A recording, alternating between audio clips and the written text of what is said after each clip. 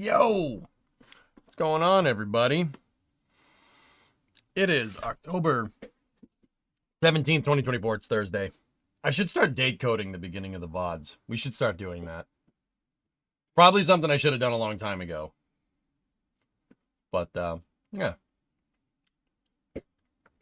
I should probably open with that. It is this day, and we're ready to build in Satisfactory. Good news, everyone! The factory must grow. Was that AC/DC? That was a cover band. They're date coded in YouTube? Yeah. All right. Gregor's, that was an AC/DC cover band. Here, I'll link it up. That's why that one doesn't mute the VOD, because it's a cover. So I'll link it up in chat. That's called High Voltage. They're well, a tribute band, I guess.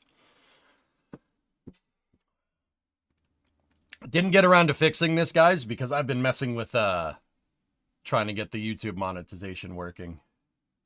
Fun fact, my VOD channel over its entire tenure has made $31.25.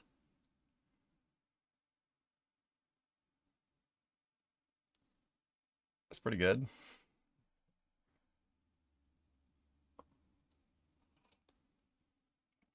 Oh, cool. It sounds similar. Well, they're supposed to. It's a tribute band, dude. It's supposed to sound similar. That's why I played it, because it's awesome. And that version of Shake a Leg is amazing. Whoa, we could go to Olive Garden. Yeah. Cheers. What's up, dude? With a 19er. Woo, sub-anniversary. Large factory building. Yep. All right, let's load up Satisfactory and we will get to it. Hello, Dockmaster. Shipmaster, brute ships, staggered line. They outnumber us 6-1. Then it shall be an even fight. I fell off my desk chair when you said how much it's made. Yeah. That's actually just the VODs channel. So I have the EJSA VODs in EJSA 1, which is the main, that's this channel that you're on right now if you're watching on YouTube. So, yeah, that's pretty cool. Oh, also, quick update.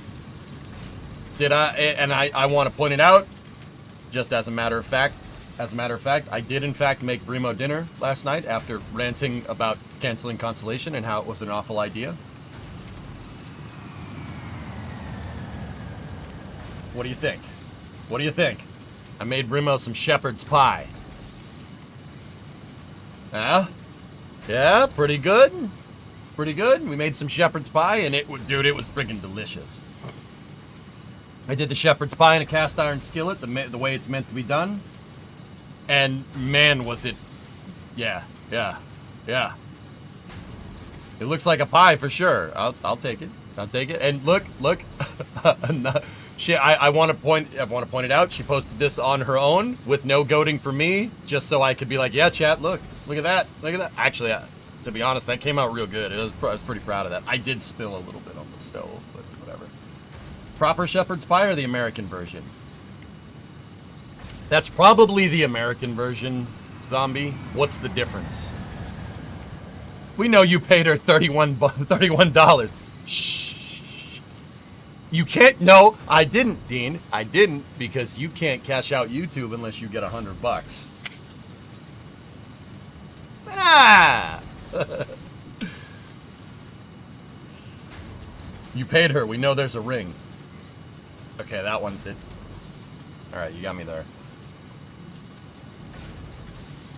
Who caused DJ to get all riled up and have him go on another Constellation rant? Actually, it wasn't a viewer. There was a post on Twitter Element from George Sowers. He was like the head R&D scientist at ULA for a long time, and he was talking about how congressmen wouldn't let him do anything because wouldn't let him make refueling like a reusable Centaur, because if they did, it would threaten SLS, right? And I talked about the implications of why they thought that. You know, everybody likes to look at it as like, oh, it's a conspiracy to keep spaceflight down. No, it's a conspiracy to keep jobs in districts. That's literally congressmen's job. Why it's kind of absurd that we're shunning congressmen. We're giving congressmen crap for actually doing what they're supposed to do. Like, yeah. So that I had to get into details. it got nasty. But yeah. Google pâté chinois. Now to reply with something about old trucks. Hey Rick, tier 1. Why are my alerters? Why isn't the alerter going off? That's weird. So in 2024, you can cash out your YouTube retirement. Yeah, Nerf. Actually, dude, I do put away. I put away for retirement every year. I have a Roth IRA. I rolled over 401k from the normie job that I had before I started streaming. I rolled it into a Roth IRA, and I contribute a good amount of money every year. So yeah, I am building a retirement. I have a retirement plan as a streamer, which is that's a sentence I never thought that's a weird sentence. I don't like that sentence. It's a sentence I never thought I'd say, but it's absolutely true. Yep. I'm very careful. Very careful with cash. Student loans have traumatized me into being the most fiscally conservative melon farmer around. Like I'm the stereotype of a cheap Italian. I'm like, no. Why are we gonna buy something new? This one works. Why are we doing that? Like, that's me. Why I gotta buy a new truck? I don't buy a new truck. I have this crap box truck. It works just fine. It works just fine. We talked about the Axiom suit yesterday, dude. Yeah. So, yeah, just a little bit of reference there. Also, I'm looking at that and getting very hungry. That was tasty, man. Anyway, what's the difference between that's your shepherd's pie. Okay. What is this ugly thing? What is that, Thomas? Hold on, I'm keeping up with chat here.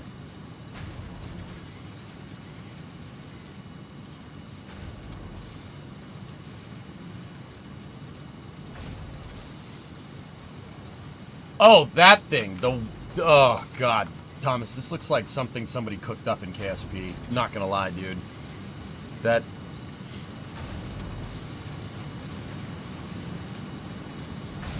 Run our own automotive business, then you're like, okay, I need 30K in the bank at all times. Yeah, right. Student loans hit different. Yep. It does. This looks like something somebody made with tweak scale in KSP. No joke. It's designed to move wind turbine blades around, guys. That's the whole idea. Yeah, it's designed to move 3 turbines for a wind turbine around. Not the stupidest thing in the world, but yeah. Wait, who the hell linked this? One of you crazy melon farmers linked this thing. Jackie Devoy, the sun and moon in the sky at the same time. Explain that on your spinning ball in earth. Stay.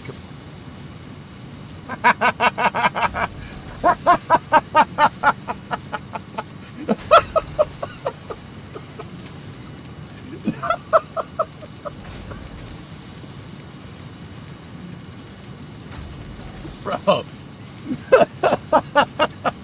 That's pretty good, man. That's pretty funny. Dude. Oh, man. That's awesome. I hope that's a joke. I really do. The ATL 98 Carver. Look at all the community notes. Yeah. Buenos dias! What's up, man? Oh, that's a... My name is Jeff. My name is Jeff. Discovery, go at throttle up. There we go. It decided to go through. It took forever. It's almost like the moon is closer to us than the sun. I mean... Dean, I'm not sure... Titan visit. Okay, yeah. Good call. I'm not sure if I should even bother explaining. Like, is anybody just generally curious about why the sun and the moon can appear in the sky at the same time? Like, I mean... Discovery, go at throttle up. Like, if anybody's just genuinely curious, I can explain it if you want. Like, but I'm not 100% sure. I'm pretty sure everybody here knows. Hello, Titans. Oh, look at that, a blue power slug. An arcade-style Gallagher machine. Thank you, Peter. Oh, computer. Motor. Good job, Discovery, Tycoon. go at throttle up. Nice. I'm more curious about why Geek is still in bed. Because they forgot to turn off the projection. Yeah, Discovery, yeah, go yeah, at throttle yeah, up. that's the reason. Yeah. All the subs are coming through right now. This feels so much more lighthearted than the end of yesterday's stream. Spade, sometimes I get real, dude. Sometimes I get real. Like, I turn off the whole happy content creator vibe. Sometimes I get a little real. Forgive me. But spaceflight policy is super important to me. I don't know if you could tell. Like, I'm not sure what gave it away. I kind of lay it on a little thick. What NASA does is super important. I think our destiny lies in the stars. Ha ha ha ha ha. I'm working on this. Don't worry. It's maintenance right now. So yeah, I usually like to have a good time most of the time, but sometimes we get real. Sometimes we get real. Sometimes, but it's like I'd say like 80% fun and like 20% like super real. You know what I mean?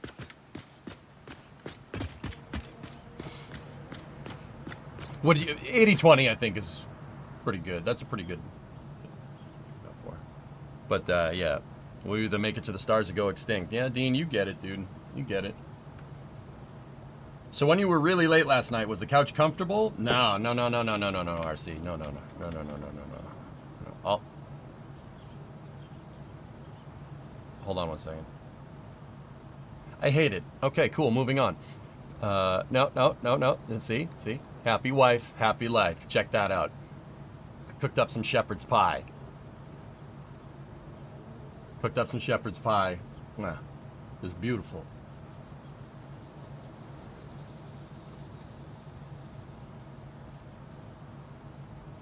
There was no couch involved here, except me lazing on the couch watching Scott Manley's booster landing video on YouTube after job well done. Whoever made that art needs to be locked up. Oh, not that. Wait, this? It's good, man. So I browned the taters in the oven. I put the oven on broil, dudes. That's how I did this. We boiled the potatoes, mashed them, right? We didn't stick them in a stew, but we kind of did. And then in the cast iron skillet on the stove, yeah, it's an electric range. I know. We're getting gas. Don't worry. I sautéed carrots, celery, onions, with thyme, a little bit of garlic powder. You can still see some of the time where I missed because that's, dude, believe me, you work in a kitchen, that's a rookie mistake right here. See that? Rook move. You're supposed to get the stuff in the pan. That's the whole idea. And then a little bit of oil, a little bit of water in there. And then, yeah, Brimo made the mashed potatoes, and then we put sour cream in the mashed potatoes. And it was sour cream, and I put Parmesan. Whenever I mash potatoes, I put Parmesan cheese in it. And then we put cheddar on top of that, on top of all the stuff that I cooked in the skillet, and we put that in the oven for a couple of minutes just till it browned it up, and it was magical. It was very tasty.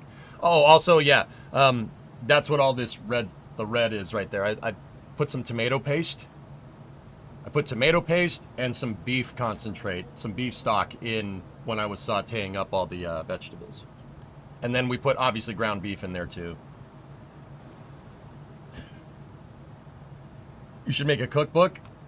This isn't my recipe, but it's a good one. Yeah, I mean, my cookbook, dude, my food is very Spartan. What I eat during the week is like hot dogs. I just cook a hot dog and some corn, like bagged corn and like some Instamash, dude.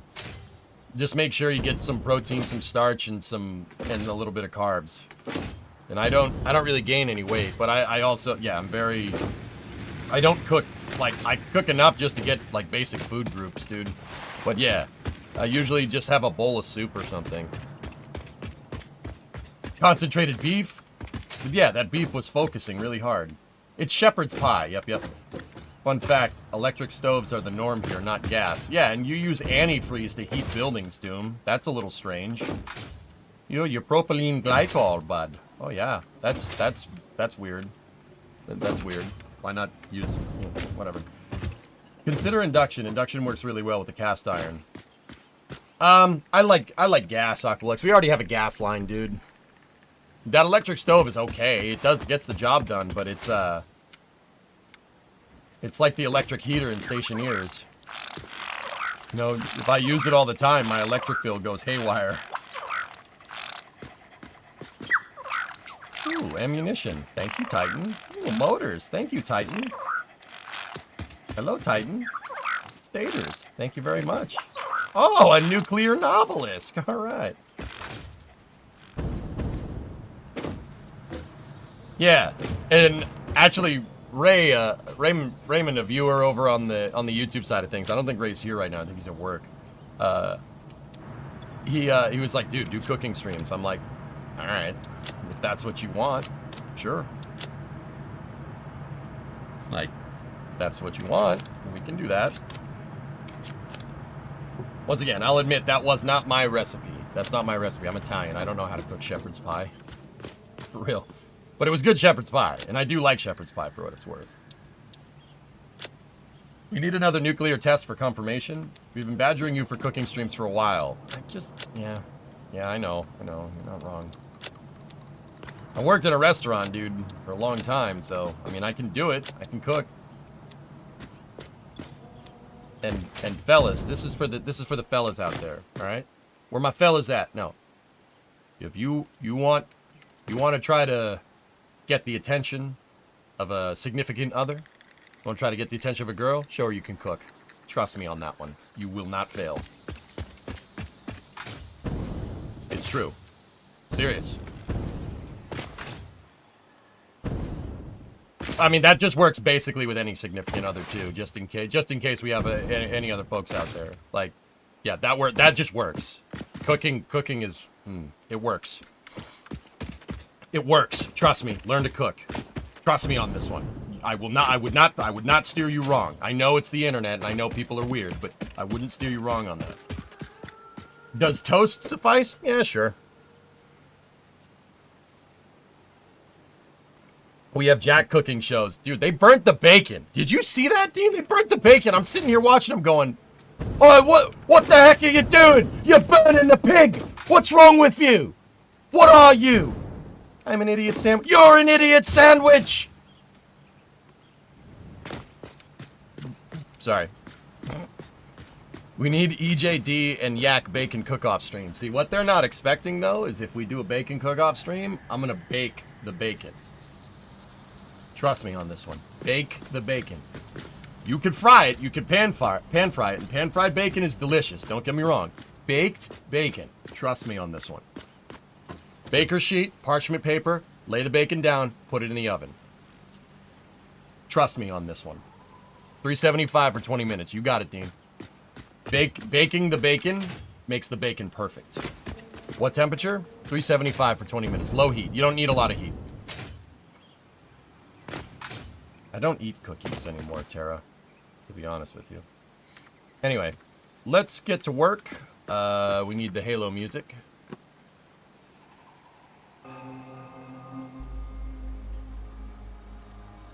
The Librarian's Gift.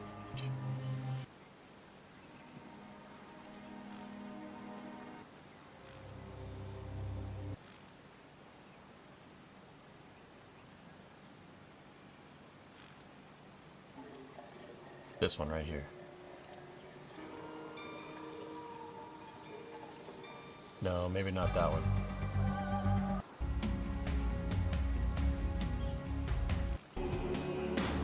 Yeah, that one. Last, take a look at the photo I took yesterday. I'll check your last in a second. Nice picture, dude. Air Jade, that's a great picture. What telescope did you use? As a female, Geek couldn't cook and I still married him, so not 100%. Look, I'm not saying you have to. I'm saying it helps you lot. Okay? All jokes aside, I know your Italian ass must have some crazy good recipes in your brain. Man, you don't even know. Lycan, Where is your last? I did not see it. 420 to 800 millimeter lens. Nice. That's a nice lens, man. Lycan, where's your last? Who are you talking to? Did I just fart? Hey AJ, I think you need more inspiration from Halo. No. No, we gotta know. I could never understand how to play this game. What do you mean, Bebop? You just build a factory. It's just building factory to grind through the tiers. It's pretty straightforward.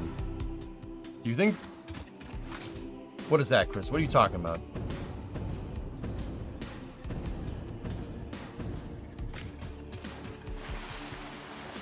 Your Twitch chat is nuts. Yeah, they're alright. Do you generally get upset if someone snaps pasta? Yeah. I mean, I get why people do it, Zombie, but... Like... Okay, you want the secret? Italians get pissed off at that because you don't need to do that. You're adding a step. It's a superfluous step. Okay? You don't need to do that. You just put it in. And when it gets al dente, it'll just fold itself into the pot. You don't need to break it. People think like, oh, it's out of the pot. I should break it in half and put it in. No, that defeats the point. That defeats the point of having spaghetti. Okay? The beauty of the spaghetti is that you can take it and you can twirl it on your fork. You could stab a meatball into the spaghetti and then twirl it on your fork and you get a meatball at the end with the spaghetti twirled around the fork. That's the whole idea. If breaking it in half makes it not twirlable. And if you can't twirl the damn spaghetti, what the hell are you doing? Like, how do you eat that?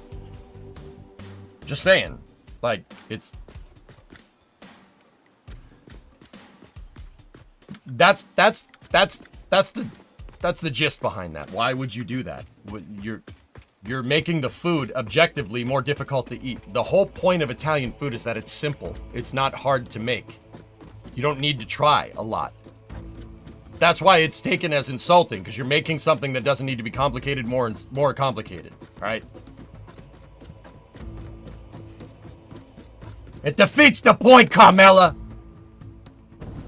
Yeah, no, breaking the spaghetti is amateur hour, dude. That's somebody that doesn't understand. Like, the reason why Italians like take it as disrespect is because you're not even bothering to understand why spaghetti is easy to be made. It's just another meal, and that's no. It's not just another meal. That doesn't fly too well, dude. That doesn't fly too well with Italians, man. Trust me on this one. We need more SSTOs, Chris? Oh, dude, you'll get no argument from me. Yo, Gary, what's up? What did I walk into? People were asking me if we were talking about cooking, Gary, and people were asking me, why do Italians get pissed when you break spaghetti? Well, because it's disrespectful. Have you ever made your own red sauce? Yeah, Coltec. You weren't here for it, dude. I grew a bunch of tomatoes over the summer in my garden in the backyard. I have a bunch of planters in the backyard. I grew Roma tomatoes and I made sauce with it. Dude, there is nothing that smells more amazing than baked tomatoes in the oven. You gotta bake the tomatoes so you can get the skin to get off, so you can, make it into a sauce. You gotta get the skin off, so you gotta bake them. Holy crap, it smells amazing. That's why I love Ciopino. You take everyone's catch of the day, boil it, and put it under grandma's sauce over a bit of linguine. Yeah, of course. Yeah, see, that's Damn it, now I'm hungry.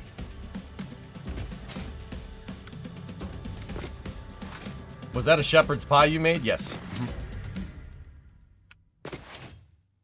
Yeah, see, you guys get it. You guys get it. So how does an SSTO work? A single stage to orbit, Chris? What do you mean, how does it work? Like, okay, how technical do you want to get here, dude? Like, you gotta gauge the response. You want to let me gauge your response here. What, do you want a general explanation of a single stage to orbit? Or do you want, like, technical? Like, how much into the meat and potatoes? I'm hungry again. How much into meat and potatoes you want to get here?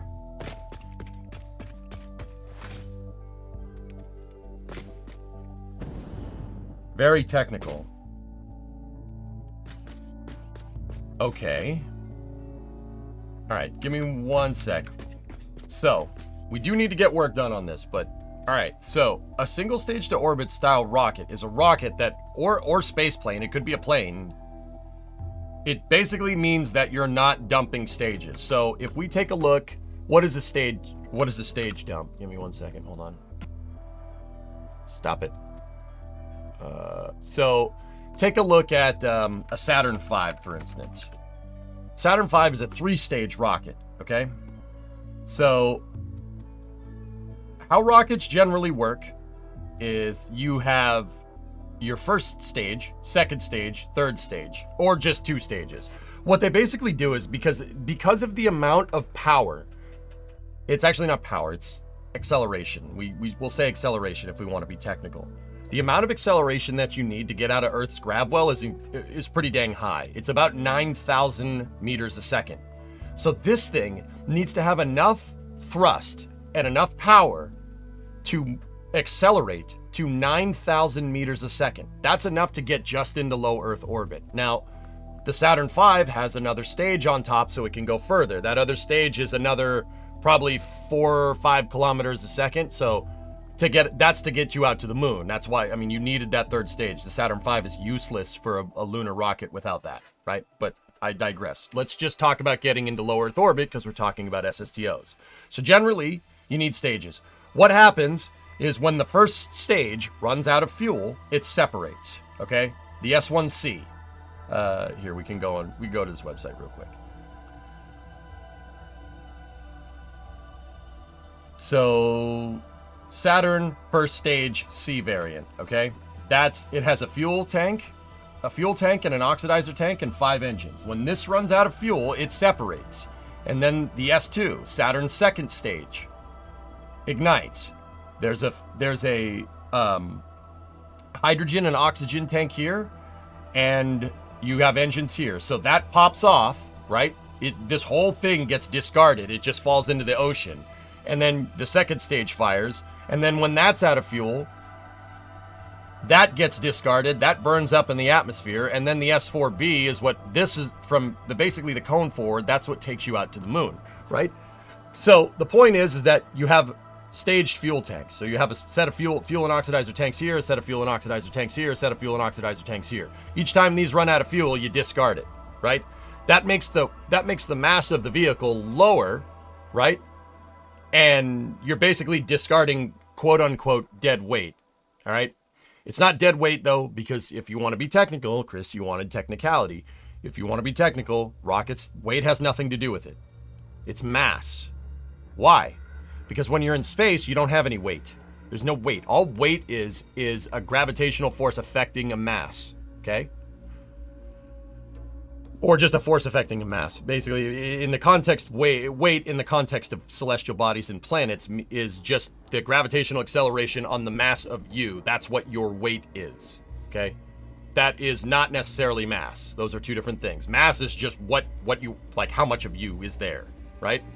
So, we want to shed dead mass. We don't need that. Now, a single stage to orbit wouldn't do that. A single stage to orbit, Aqualex, I'm going there. A single stage to orbit wouldn't do that. What a single stage to orbit, or SSTO, does for short is basically just take off like a rocket or like a plane, it could be either one, and no parts fly off. It flies all the way up into space, deploys its payload or does what it needs to do, and then comes back down. The idea is that you don't discard stuff into the ocean. You get your whole vehicle back. But here's the thing. Here's the contrast. SSTOs are doable. We can do them. They came up with concepts for them in the 2000s, about 20 years ago, that project. Right? This is called Venture Star. They had an idea on how to do it. Lockheed did, and the Skunk Works, so the same people that made the SR-71, the U-2, they came up with the idea for it. Raid from Mr. Gibbons. What's up, dude? Thank you. I'm in an explanation on SSTOs, guys. Give me 1 second. But Gibbons, thank you for the raid, dude. If you have something to do, that's cool. If you want to stick around and hear me nerd out about something, you're more than welcome to. Thank you for the raid, everybody. Guys, give Gibbons a follow. Gibbs a good streamer, a good buddy of mine. Plays a lot of the same games that I do. Guys, well, I actually didn't check. What was Gibbons playing today? Oh, good. Happy to listen to you nerding. What were you playing? Were you Cities in and Up, dude? Mech. Oh, Mech Warrior 5. Nice. Hell yeah, man. That's awesome. All right, so, Chris, with a single stage to orbit, the whole thing flies up into space and the whole thing comes back down. But the hard part about that is getting enough energy into this to fly all the way up there. Remember, you need 9,000 meters a second. You need to accelerate 9,000 meters a second. So if you just think basically in a vacuum, right? No air, no Earth or anything, like just in space. If you have this rocket fully fueled and you're at a stop position in space and the rocket fires its engines until its fuel tanks are empty, you will accelerate 9,000 meters a second. Okay, that's about 30,000 feet per second, give or take, if somebody wants to use America units, right? That's a lot, right? You need a lot of power in a small-ish package to make something like an SSTO work. The reason why? You're not shedding the dead weight that I was talking about, or the dead mass. So SSTOs are conversely very hard to make because of Earth's grav well. The grav well is a pain in the butt. Our grav well is... for a planet this size, our gravity well is pretty strong. You need a lot of power to accelerate fast enough to break Earth's gravity. So SSTOs they are possible. You could do it. It's just gonna be a lot of engineering. Even SpaceX, right, with the crazy funding that Starship frankly has at that point, Elon still insisted on a 2-stage system. Which makes sense. That's a smart idea. But that has more to do with them wanting to go to Mars with it and stuff, not necessarily like efficiency for single stages, right? That extra mass, all that empty fuel tank that you're carrying up for, you pay for. It's harder to accelerate that whole vehicle rather than it is to have just pieces come off, right? Could you use normal airplane engines with rocket engines with a couple of rockets, and that when it hits space, you can use rockets? Sure. That's possible. There are concepts of doing that. That's just that's a hard problem to solve, because if you had an airplane that had rocket fuel tanks, you're looking at a lot of extra weight. The reason why is, like I said before, it has to do with, if you look at the Saturn V again, remember, there's 2 fuel tanks per stage, Chris. So think about this for a second. There's 2. One of them, so with the Saturn 1 first stage, I'll just use this as an example. This tank is full of kerosene, so it uses something like diesel fuel. So gasoline. All right, just once again, if you want to be technical, it's called RP1. It's a highly refined version of kerosene, similar to jet fuel or diesel fuel. Like it's kind of like that.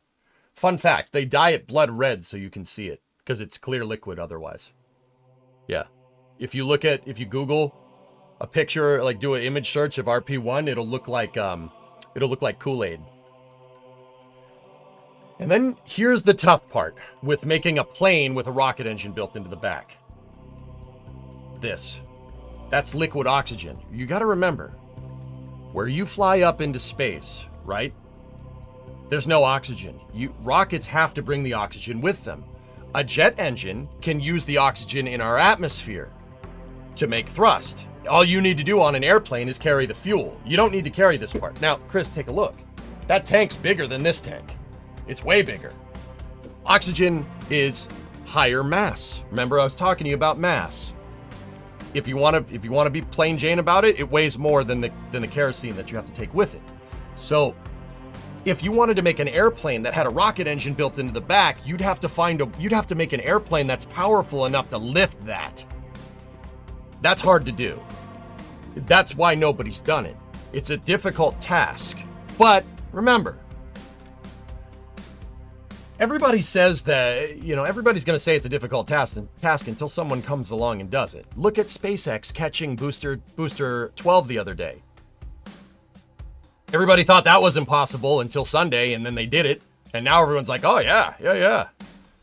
Actually, they're not. People are still kind of flabbergasted by it, Chris, to be honest. Right? It's not that it's impossible. It's that up until this point, and I hate thinking like this, to be honest with you, nobody's bothered doing it because what's the point? What's the point of making something like that? Now, I talked about this last night on Space News. That's the stupidest way of thinking. I hate thinking like that. Oh, well, there's no point. There's no point of doing this. There's no point. You're never going to make the money back that you invested in building a vehicle like that. If we had thought that way 100 years ago, we wouldn't have cars. Why do I need a car? A horse is just fine. A car requires way more maintenance and it's way expensive, and you need to fill it up all the time. Blah, blah, blah. But why do we need cars? Cars are too expensive. You'll never make enough cars to break even. Oops. And Henry Ford said, "Frick all you guys. I'll figure it out. You guys can kiss my butthole." Right? Like, probably didn't say that, but you know what? He was kind of a jerk, so he probably did say that. It was probably more vulgar than that, but that's another story. You know, you shouldn't sit here. Like, the reason why no one's done that is because nobody's dreamed hard enough or had the capital to do it.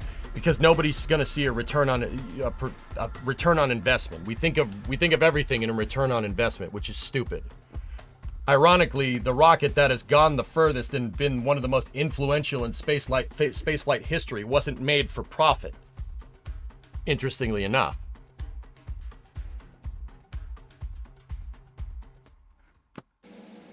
The point is, don't let your dreams be dreams. But yeah, Chris, an SSDO is possible. It's possible. You could do that.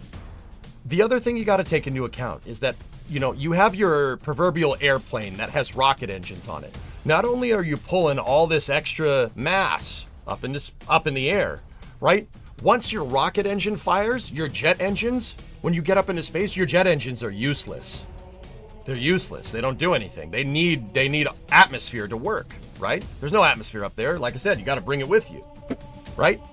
So there's trade-offs here. It's always a trade-off, dude. Like, Chris, I don't know if you've ever played Tetris, right? You ever played the game Tetris? It's just a little video game. Spaceflight and engineering is kind of like that. You don't really ever win. You just kind of get better. There's always a trade-off for a move, right? Like if you're playing Tetris and you're hedging your bets on the 4x1 piece to get all 4 lines all at once, so you leave a big gap, right? That's how you have to think when you go about conducting spaceflight. There's always a trade-off. You want the benefits of jet engines, so you don't need a first stage, right? But now you have to carry those jet engines all the way up into space. That's a lot of extra mass to move, which is why we still use staged rockets to this day. Hey, Dave, what's going on? Great explanation. I think Tim has a good video about SSDOs as well. Yeah, SSRP. Yeah. Tim's video was pretty good. I'm not trying to start beef with Tim. I love that guy. That guy's the man. I like him a lot. I very much look up to that dude. He's kind of blazing a trail for STEM educators, like what we do here, right? I refuse to believe that SSDOs couldn't be done. Lockheed saw that there was promise in this idea. Can you imagine how useful something like this would be for making Starlink? This would be a great vehicle for making a Starlink constellation. It would be insanely good at doing that, provided you achieved rapid turnaround. The problem is that the development money that you're going to need to make a spacecraft go all the way up into space and come all the way back down is very difficult. Look at Starship. Even with SpaceX's crazy R&D, they're not having trouble with the tiles, but it's still taking some time to iterate, right? And that's doing it with that's doing rapid testing, which is the most expensive way to get stuff done, right? Like that, running Starbase is not cheap. It's not a cheap thing to do. I think in the Save RGV lawsuit that SpaceX has, we talked about this yesterday on Space News. It costs about $4 million a day to keep Starbase going. And part of that is like, getting the tiles to work right, et cetera, et cetera. Like, it's not easy to make a vehicle like that. But if you had something like this making a Starlink network would be great. But here's the problem. And this kind of shows why SpaceX is so genius in this regard. That's good at making a satellite constellation. Not much else. It's not the best at, I mean, you could do some cool low Earth orbit stuff with it, but, and maybe put upper stages inside of the payload bay to shoot payloads off the Geo or something. But Venture Star doesn't really do much beyond that. Like, it's not really, what do you do with it? You're not going to the moon with this thing for the same reason why building an SSTO is a pain in the butt in the first place. If you wanted to send this thing out to the moon, well, guess what? It uses all of its fuel by the time you're up in space, and you only have enough to come back down, right? But even if you did somehow refuel this thing, and you wanted to send it out to the moon, you're carrying all this extra, you're carrying wings and all this extra crap with you that you don't need. It's the same thing that I was talking about with Chris a second ago, is lugging your jet engines up into space. You don't need those. You don't need these. You don't need wings on the moon. So why would you? Why would you take it with you, right? And therein lies part of the reason, like I said, why Starship, for instance, is a two-stage system. Because it's all the benefits of this, right? But you can refuel it on orbit and it can go further. And if you're going further, there can be variants of Starship that don't necessarily need the wings. See what I mean? SpaceX is going for not just a low, like the end-all be-all of low Earth orbit reusable vehicles, albeit not an SSTO, but they're going for a vehicle that you could pretty much send anywhere. SpaceX is positioning Starship to be basically a 747, the 747 of spaceflight. But, yeah, Chris, hopefully that helps. A little bit, we didn't get there. We could get into more specifics, dude, but I have work to do in Satisfactory. If you want to talk more about this during Space News, in about 5 hours, I have a segment on stream that On Miro. No, go away. It wants to play ads all the time. My ad blocker is not doing well anymore. If you want to talk more about this, I do a Space News segment on stream and just where we just talk about what's going on in the industry, but I also can answer. I'll also answer questions too. And no runway is needed with Starship either. That's right.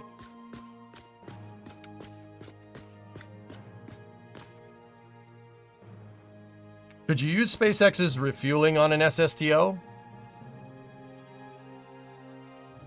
Yeah, you could, but Chris, yeah, sure, of course you could. I mean, you could do anything as long as it's in the confines of, as long as you're working in the confines of the laws of physics, sure, you could do that. Why? Starship already gets into space, right? Why would you use it to refuel an SSTO? Starship can just do that, and it frankly would do the SSTO stuff almost better than the SSTO. Yeah, I mean, sure, you could, but that's what Starship is trying to do. There's going to be a low Earth orbit variant of Starship, and then there's going to be a refueling tanker version of Starship. Like I said, SpaceX is designing this with stakeholder expectations. So like they're designing it with their rules for how they design is that they're actually, my running thing is, if you look at a DC-10. So the McDonnell Douglas DC-10, just it's an airplane, right? It's a decent airplane, tri-jet made by McDonnell, right? I mean, Chris, I don't know if you know what this is, but it doesn't matter. You don't need to know, you don't need to be a plane expert to understand what I'm about to tell you, right? So the DC-10 started life as a passenger liner, right? But there are variants of it, okay? I mean, personally, if we're talking tri-jets, I like the L-1011 better, but that's another story. So check this out. Just because there's a passenger variant doesn't mean that there's a tanker, that there isn't a tanker variant. Well, there ain't a tanker variant anymore. People that know. They actually retired it. But see, that's the same plane, but it just has fuel tanks where the people should be. And you use that for in-flight refueling. SpaceX is going to do the same thing with Starship. There's going to be a passenger version, and then there's going to be a tanker version. SpaceX is treating Starship very much like an airplane that flies into space, even though it's basically not, but you get the idea.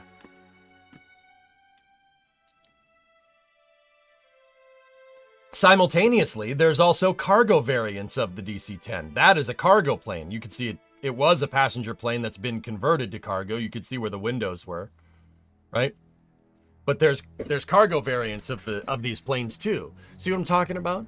Chris, that's what they're going to do with Starship. So, you know, to answer your question fully, could you make an SSTO? Yeah, sure. Could Starship refuel it? Sure. But why would you? Why would SpaceX go and do that? Starship can do it. Starship will frankly do it better. I had a dream last night that they used Ship 26 as a private space station. Hey, geek. How do you organize a space party? You plan it, of course. Does the Starship booster have the side mounting points, or does it rest on the edge to the OLM? I'm not sure, Yum Food.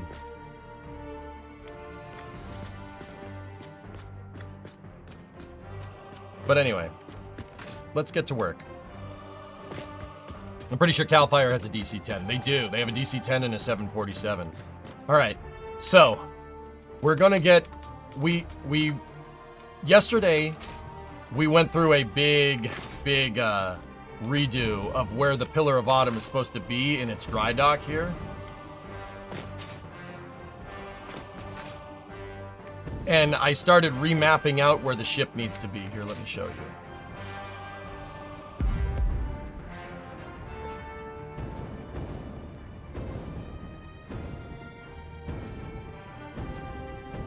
Ah, Thomas, that sucks. So see, we started working on the profile lines and started rescaling everything. I figured out kind of the final position of where the ship needs to be relative to the dock and everything. And yeah, we got the side profile lines figured out. Now we got to do the top profile and the bottom profile lines here to get this right. And that should give us kind of a skeleton of how we're going to design the ship. Now, where am I getting where am I getting these dimensions from? Well, a viewer in Twitch chat named Lunprod, who's a longtime viewer, a good buddy of mine, got the model that they used from Halo Reach of the Pillar of Autumn. You see that? That's what we're making in Satisfactory. If you notice, there's the dry dock. I kind of did a little mock-up of it. That's the dock, and that's where the ship is sitting in relation to it, right? This is the model that was actually used in the game, and we're taking measurements off of this model to get our dimensions right. Mr. Dick.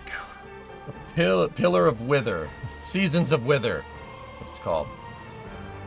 So, what we did was we kind of used the measuring tools in Maya to get the measurements from all the different points in 3D space on the side profile lines of the ship. Now what we're going to do is get the top profile. We're going to try to make a line that follows the top of the ship, and then we're going to make a line that follows the bottom of the ship. That's what I want to get done today. And once we get those lines, it'll be a little bit easier to figure out where everything is in 3D space here. Is it not supposed to sit down in the channel? See, Ditch, I got confused by that too. But no, it's actually not. Here, let me show you. So in the game, it's sitting up over the trench. The reason why is the trench actually isn't there for the big engines on the back of the Autumn. It's not there for that specific reason. The trench is there for the booster, the booster packs. Hey everyone, welcome back to Installation Zero. That's Installation 00. That's a great channel for understanding Halo lore and stuff. No. That's Installation 00's Autumn breakdown, which has been helping me. Pretty instrumental. Yeah, this one right here. So check this out. Though the trench is actually there for the booster packs. So if you look...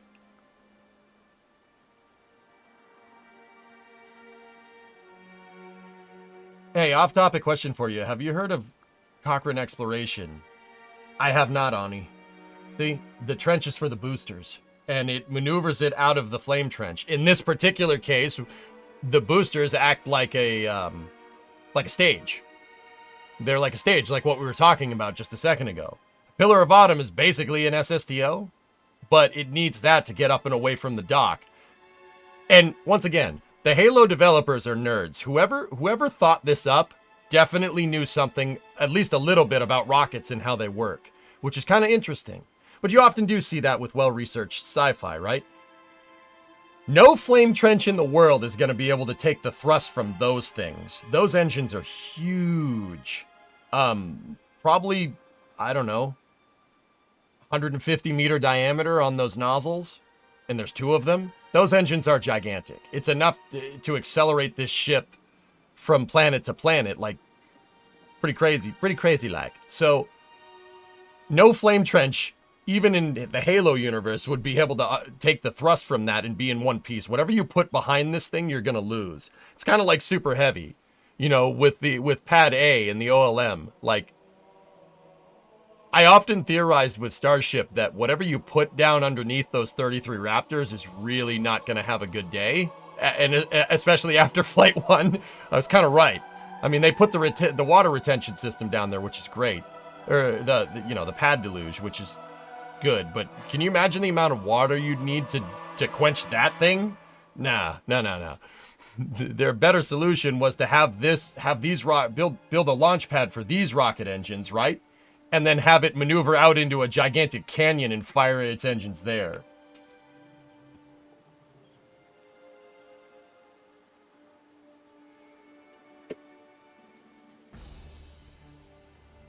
No problem, Remo. We'll do it later. Hey, Vargon, I'm good. That's not the slip space drive, though. Yeah, exactly. That's just for on-orbit maneuvering. But you got to remember, this is a fighting ship, so it's still got to go fast.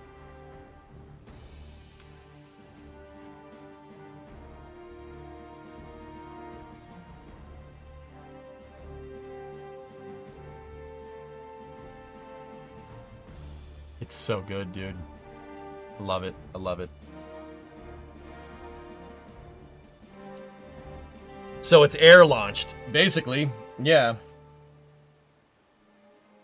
You would need Niagara Falls to quench the, to put a proper pad deluge on this thing, or else it would shake it to pieces. That's provided that something like that engine actually exists in real life, but that's another story. Pretty stupid question, but would ion engines work in the atmosphere? Yeah, sure, why not? SEP works down here, Alto. The problem is that it's just not very powerful. But see, when you have solar electric propulsion hooked up to a fusion reactor that's the size of a football stadium, it works just fine. Oh yeah, it works just fine. Yeah, that's what those are. Those are SEP. Which is pretty interesting because, once again, the guys that did this knew what they were doing. That's a Hall effect thruster. That's what it looks like. There's one being tested down here just fine. Look. They did their homework. I'm impressed. I really am. That, you know, I just thought like, oh, it's just sci-fi. Like, you know, it's just got engines. No. They did their homework. You want a fusion engine.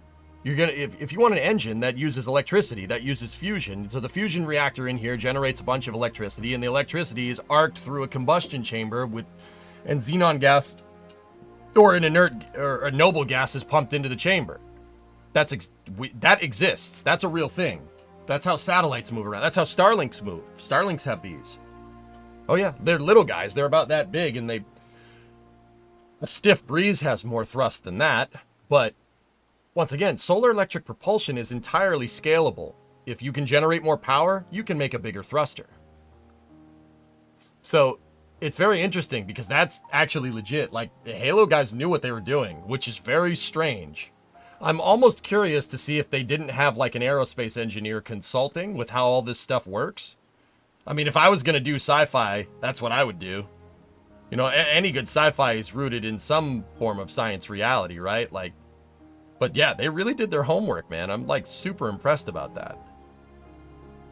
Why do you call it solar electric and not just ion thrusters? It means the same things, Eric. You could say either one. A Hall effect thruster, solar electric propulsion, it's all the same stuff. Solar electric propulsion would be an ion thruster that's powered by solar panels. So I guess that's probably not the best way to say it. We could just call it electric propulsion and call it a day. But yeah, Hall effect thrusters are a thing. That is exactly what the Pillar of Autumn uses right there. It's already something that exists.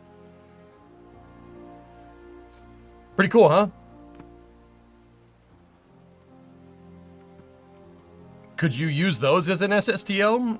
Once again, it's all about how much power you can generate. If we could generate enough power to power an ion engine that's that big, sure, why not? That is totally within the realm of possibility, but there might be some bad precedents with launching a nuclear reactor on a rocket, you know? People might get a little worried about that, but...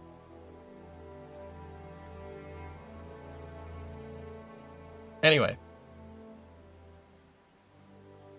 Let's get moving. You like the way the Ender's Game did SSTOs? Yeah, there you go. Okay, so how are we gonna do this? We need to get the top profile line, so... Alright, let's go into our side view and get our main measuring tool out. I'm using this model in Maya.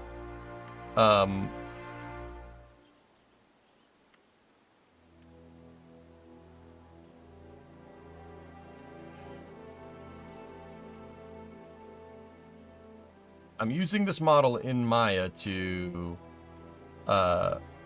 basically measure every bit of this model to get it right. So, what do you guys want to do? You want to do the bottom side first or the top side first? I mean, it's kind of up to you. Doesn't matter to me.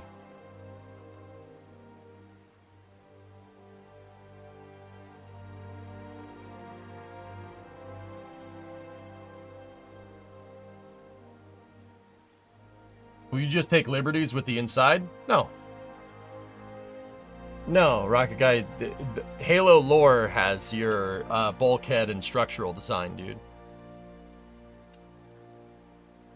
The ship is essentially a bunch of cylindric, or octagonal bulkheads that run the length of the ship, which makes sense for the thrust axis, believe it or not. It actually makes, like, once again, it's not perfect, but there is some pretty good thought put into this. And the crazy part about this, dude, is that the Bungie developers put this stuff in their game into the level design. The design of the ship is not only part of the lore of Halo, but you see it in the actual levels where you're fighting through the Pillar of Autumn. See what I'm talking about? The octagonal structure is built into the grid. Now, from a game design standpoint, they used it as cover, so you can use it as cover. But the octagonal grid design is well explained in the lore from the books, and you see it in the game. Like I said, dude, nerds made this game. Nerds made Halo. Like, real nerds. Like, once again, they had to have somebody that knew something about aerospace engineering as a consultant. There's no way, because some of this stuff is too right for just a bunch of nerds to be like, oh yeah, it should be like this. It's actually really well thought out. Like, this is it's just a bunch of cylinders. The bulkhead of the ship is just a bunch of cylinders put together, which makes perfect sense for the longitudinal thrust axis of the ship. That makes perfect sense. For the ship to do that, for the ship to do this part right here, for the ship to do that in an atmosphere, right, with all the thrust that those engines put off, the hull would need to be extraordinarily strong on the long axis. And what do you know? It is. It's like I said, it's all super well explained. It's so cool, dude. Like look, if you look at it, it looks like just a bunch of rockets strapped together. Like it's just a bunch of cylinders. Smart. That's genius. Like, if we had an engine that was that powerful, that would work. I mean, I'd prefer perfect circles, but whatever.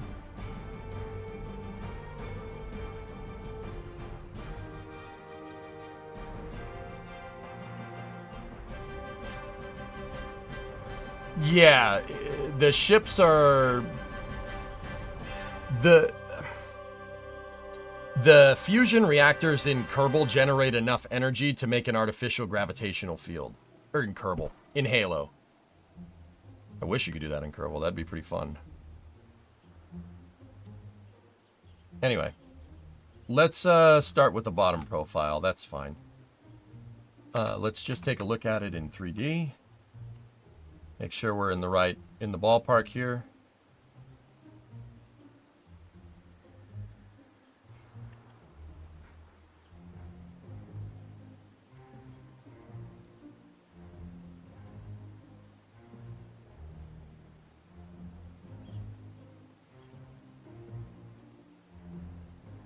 I'm trying to get the main structure of the ship, not the armor plating. You know, we get the main structure of the ship, the armor plating will basically be easy to implement later. So we gotta go down 178 meters. So let's get our calculator out like what we were doing yesterday. We gotta go down 178 from the center line of the ship. So let's go back into Satisfactory, meaning we have to go down 178 meters from right there. So the bottom of the ship's gonna be like right there. So we gotta go climb up.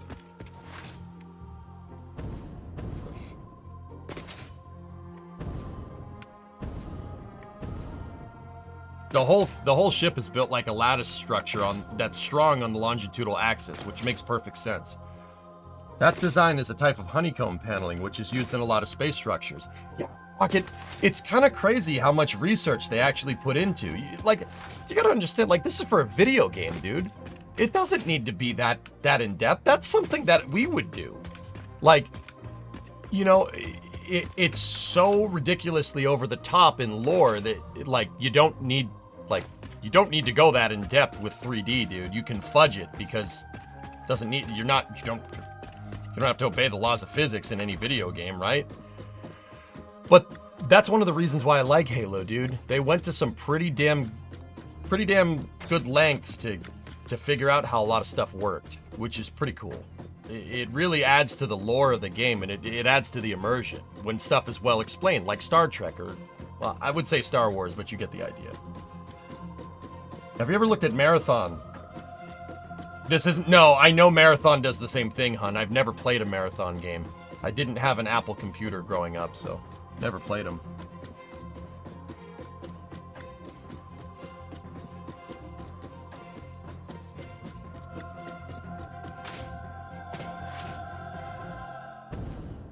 Yeah, exactly, Zarek. Mm-hmm.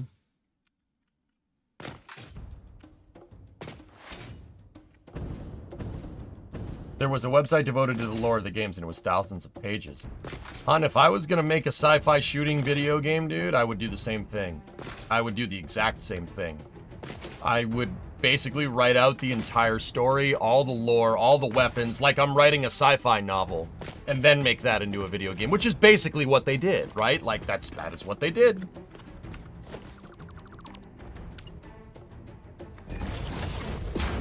Okay, so we're in position. We need to go down 178 meters from here.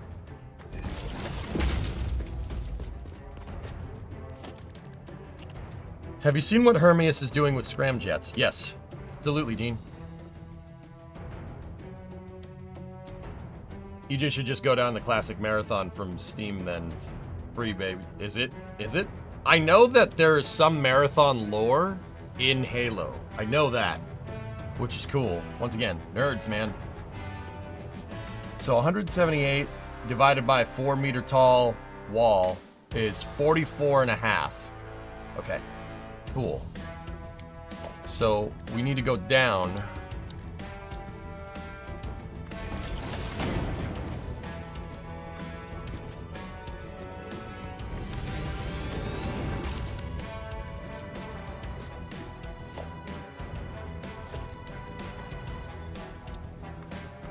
We're gonna need to go up from here too eventually, so.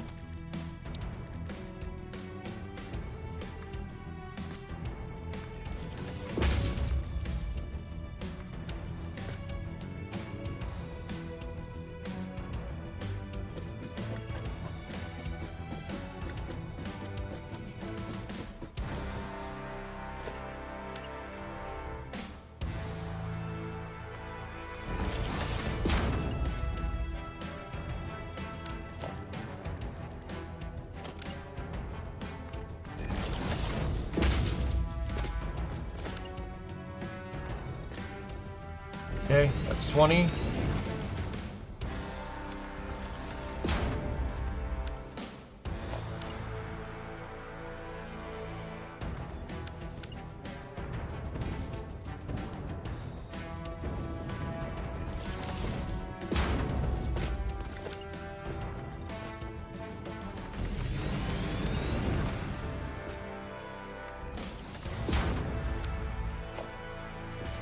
$30.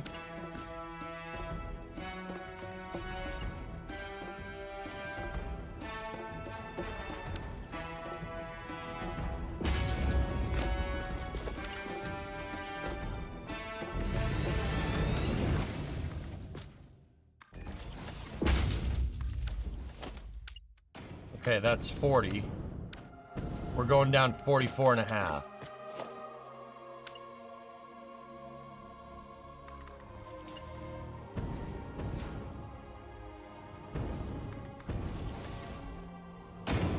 Don't forget to bring a water slide.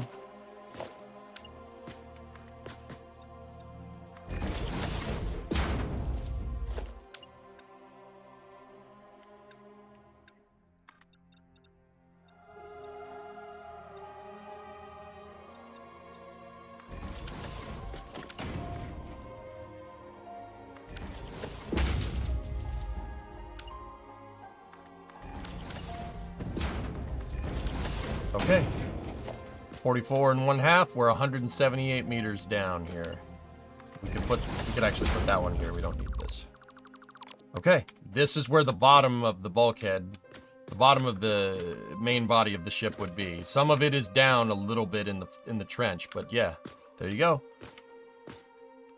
Okay. So, now from here, we got to go forward and basically to where hull segment 4 ends.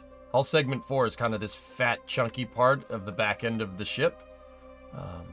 I'm basically gonna say right there is where that needs to be. So let's go forward all the way, and then we go down like this.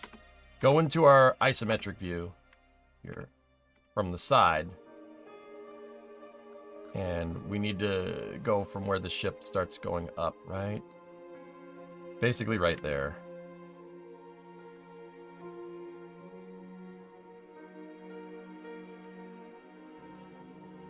Okay, we're going 201 meters forward from there. From there to there. 200 meters. So we are using 8-meter foundations. So 201 divided by 8. Basically 25 foundations forward from here.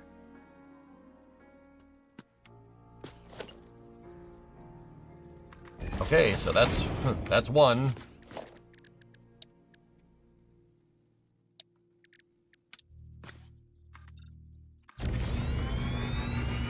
Hey, Dev, what's going on, man? How are you?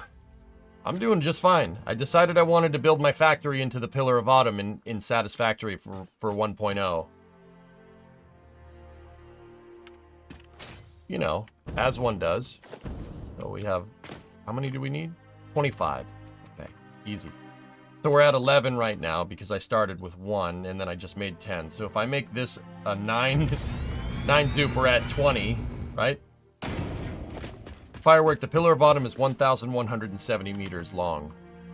From basically the back, the rims of the nozzles, all the way to the front of the ship, not including the antenna. So that's your radio communications right there. That's your planet. That's like a downward scanning radar. An air-to-ground radar. Basically your radar altimeter so they can scan planets and stuff. Cargo loading area. Just relays front and back. See, that's another thing, dudes. They have directional parabolic antennas. Pointed. You see how that's kind of fixed, pointed backwards? So when you're going away from Earth, for instance, right? You'd want your antenna facing behind you. Or a directional antenna. But they don't seem to have that. They have a backward-facing antenna, and then they have forward-facing antennas. Smart. The forward-facing antennas are for where you're going. That one's where you're coming from. Real spacecraft do that. Or you have a directional that can change directions. Yeah. Yeah, backwards-facing and forwards-facing antennas. That's absolutely a thing. Like a fixed position antenna, fixed positional antenna. The IM-1 lander, Intuitive Machines 1 lander, had fixed position antennas. Basically, they designed it so when they would land, the antenna's pointing right at Earth. The problem is it tipped over. So it was pointed at the ground. So you know what they did? They bounced the signal off of the ground and were able to connect with the thing on its side because the antenna was pointed and they bounced it off the lunar surface to get a signal with the lander. Super cool, actually. Okay, so we're 20 foundations in. We need 25.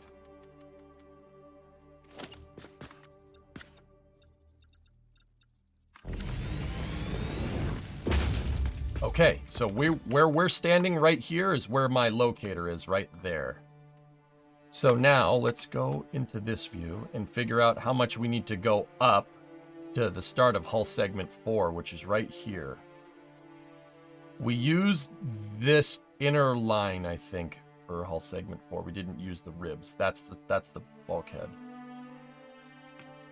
I'm sure you were asked this before, but would you make forward unto dawn in the future? Maybe.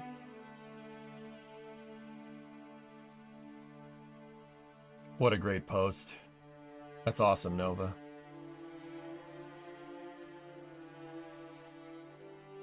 I want you to make the railgun, but that's where your finished product comes out of your factory. I'll make the railgun, Dean, or at least I'll put something in. Dude, this ship is gigantic, man. I think we're going to have enough room to make a pretty big factory inside of it. There's going to be a lot of empty space. Like, I'm not going to put the factory inside of the engines, right? The engines are going to be empty space. Like, okay, so let's get the back locator here. Bring it forward. Zero it so the locators are on top of each other. Go into our side view again.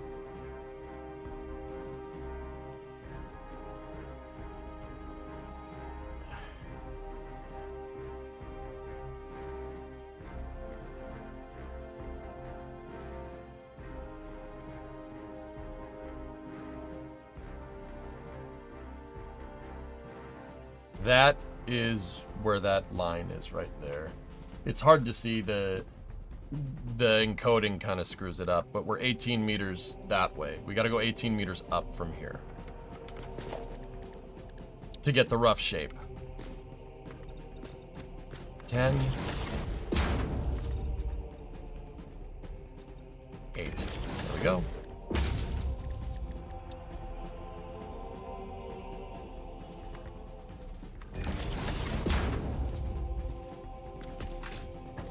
Thinking of adding power nodes to these sections so you can hover pack around. Once I get, yeah, Urban, once we kind of flesh out the skeleton a little bit more, I'd probably do that. I think once we flesh out the skeleton, making the hold down points would probably be good, and then electrifying the hold down points, because that should give me enough blanket coverage to kind of move around inside of the hulls of the ship correctly. So yeah, I will. Okay. So now we need the length of hull segment 4 here. So we'll 0 this, and then we go all the way to the front bulkhead of hull segment 4, which is here. Let's just check the locator in 3D space. Make sure it's on basically the front of the flat part of 4. Yep.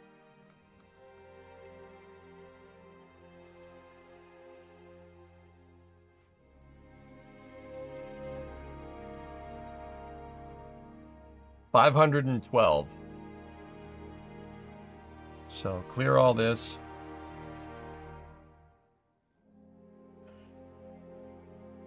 $512 divided by 8, 64. It's actually more like 512 and a half here. So 512.5. Actually, that's a nice round number. 512 divided by 864. Any computer nerd should know that. Yeah. 64 forward. Let's do it.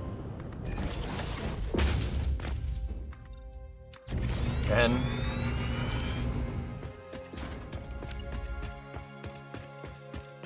Stick forward. Nice. Yep. 20.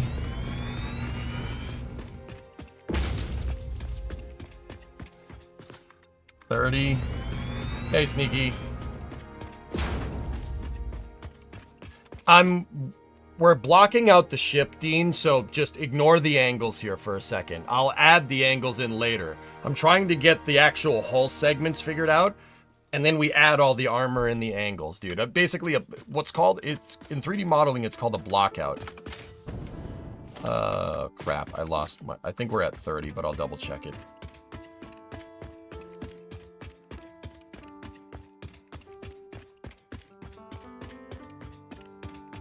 I'm trying to get just the major hull segments figured out, dude. And yeah, from there I can discern, like it'll be easier to figure out the angles once you get the hull of the ship figured out. You know? So we need to go to 64. It's gonna go through my marker wall there. That's fine. That's 40 right there.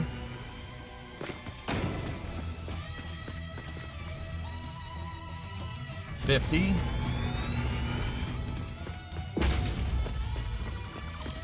That's weird that that lined up.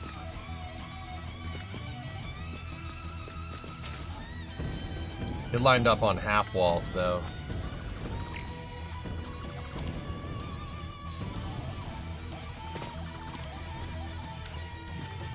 $60.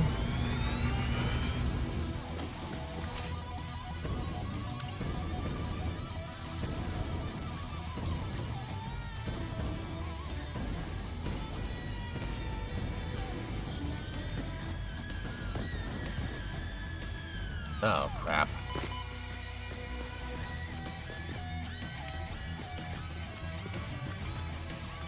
Alright, fine. Overlap it. What do I care?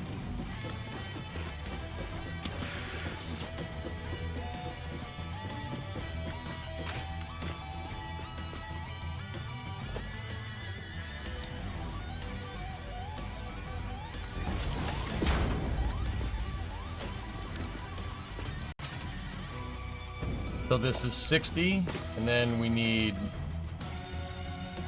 4. Perfect. Okay, so we are now... We're out in front of the dock.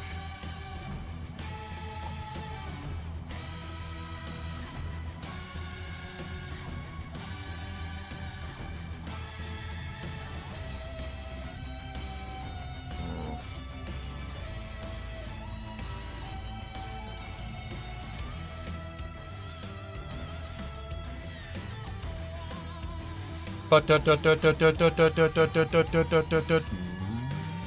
on fire! Hey, I didn't know you made house calls, Fohammer! You can almost hear it, Urban. You can hear it.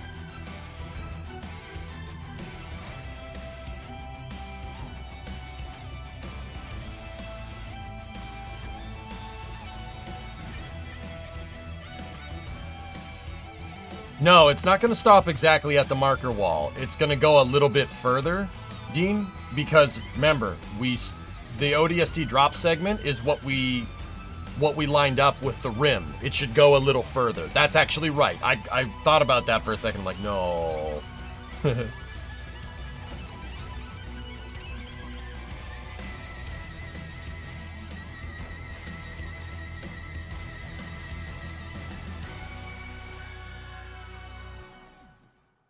All right, that's where the hull segment starts. Now, this kind of cavity right there is going to be a little weird to get right, but...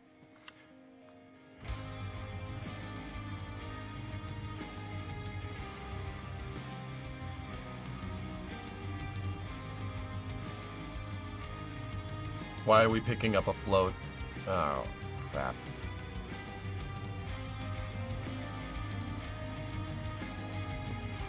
Oh, it's a decimal because we're not perfectly straight. There we go.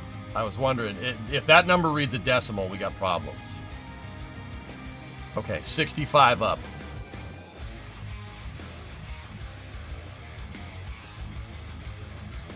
$16.25 wall up from here.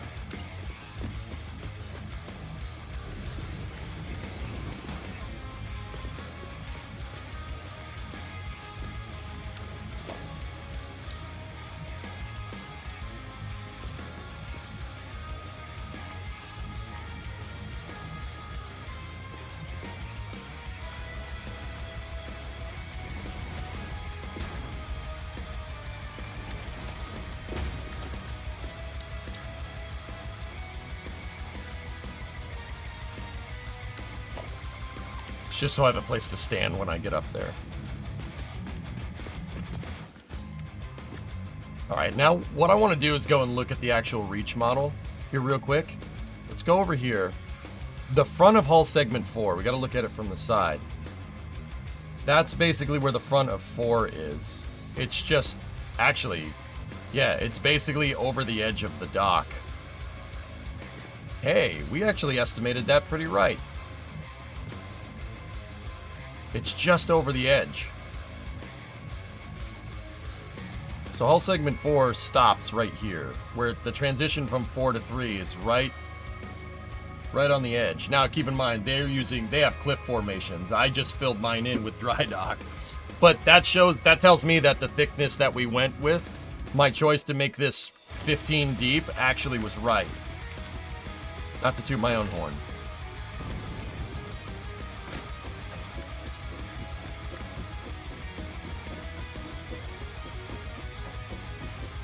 I thought Dean was his internal dialogue until I realized it was a simul stream with YouTube.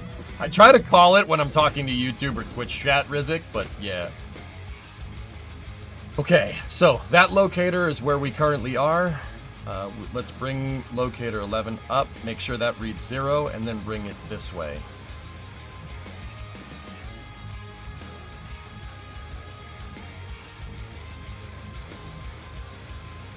DJ Flex.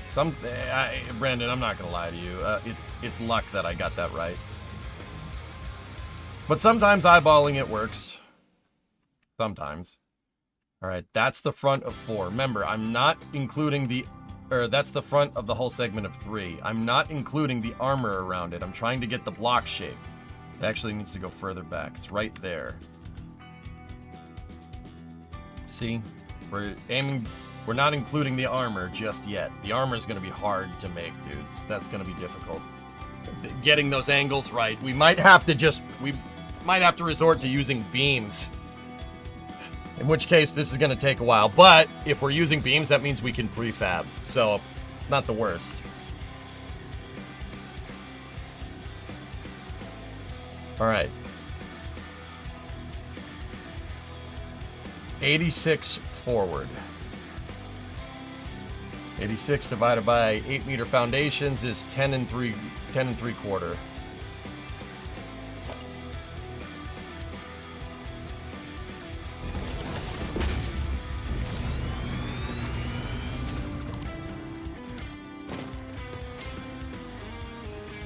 We'll go 10.5. It's close enough. No one's gonna notice a half-meter difference on a ship that's 1.17 kilometers long. Okay, next.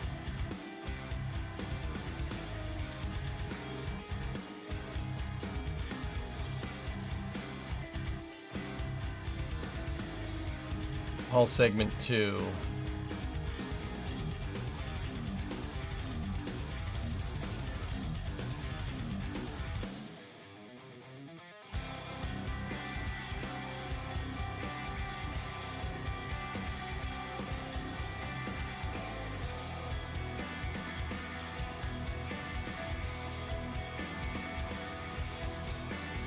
Now, hull segment 2 does have the downward scanning radar. I'm not including that. I'm trying to get at this part right here. See? That's the blocked out segment right there. That's what I'm trying to get at. Basically, this line right here. So we need to go right there and make sure that we're aligned. Let's go into the side view. What soundtrack is this? This is the Halo 2 soundtrack, man. It's good inspiration. I'm telling you, man, Halo is a trip, dude.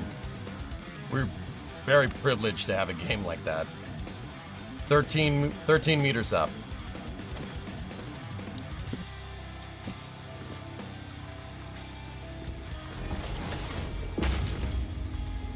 Dude, you got immersed into a world where you're killing alien Starship Troopers style, the freaking, like, power metal like this, dude. No game has been able to replicate that just right since. It's so good, dude. Like, you saw, I don't know if you saw when I played through Reach. Dude, the games hold up. I haven't played through a Halo campaign in its entirety, like a complete playthrough like that, in probably about a decade. I did play Halo a couple of times on stream before, but it never went anywhere, right?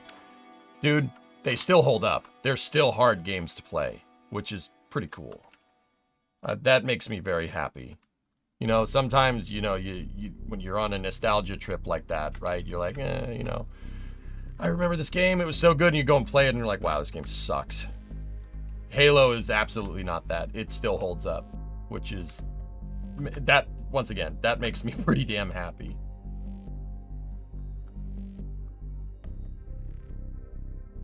Okay, let's start getting this exact, see if we can get some 149.5, give or take.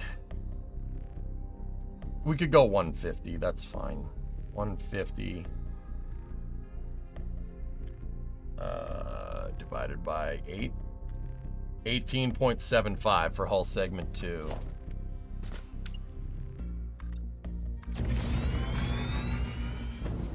That's 10.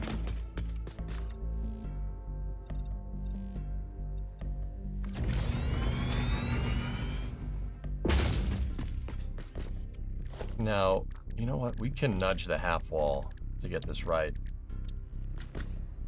That's 18.5.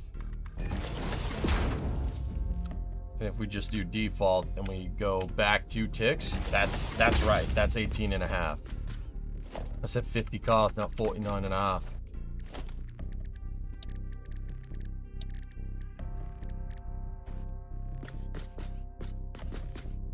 Yeah, Blue, that's what I'm specifically referring to Bungie games. I don't care. I do not care about Halo. I don't care about Halo 4, 5, or Infinite or any of those other crap games. I don't care. They're awful. They're not good. Like, I wanted to like them. I really did. I wanted to. They just suck so bad.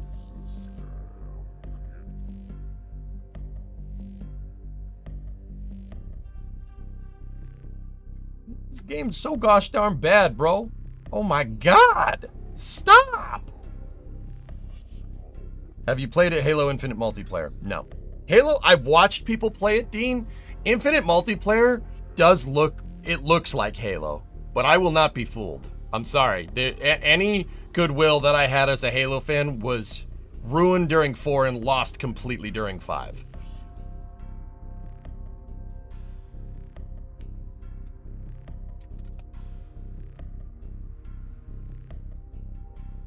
Yeah, firework, yeah. I think we'll be okay. What was their reasoning for building these ships on the surface? Hellfish, these ships were assembled on orbit.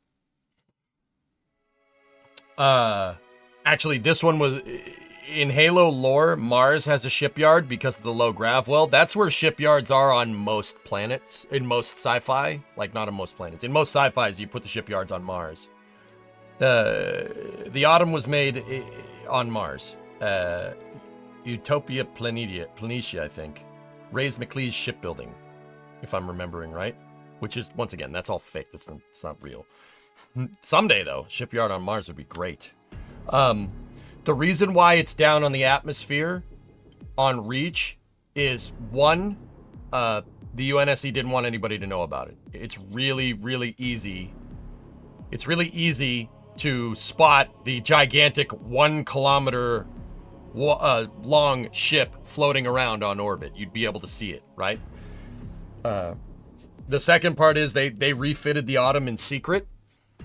So not a lot of people knew about it, so they did it out at an old ship. They refitted it in a place where nobody thought they would, at a shipbuilding yard out in the middle of nowhere on Reach. Yeah, so they brought it in. They brought it into the ground. They brought it down to the ground. It's explained in the lore how they got it down there. It's explained in the book. They did the opposite of this. The ship basically does a retro brake all the way down, and then belly flops like Battlestar Galactica style. And then they have the retro packs on, and the retro packs fire, and the catch arms. Once again, dude. How did they get that right? The arms actually, they catch the thing. Yeah, these are chopsticks, so to speak. Yeah, that's the whole idea. That's the other reason why the flame trench is there, because the retro packs have to be active for a lot longer when it's coming in. Kind of like Starship. It's a little strange, Firework, how accurate it actually is. Yeah. 1.17 is big on a planet, but not that big on orbit. You'd be able to see it if it was in low Earth orbit, or low reach orbit, Dean. You'd see it. We could see the ISS. The ISS is nowhere near that big. I mean, Hellfish, once again, this all kind of makes sense when you think about what a dry dock for a 1-kilometer spacecraft looks like in the 25th century. Or the 26th century, I should say. It makes sense. You want to dry dock a ship, it's going to be easier to work on it down here. That's true. That's the same case in spaceflight. It's easier to work on stuff in an atmosphere. It's easier to work on it down here than it is up there. And I'm going to go out on a limb and say that not every UNSC ship can do this. I'll go out on a limb and say you could probably get away with it with these ships because in lore, these ships were overbuilt. They were over-engineered. They're built super strong. So the ship wasn't designed to come down an atmosphere, but it could. And it could structurally stand up. But, yeah, this is kind of, I would imagine this is basically what a ship dry dock looks like in the 26th century. Like, the weird part is that I'm noticing similarities here. Like, I'm noticing similarities between this and Starship, like the catch arms. That's how it comes down, catch arms, right? It does a VTOL style landing with the booster packs, right? And then the arms catch the damn thing. Like, that's strange. I was actually thinking about this the other day. What the heck are those arms gonna catch? We need to build the actual latching point. I might need to get rid of a cargo bay to get the latching point correct, but...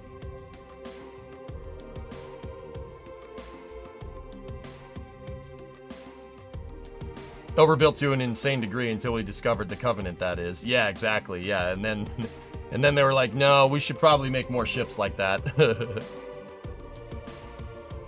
You see what Supercluster just posted? Next Starship, mid-November. Called it. Called it. Anyway. Where are we?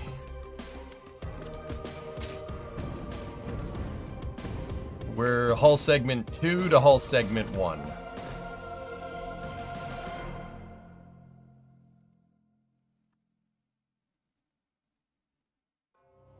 Those arms are so fragile compared to the ship. I got it, don't worry. Yeah. Yeah, I know, right? Considering that all the armor is made out of titanium, it's titanium A. Right? Like...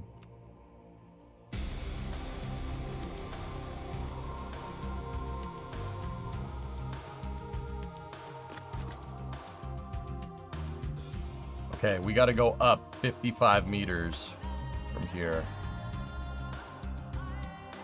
55. Actually, just let me make sure I'm double checking. Yeah, I'm in the right spot. Okay, cool. So it's 55 divided by 4.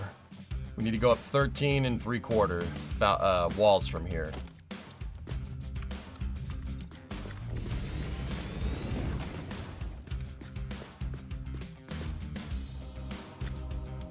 Yeah, right.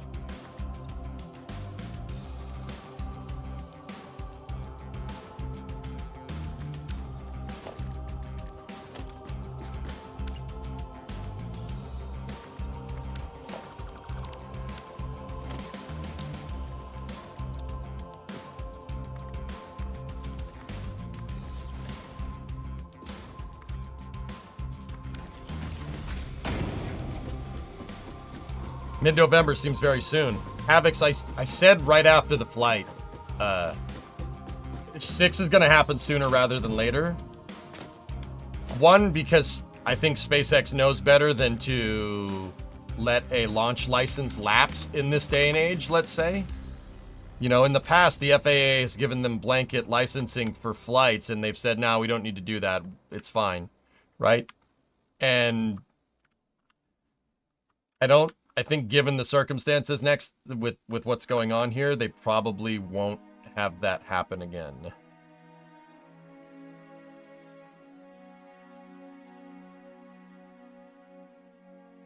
So, also, they need to make room inside of their integration buildings.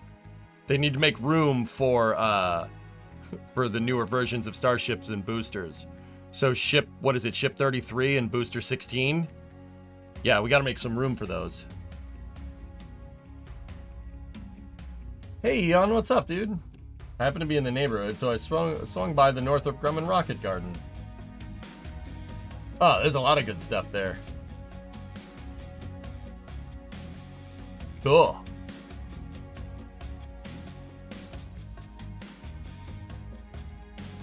Third Mega Bay build when? I'm not finding the supercluster post. Interesting. Hey Alex, off topic, but it seems Haas Ridgewind is headed to the hot staging ring splashdown zone for recovery.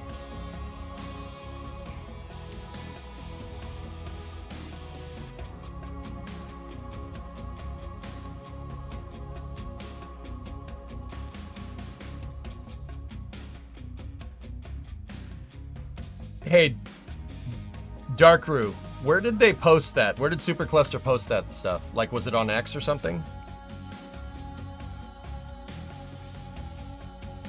I mean, guys, my gut is telling me that the hot staging ring basically imploded when it hit the water. But see, here's the thing. That's what my gut's telling me, but then again, Haas Ridgewind is out there. I swear if that thing is intact, I'm gonna blow a gasket.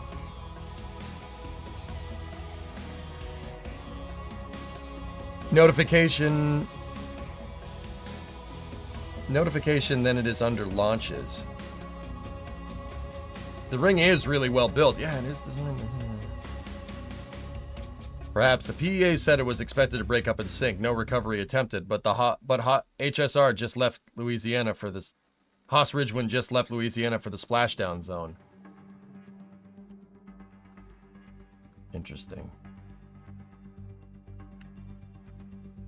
Interesting. 106. Okay.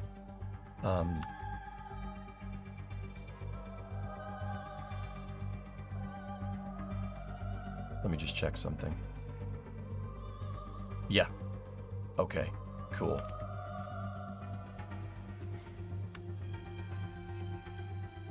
$106 divided by 8, 13.25.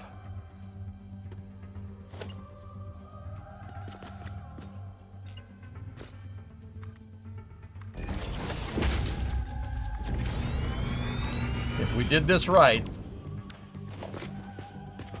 right, this should basically line up with here. That's 10.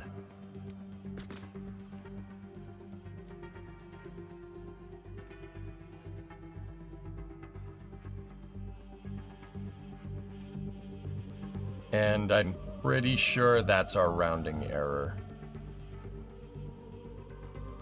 Yeah, that's the rounding error right here. This needs to be... We need to basically go up right here.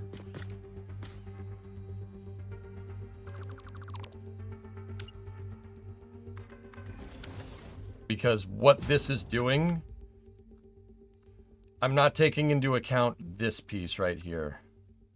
Like that part. I'm working off the bulkhead here, so those bulkheads need to line up. The interesting thing is that we're a little ways off, but once again, I think that's from the rounding errors.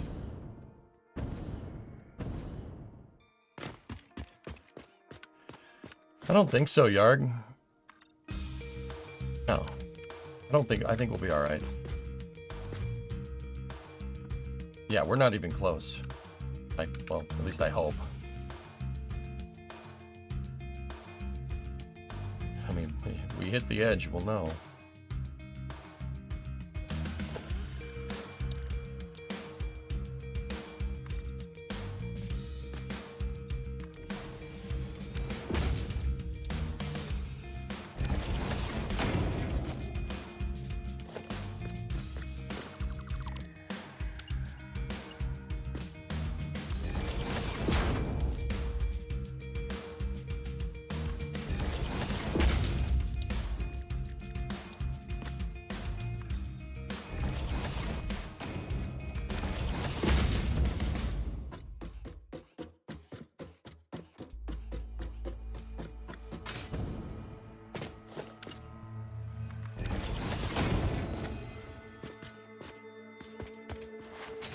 Okay. That should be most of the main block for the lower profile. So let's just go back. We'll hit the save button. Maya is video game modeling software. I use it because I pay for a license for it. Because it comes in handy to use it on stream for projects like this. What are you trying to make? What do you mean, Jawa? I'm making the ship. I'm making the Pillar of Autumn. We've been over this. Did I not explain this to you yesterday? Man, I'm having nasty deja vu right now.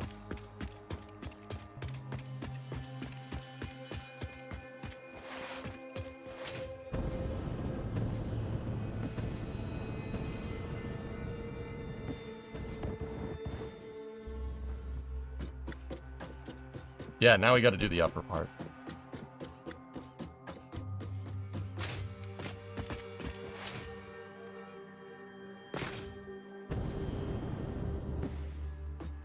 Was there another JWA that I explained this to you yesterday?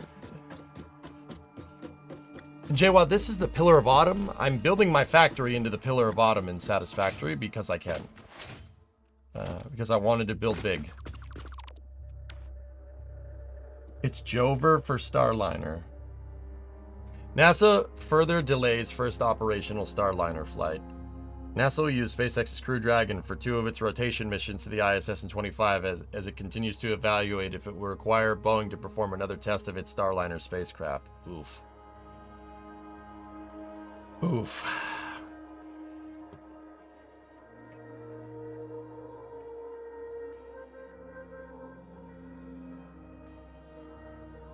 Oof. Not really what you want to hear, but we can talk more about that during Space News.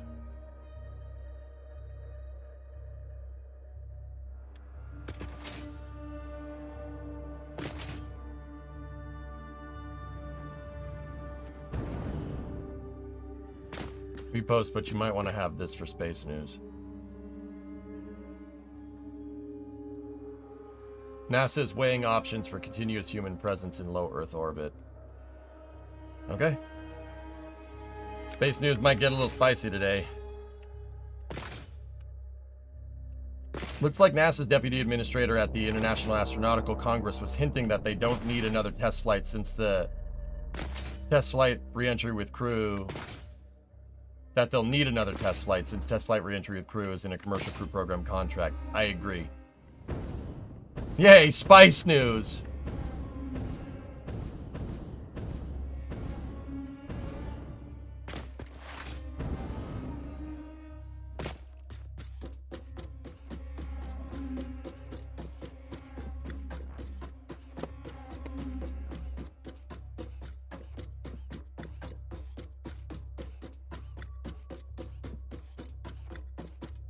Discovery, go at throttle up.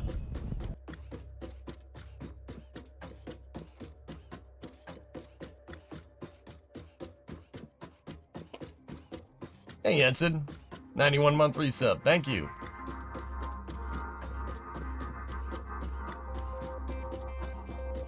Branson is also committed to Space Perspective, which isn't a good look towards Virgin Galactic, which is having money issues.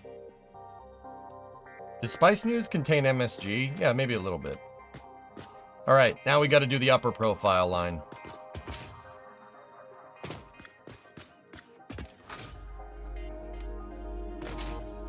Perhaps devoting more dollars to low lunar and lunar surface operations. Or maybe perhaps, you know, don't award the spacesuit contract to the company that's trying to build you a new space station. Yeah. I'm gonna go ahead and say that that's a pretty boneheaded freaking move, but whatever. What are you gonna do?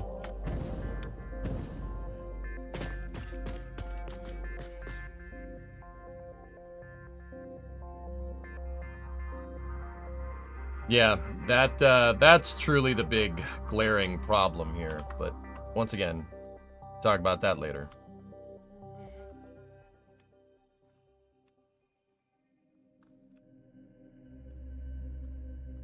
All right. Let's go back up here. And let's reset our locator to basically exactly where we are. There we go. Now we're going to work on the upper profile for the ship. Shouldn't be too bad.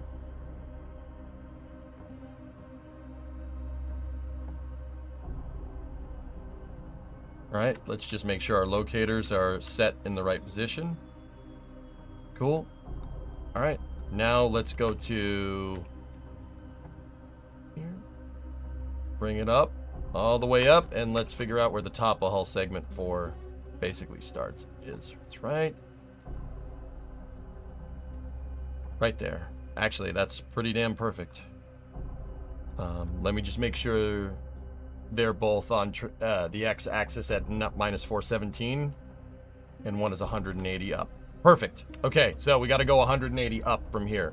We're using 4-meter foundations, so 180 divided by 4-meter walls, so we need to go up 45 walls from here.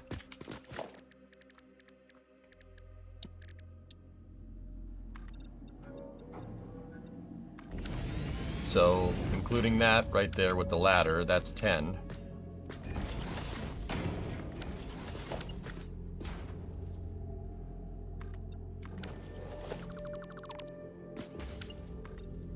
$20.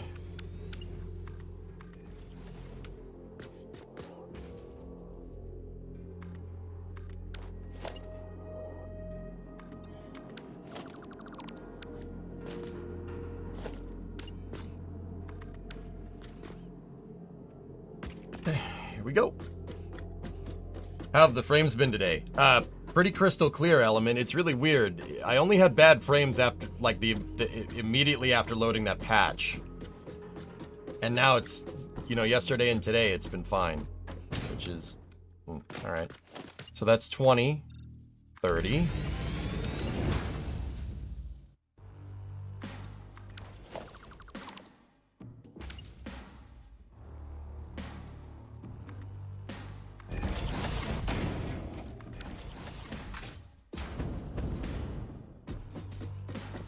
Yeah, I don't know. Maybe they somewhere in the patch was some kind of garbage collection or something, dude. That's my guess. Like, but then again, I ain't no software guy.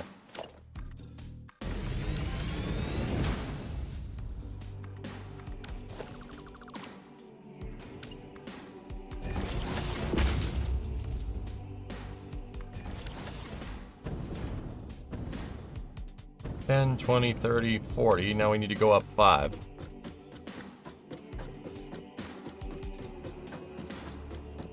Some amazing drawings for the build. It's the model from the game, so.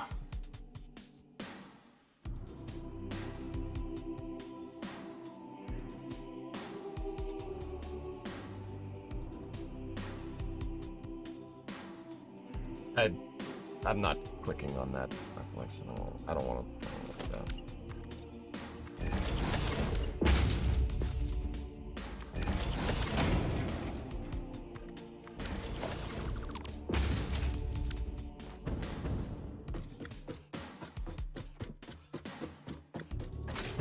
You're level with the first space elevator platform? Oh god, we are. Well, hey, nobody ever said the ships from Halo were small.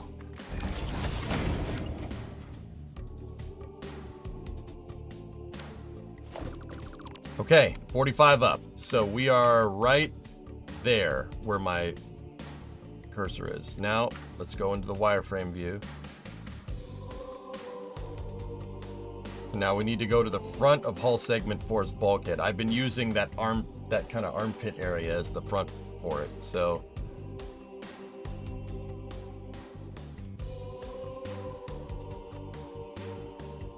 Wow, did I set that perfect?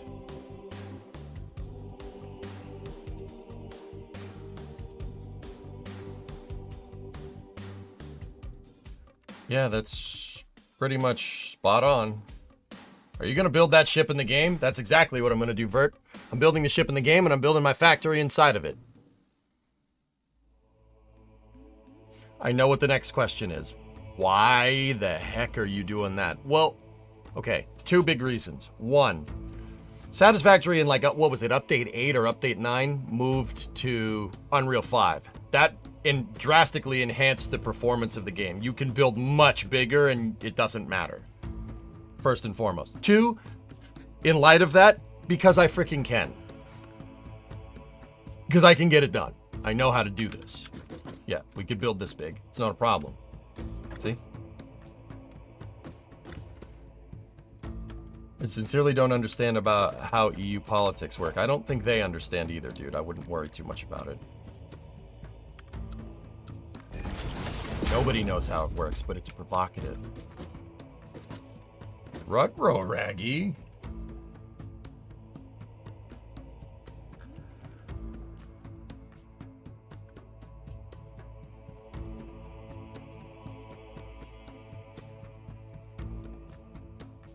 What a thread that is.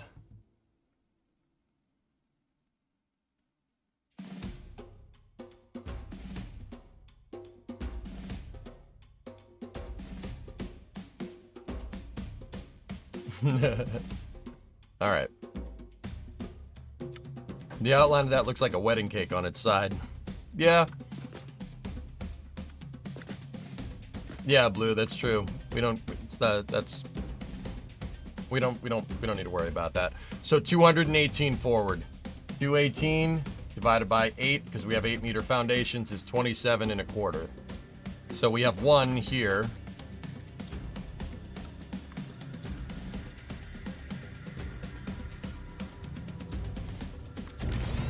That was 10 forward.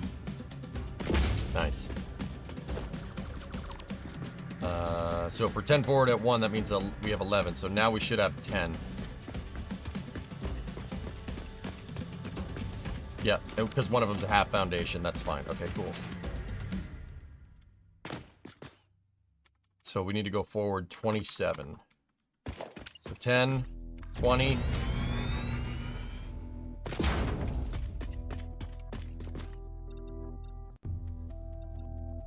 Seven. Go out here, give me a half wall. Nudge it 2 back. We're 1/4 of a foundation out. Good. All right, now we got to go down from here. So what I'm probably going to do is give myself a little bit of a walkway right here. And now we got to go down to hull segment 4, which shouldn't be that much of a jump. So go over here. Make sure the 2 locators for the measurement are coplanar. And then there is a little bit of like a transition here, but we got to figure out what we're going to use for the top of the hull segment 4. I think we should use this line with all the marker lights on it. So let me go into our side view here and see if we can get lined up with that. That's pretty lined up. So we're 19 meters down. Okay, that's not too bad. We'll use the 1 meter foundation so we can be absolutely sure.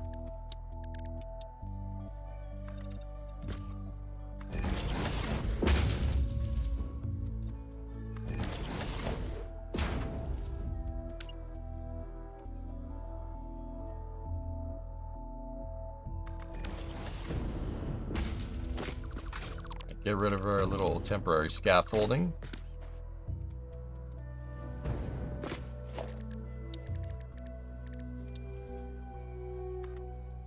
There we go. All right. Fun note from IAC today. Tori confirmed they recovered the nozzle that blew out from the SRB for inspection. Cool. Is there any other projects similar to this that you have already finished in any game in general?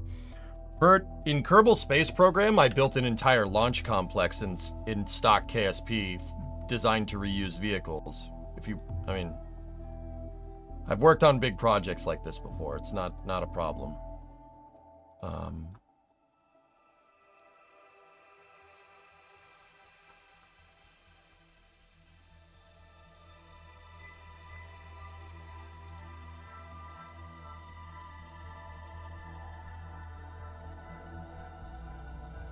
I'm trying to figure out, I don't remember where my backups for KSP are, but let's see.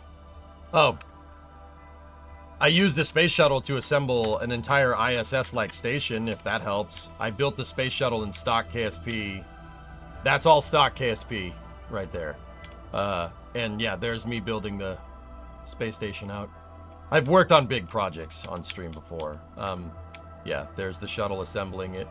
I built a robotic arm and everything, and we basically used blueprints from NASA's Space Station Freedom Project. Like, I even had the right antennas in the right spots, storage containers in the right spots, airlocks in the right spots, robotic arms. The solar panels basically work exactly like the ISS ones. It's the same kinematic function, so they move exactly the same. There we are installing a solar panel module on the edge there. Yeah, see? I even made the docking rings look like the ones on Space Station Freedom. This is all stock KSP. The only real modifications to the game that we've made here is that I have a customs flag pack that makes a truss-looking texture, and that's about it. And then obviously United States and stuff. But these are all stock parts. That was a big mega project.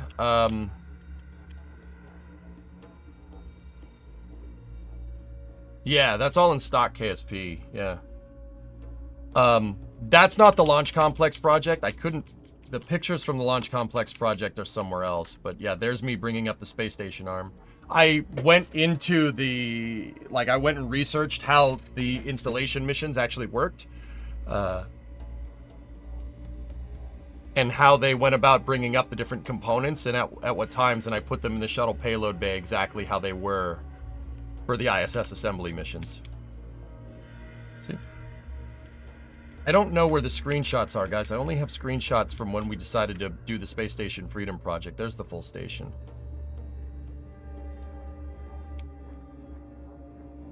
I sent that stage up. That stage moved something out to the moon, and then I brought it back, recircularized it, and then recaptured it in the shuttle payload bay and brought it back down. See? There it is in space. We actually wrangled it on its payload attachment fitting.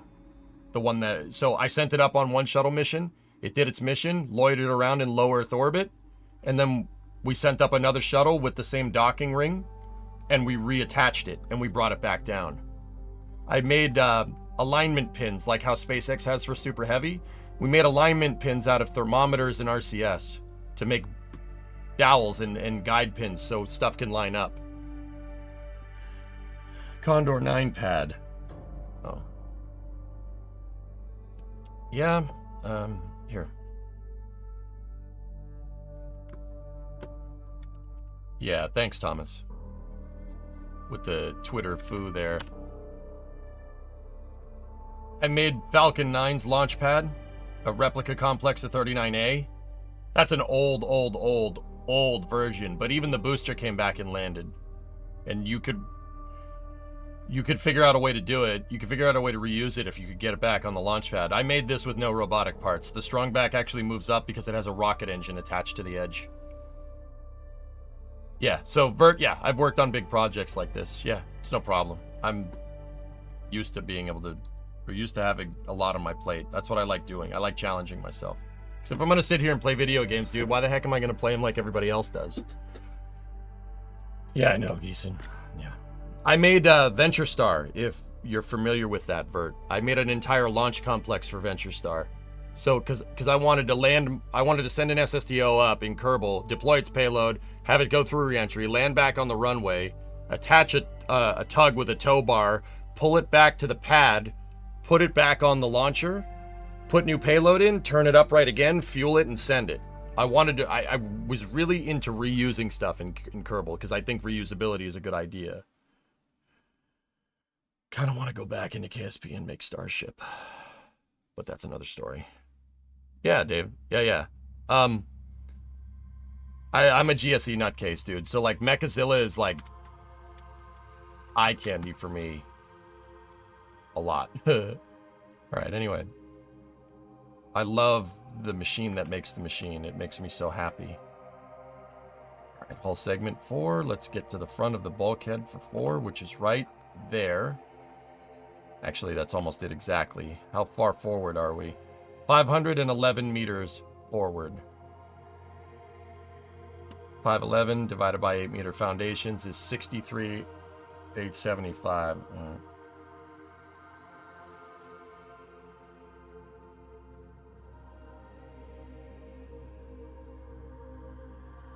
Can't wait to see what this looks like in the end. Thanks, man. So 63,875, right? So we have 1.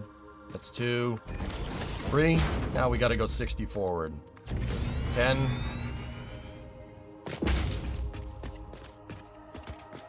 20.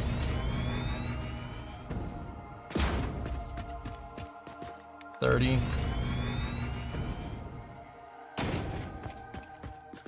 40.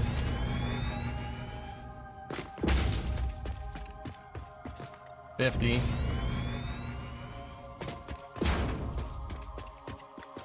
60.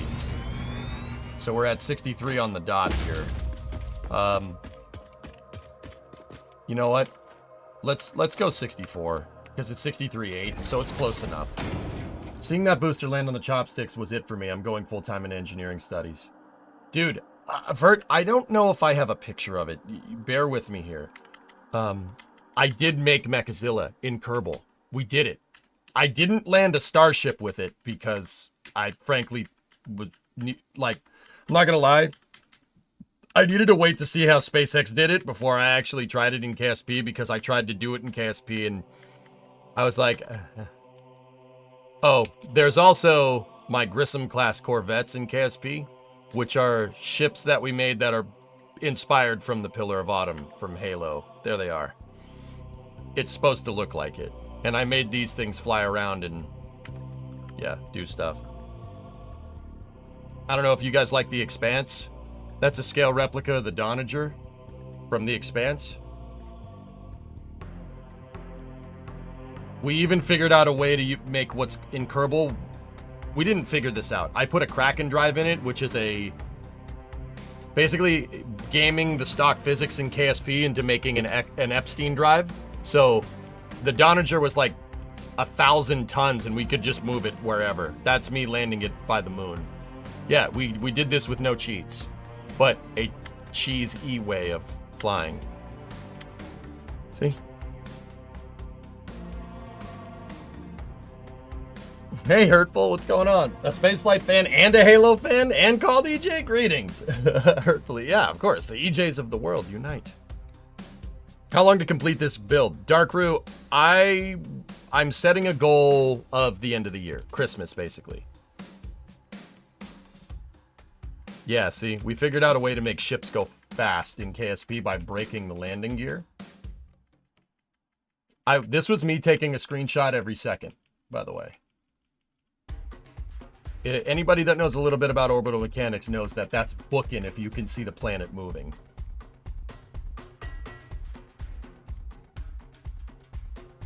Mohole. Yeah. Yeah. Oh, also, there was a fleet of ships. I was moving a fleet of ships, by the way. Yeah.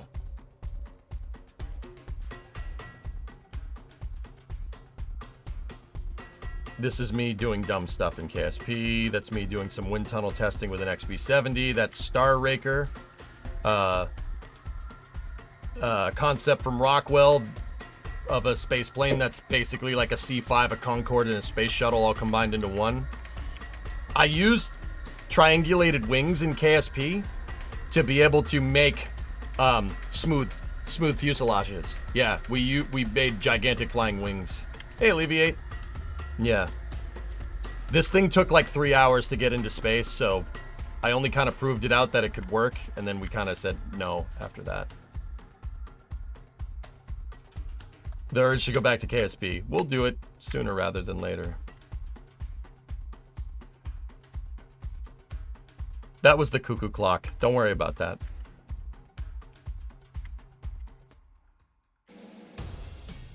The last screenshot I took was was us testing the pins for building a crane in KSP. But yeah. Dude, that's not even scratching the surface of what we've done.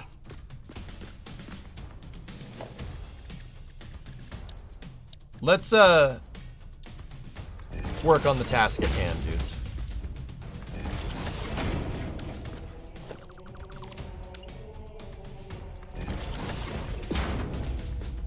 Okay, so this is the front of hull segment 4.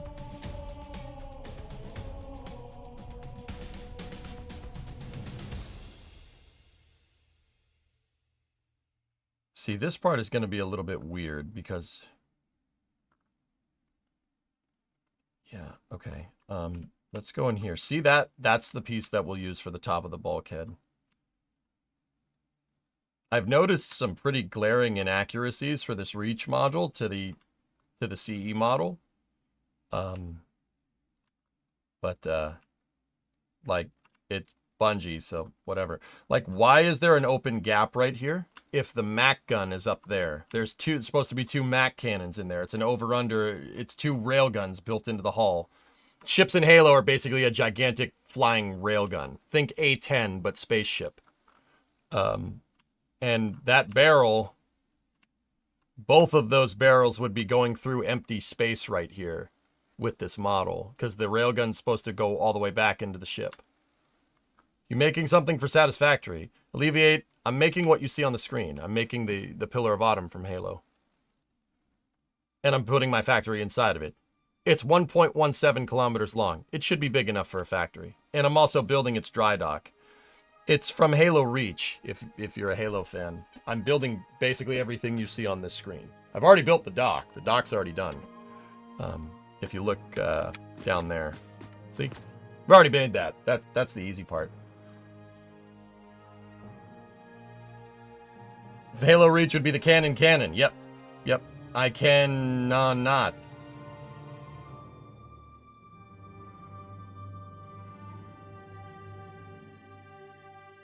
Immediate. Grid Kilo 23 is hot. Recommend mission abort. Roger, Recon. It's your call, Sarge. We're going in. Get tactical, Marines! Master Chief, secure the Prophet of Regret. This is the only spot on Earth that the Covenant decided to land. That prophet is going to tell us why. Cannon in... Yep.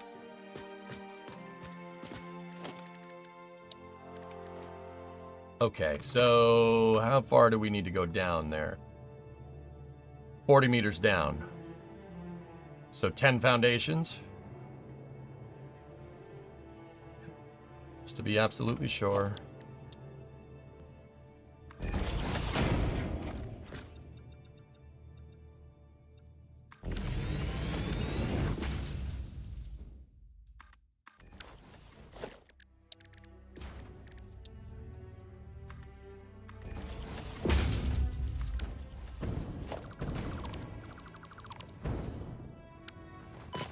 Ow. Okay. So that's the transition to 3. Hull segment 3. So we gotta go into wireframe, go down here. So this is the actual model from Fall of Reach that we ported into Maya. I'm just using it for measuring. We're not gonna use it for, like, I'm not gonna make this a mod and put it in Satisfactory. We ain't doing that. I mean, that'd be kind of cool, but...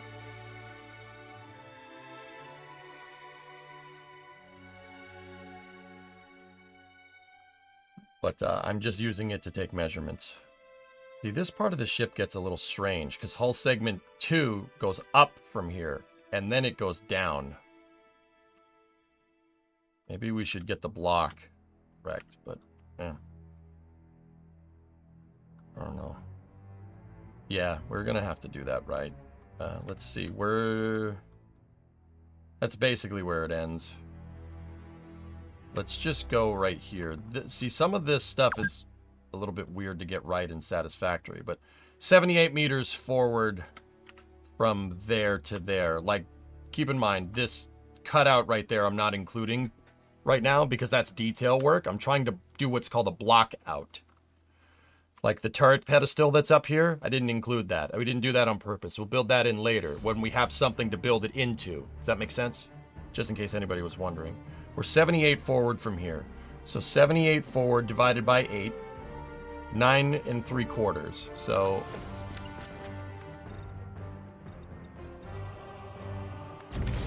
So we have 1 here. We just zoop 8. So now we're 9. Now we need 3/4. So get me a half foundation. And go here. Nudge. Go back 2. That's 9 3/4. Done. Here, so I have a little bit of a... Actually, we don't need that because we're going up. We have to go up for hull segment 2 from here. Just barely, though.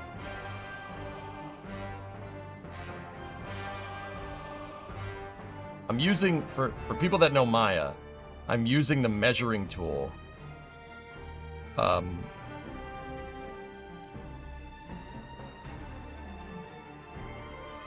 Remember, we don't want armor plating. Not yet, at least. So we're gonna go down here. That's lined up with that slanted bit right there.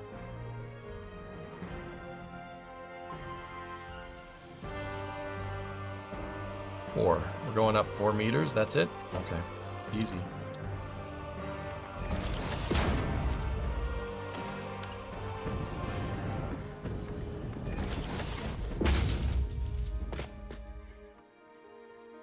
Okay, this is where this is gonna get a little weird. Because we gotta go forward all the way to here for hull segment 2. This is a giant cargo hold in the ship's design. But once again, we're not doing that exactly. Focus on this. Go forward here to the slope. So we're 65. You know what? Just because it makes it easier, I'm gonna use 64. 64 forward.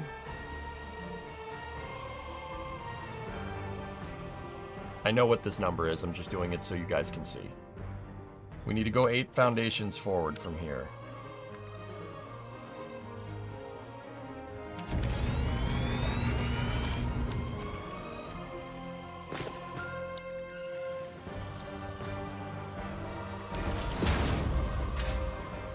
Okay, we're into hull segment 2. Now, this is the only time I think for a block that I've needed to use, we're gonna need to use a diagonal here, which is fine, that's okay. So, let's go here.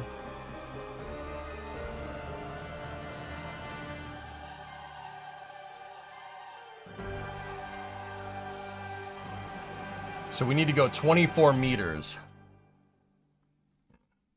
Okay, hold on. We need to go 24 meters forward and down. We can use the tilted wall.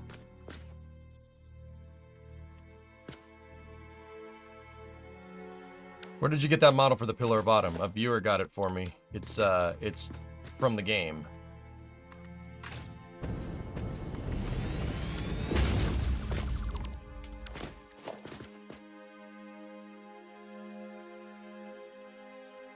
What's the length of this thing?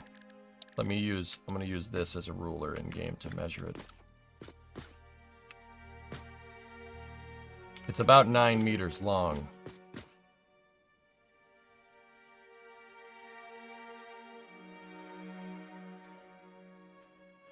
That doesn't divide correctly. Closest one would be 3 of these long, so that's 27 meters long, so it's not exactly right. That would be over here somewhere.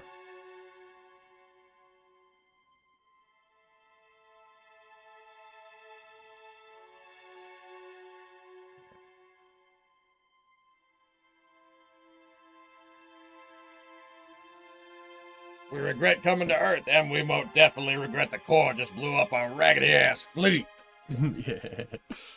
Nice. All right, we got to take into account that the angled walls aren't exactly the length that we need, but it's close. So we should probably be sure that that's the right angle, because if it's down here somewhere, we're going to have a little bit of an issue when we go to make the armor.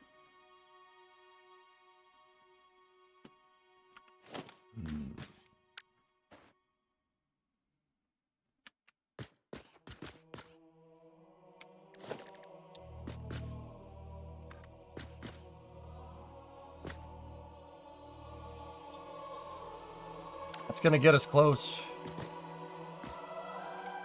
You know what? We might be able to get this to 24 meters. Hold on, let me just measure 24 meter down.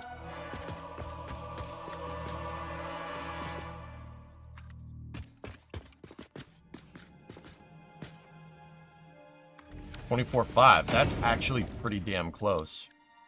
Hold on. Can we...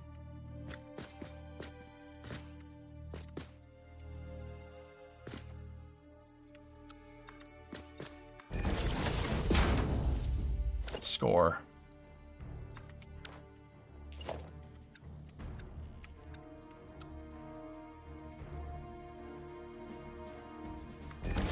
There we go. Technically didn't need to use a half foundation, but that's going to get us what we want. Just the angle is clipping a little bit, but that's no problem. Thank you, Nudge Tool. All right, cool. So that basically puts us right there. This was, yeah, 24.5. That's actually really good. I'm very happy that worked the way that did.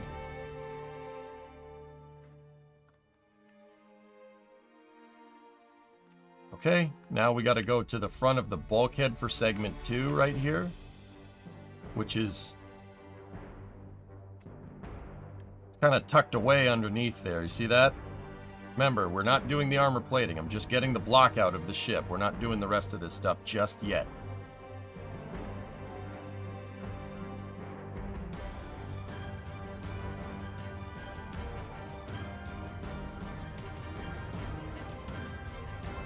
We'll go forward just a smidge. That's 56, give or take. So 7 foundations forward. 56 divided by 8. Yep. Cool. All right, let's go get one of these. We need to go 7 foundations. We already have one that's made out of 2 half walls, so we go zoop forward 6. And now what I'm going to do is I'm going to look down and see if we're lined up.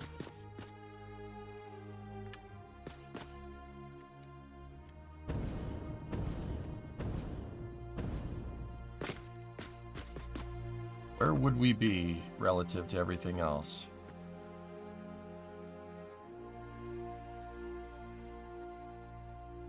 We should be lined up with the end of hull segment 2.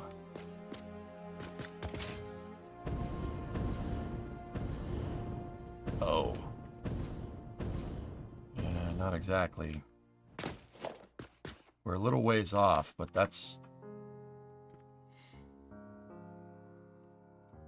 probably because I had to kind of approximate where these hulls end, because sometimes they don't end at the exact same spots. But averaging the blocks should be... that should be right.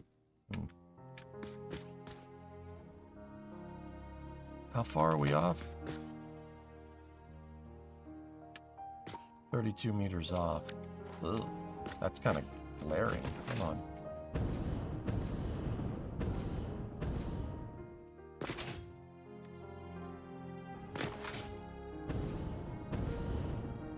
Why do we have such a big difference between the ends of hull segment 4?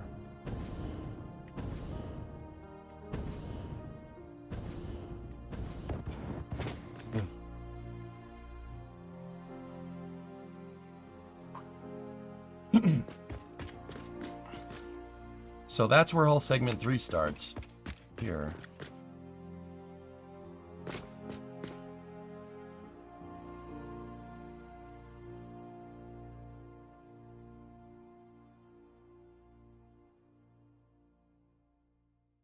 How long would it take you to model a banana that you could move around the pillar bottom model to show scale? Yes? Wouldn't take very long, but... why? No, banana for scale, I get it.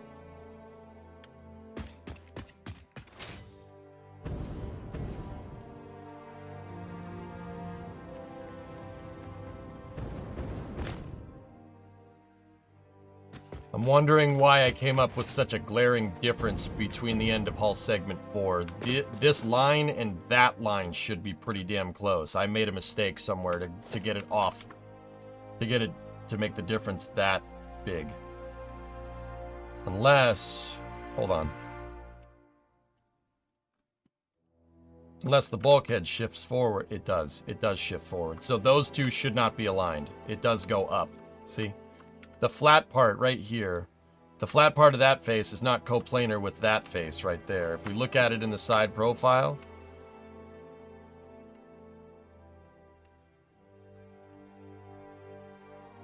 yeah, they're not aligned. Okay, that explains that.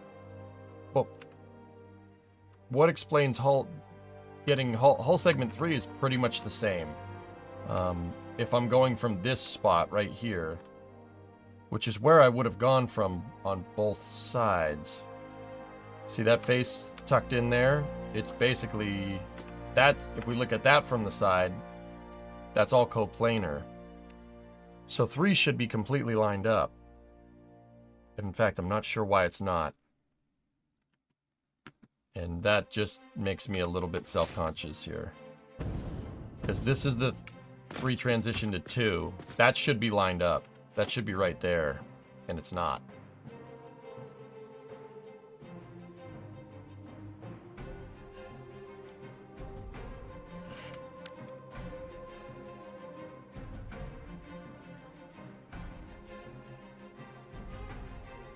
Yeah, we don't round the same every time, Zarek, and that's what I'm worried about.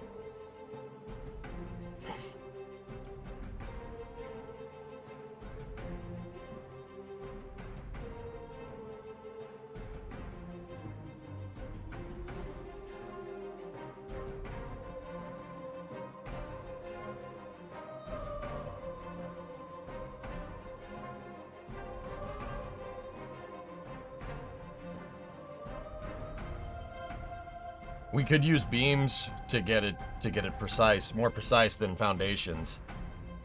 But remember, this is just a blockout, but then again,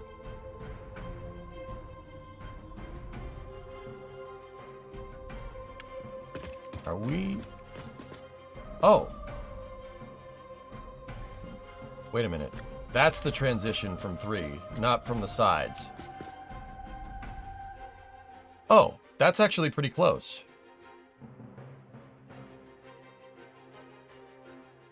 So these side profiles might be a little bit off, but that's okay. That's okay. What about the 2 transition to 1? I've noticed that that's not lined up at all on my sidelines either. Oh, score! You know the Denzel meme where he's like, all right, sweet. Hey, King Kitten, what's up?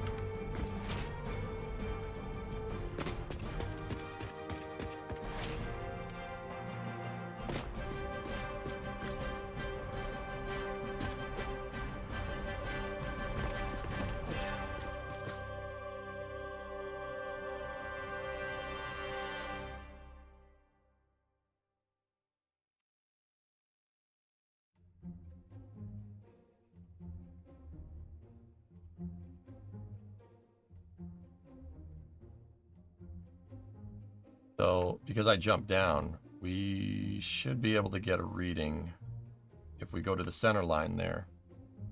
We take this thing, put that straight up. Once again, ignore the armor plating. We have to get to the bulkheads. We need to go up 109 meters from here. So 109 divided by 4. 27 and a quarter.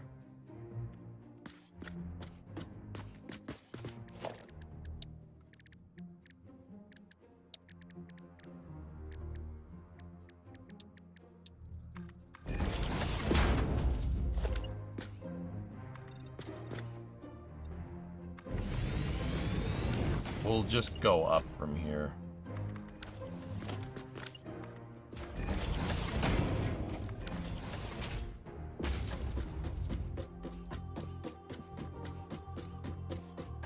Yeah, it looks like I may have taken some of the side profile markers. Like we may not have rounded it as good as we did because I started nudging things halfway through, which is fine. That's all right. It's a block. We'll adjust it later. So we're 10 high from here, and we need to go 27.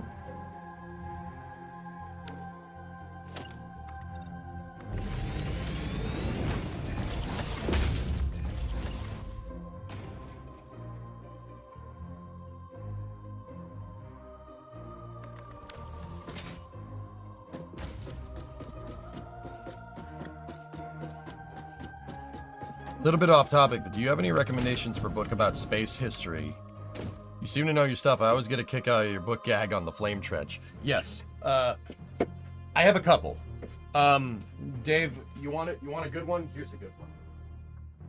Man, Titan knocked over my cover and warped it a little bit. Crap.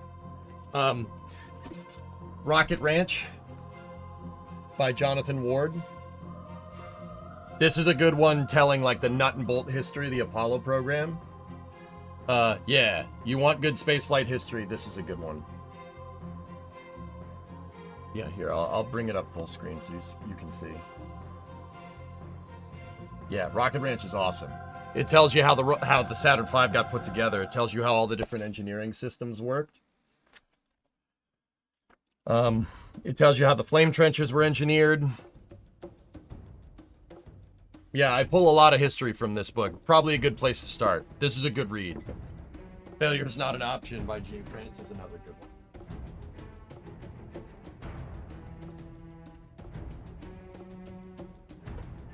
Sounds awesome. Yep. Yeah, Rocket Ranch is pretty rad. All right, how tall are we up here? We're 20.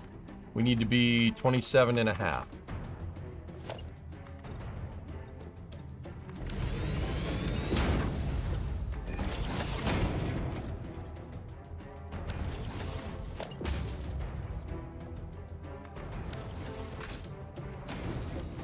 Rocket Ranch is awesome, dude. Yeah, that's how I learned a lot about how the VAB works, how they scaled systems with the Apollo program, like...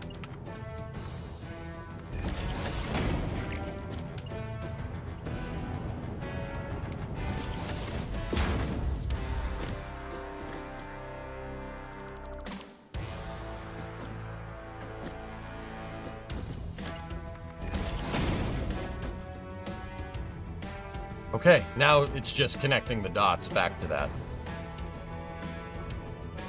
I'm still a little concerned why I didn't get the top of this right, but...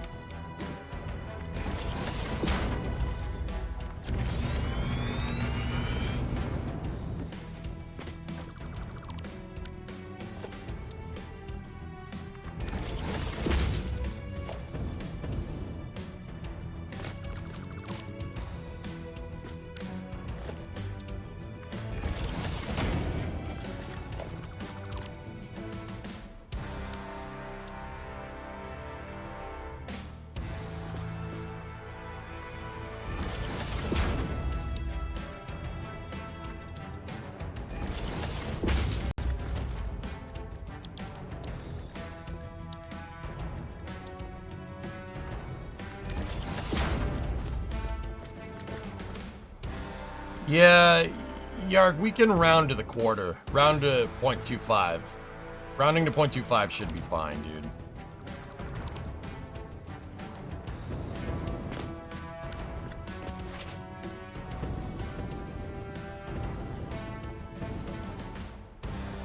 I'm more inclined to believe these measurements because those are they're much closer than the side profiles. It's only because I figured out a better way to do measurement. We can adjust the side profiles later, but there we go.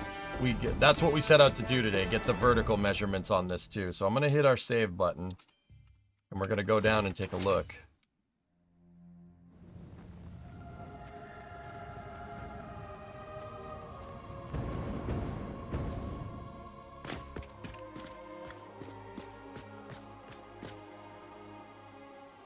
Dude.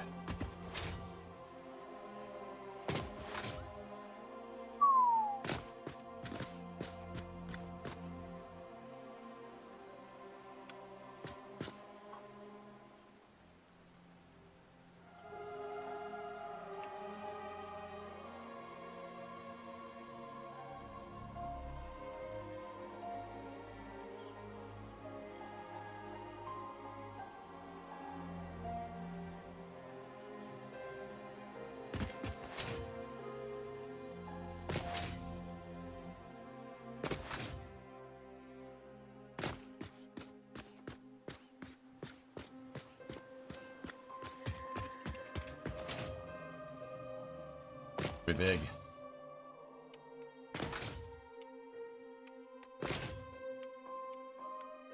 Here, let's jump down over there.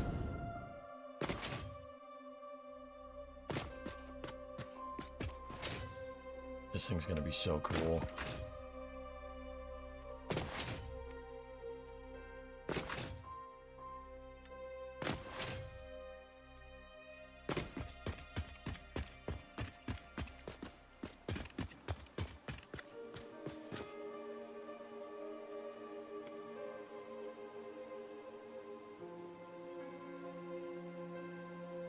What edge did I use to get the outer profile of 4? Hold on, I just want to check something.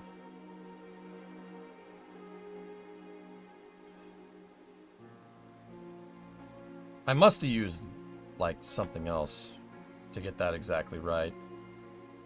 But we can approximate it based off the top and the bottom, because we know they're higher fidelity measurements. Like, this line should be more in line with that than anything.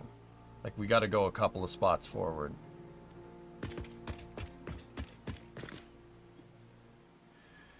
Helvish, all I'm going to say is you constantly give me crap for getting distracted and then constantly link stuff that, while funny, has nothing to do with what we're talking about.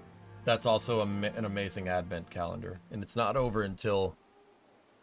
It's not Christmas until Hans Gruber hits the floor. Do you use the actual game model? That is the game model from Reach. We actually noticed, Hurtful, that the game model from Reach is actually not in line with the lore, believe it or not. The game model is 1,083 meters long. The Pillar of Autumn in Halo lore is 1,170 because 117. Because Bungie, right? Because John 117, you know. This is Sierra 117. Can anybody hear me? Master Chief, you mind telling me what you're doing on that ship? Sir, finishing this fight. Anyway, sorry, voice box malfunction. I was just clearing my throat. So what I did was I got this model, it's from the game. I got it from a viewer who got it from the game. I got it from a guy who got it from a guy. And I scaled it. I scaled it correctly in Maya. The ship is 1,170, and I've been taking measurements off of the scaled Reach model.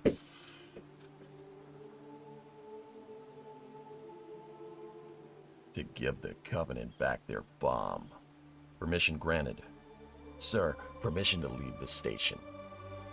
I need a weapon. Right this way.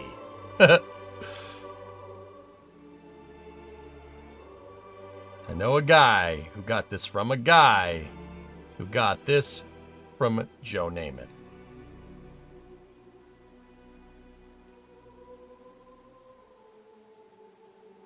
But yeah, that's the 3D model from the game. I'm using it as reference.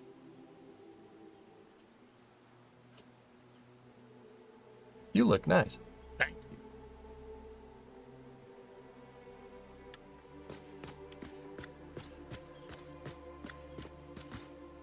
Yeah, so we can just bump that forward to be in line with that and then just move these segments so they're more in line. The one thing that I'm a little bit concerned with is that hull segment 1 doesn't really match from that point.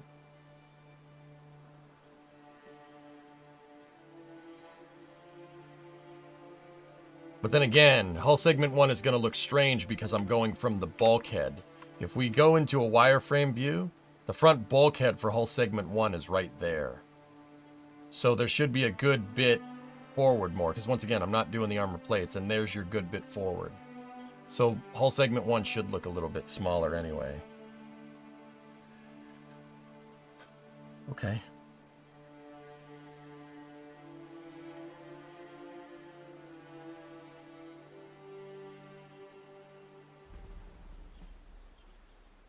All right, let's go Titan break. Let's go see what the Titans are up to.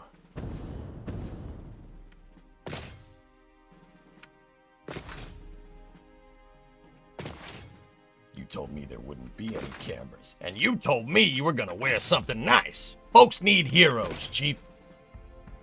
So smile, will you? Well, we still got something to smile about.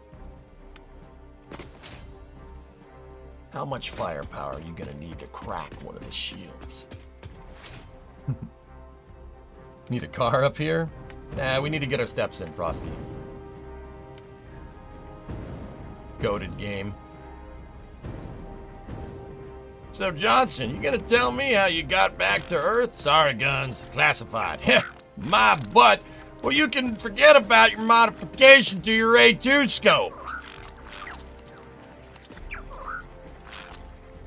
Hi, Titans. Oh, power slug, thank you.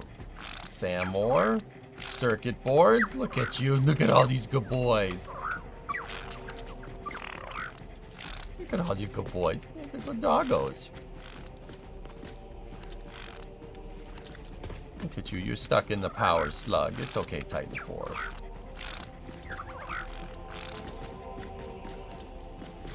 Titan 2, what did you just do? Did you go doo-doo in the corner? You doo-doo iron ore? How does that even happen? What about you guys? Oh yeah, nobody did. Oh, I know. It was nobody's fault. Okay.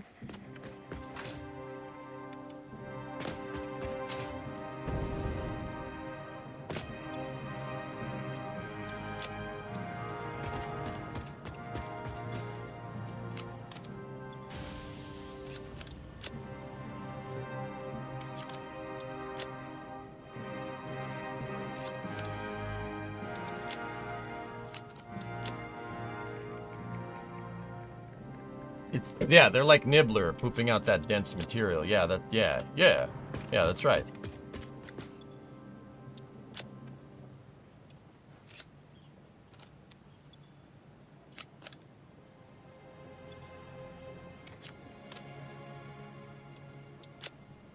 I got smart plates. All right. Particle enrichment. We're still waiting on making that thing, whatever that is. I got enough of everything else. I'm just trying to figure out what the hell that thing is. I don't even remember what it's called. Most of the late game milestones I've gotten from the lizard doggos giving me things. I have the most basic factory around.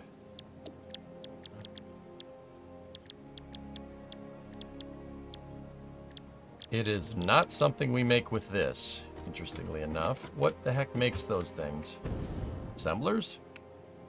Cooling system is what it's called, Trip.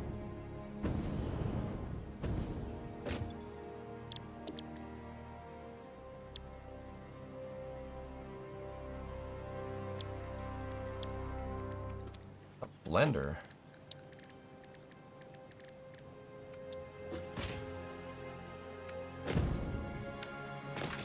We need aluminum casings. What? Erudite.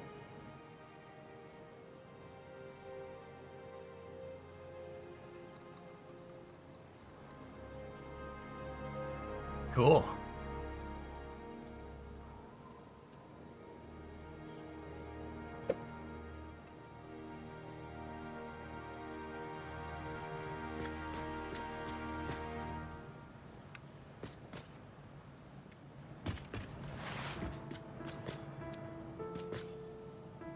There we go. Is that enough casings?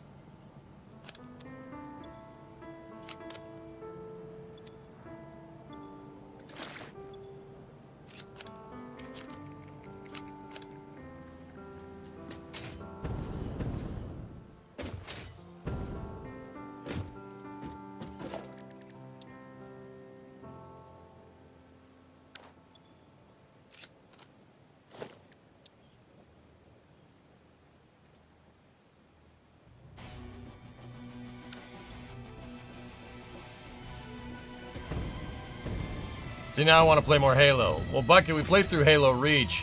When we go to do the interior of the ship, we're probably gonna have to go play at least the first level of Halo 1. Me inside your head now. How much time was left? You don't want to know.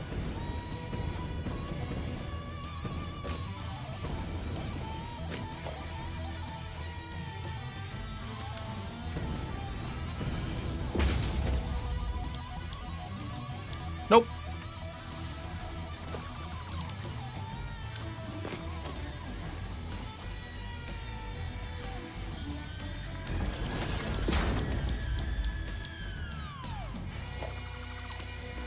One cannot simply play the first level of Halo 1.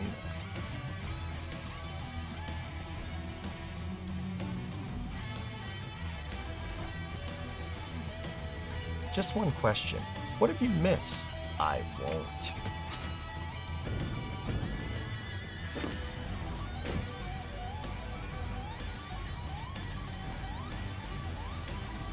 Nope, guess not.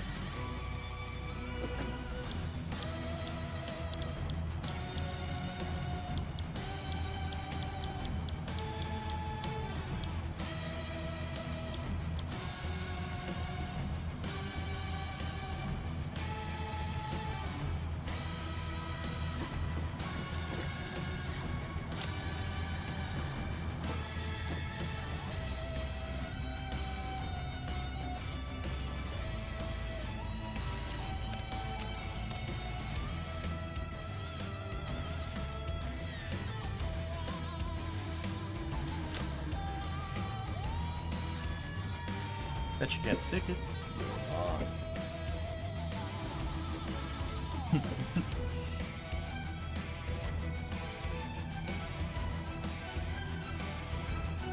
Cooling system is in the blender? I just made one and I didn't see it. If Halo Studios remastered CE, would you buy it? No.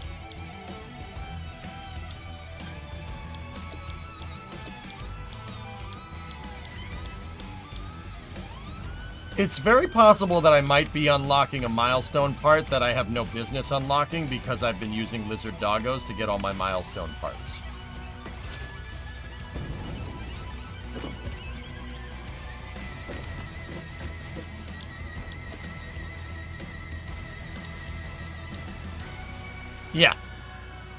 Yeah, that explains that. Yeah. I'm working off parts that the lizard doggos have gotten me, so particle enrichment is not something I should be able to get, but the doggos keep giving me all the parts that I need, so... We're gonna have to go back and get all this. 200 casings, 400 sheets might be... Do we have enough?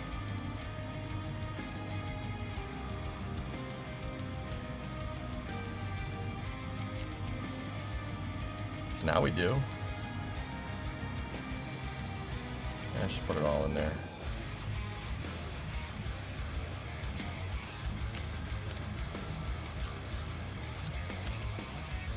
We definitely don't have enough sheets.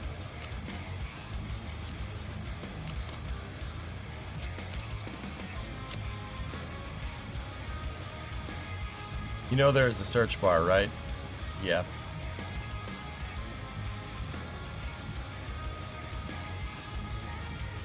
Titans, I have 172 cooling systems. You wanna give me a little more? Hey, Titans. That's computers, I'll take that. Silica is good. Hey. Hello. I always like one that gives me ammunition. Bars are good. You tried. There's some aluminum sheets. We do need those. 2 explodey bits. Thank you, Titans.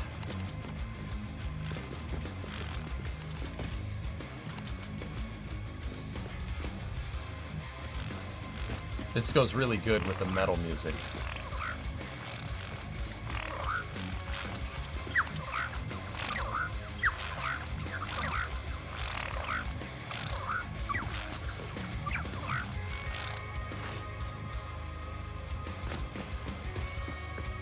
Dogs aren't cheating.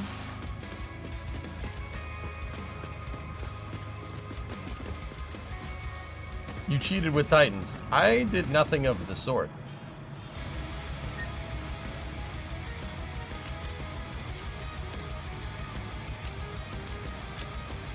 I don't know what you're talking about.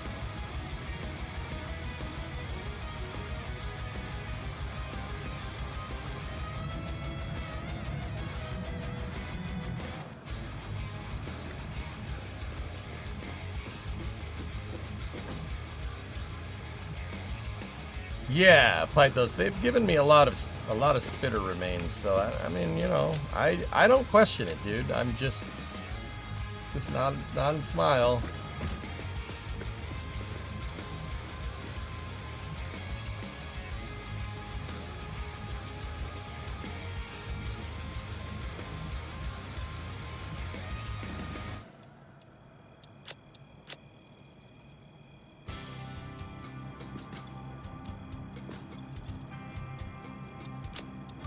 Nuts.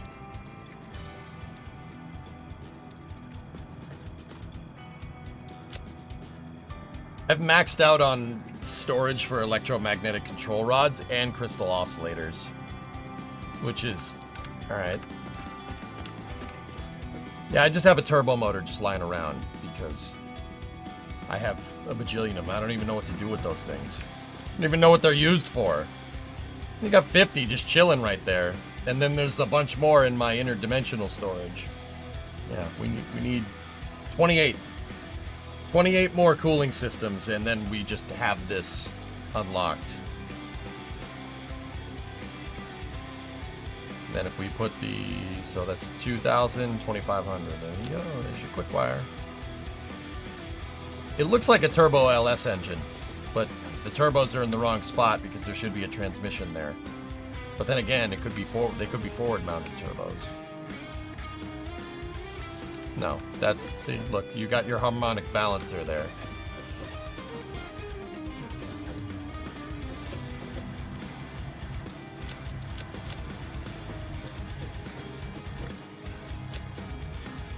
Okay, let's go over to the Titans again and see if they want to give us anything. Titans, hello. More computers, thank you, buddy. Got a couple of screws loose.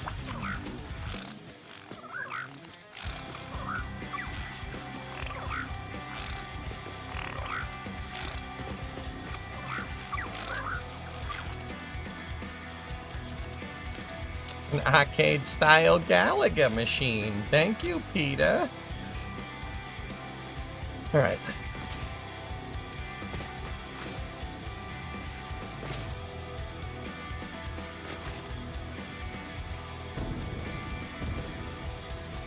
Yeah, see, this is stuff that I built out to kind of make it seem Halo-ish. The whole flame trench pad area is going to look like this when it's done.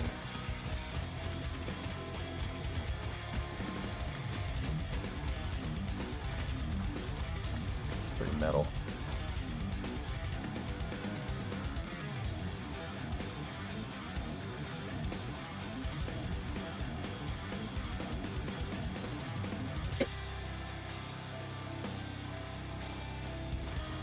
See, the railing was laid out according to code? Yes.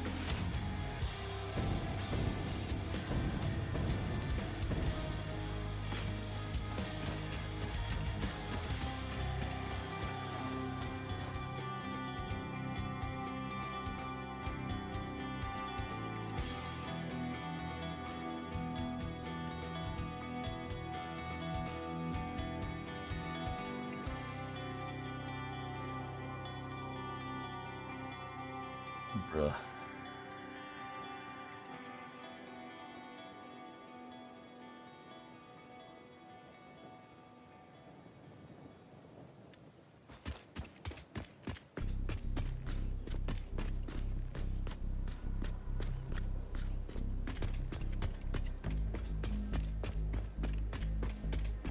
No, Slackster, they've been in the game for... Yeah, I think Yarg's right. It's 0.8, I think, is when they put them in.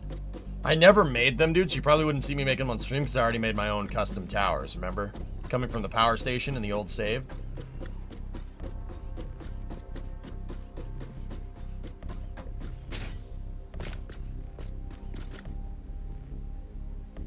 It looks right. Guys, it does look the part. You're going to start the center with the octos. I'm kind of thinking where would be the best place to start from here on out. I think what we could do is I think we have enough information in 3D space to figure out where the hold down arms should be.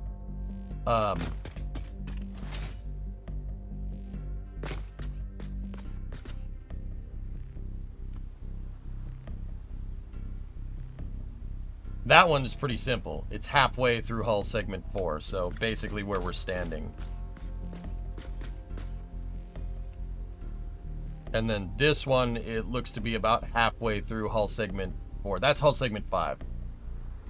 It actually might be just a little bit forward.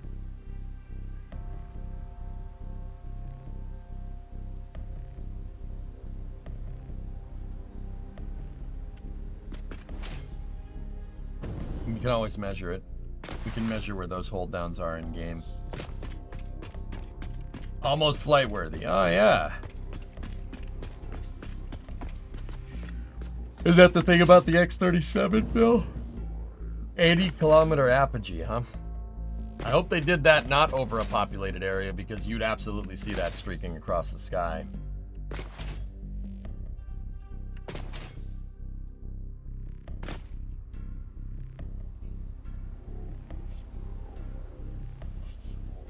We could try to make the octagons fit if you want now. I could make it right here. If we start building the octagons here to there. Yeah. Why is your segment 5 starting with an offset on the sides and not the top and the bottom? Let me show you.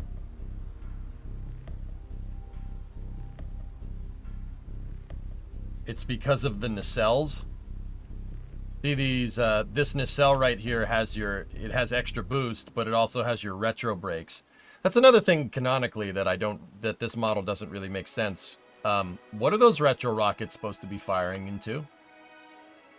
You made a huge relief here for the rocket engines to fire, and then they put turret to...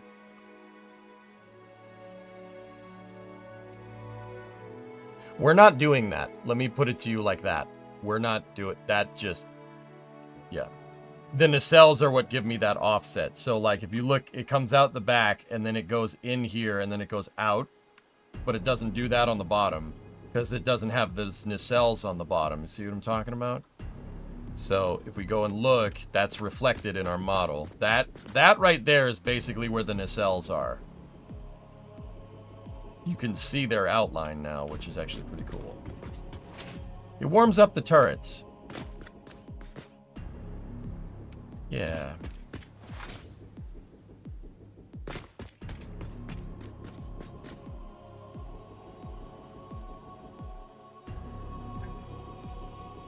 Hey, Kiffy. It's going, man.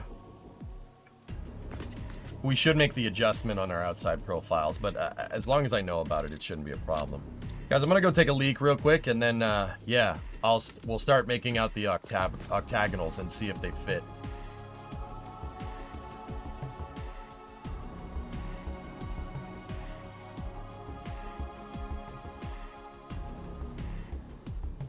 It supercharges the rounds that the turrets are firing for velocity. Duh. Oh, yeah, that makes perfect sense. All right, I'll be right back. 1 second.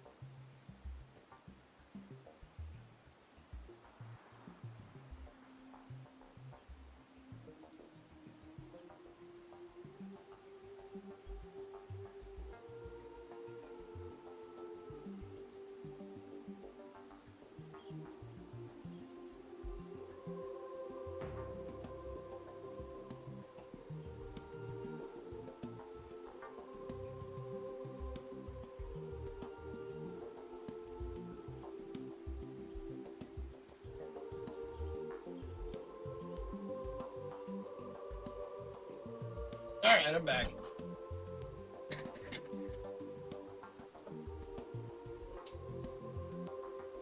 Yeah, maybe they bent outward. They could have vectored thrust, in which case they could probably shoot outwards, but yeah. Okay.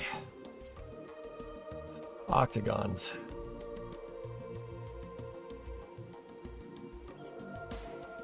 All right, let's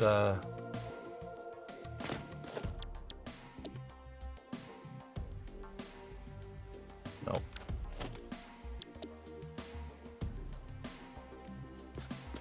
Nope.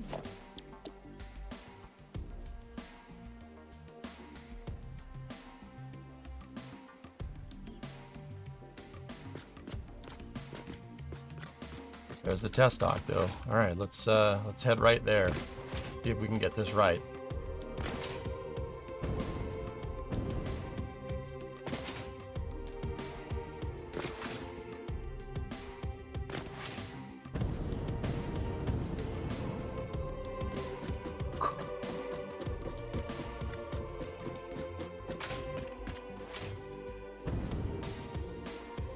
So the reason why I set this as fronts of the bulkheads is because it'll be easier to block the shape out from here. So give me the test octo.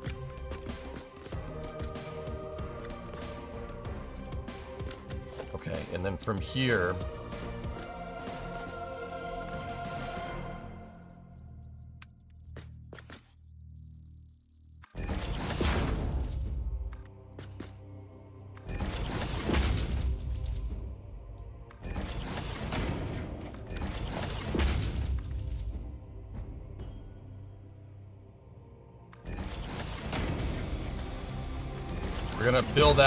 we're gonna do a test build of the frame of the ship.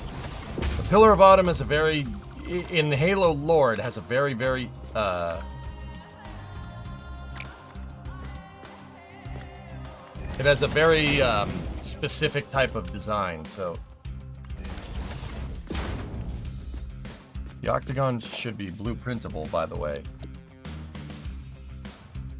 Yeah.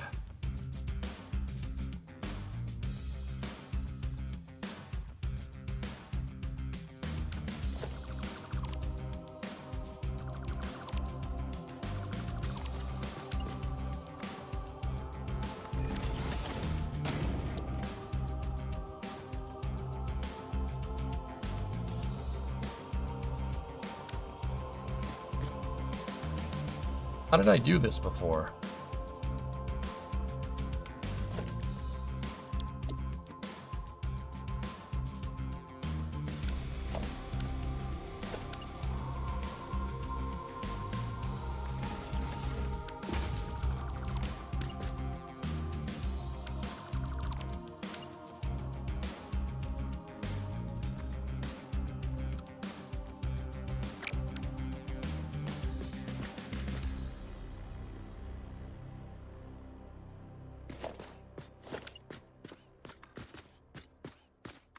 Is that what I did, Kippy? Oh, yeah. That is what we did. Thanks, man. All right, so hull segment 4 has an 8-meter relief here. And then, if we did this right, all the way up there, it should be 6 of these. It should be 6 of these. Here, let me show you. This is how this is supposed to be set up. The interior design, the interior hull of the ship.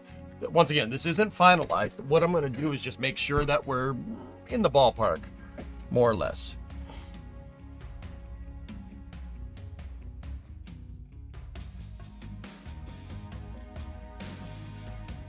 I don't know the Halo lore, but the Pillar of Autumn was retrofitted. What changed? They upgraded, they basically gave it a modern propulsion crownless, making it one of the fastest ships in the fleet because it needed to be because of what its mission originally was designed for.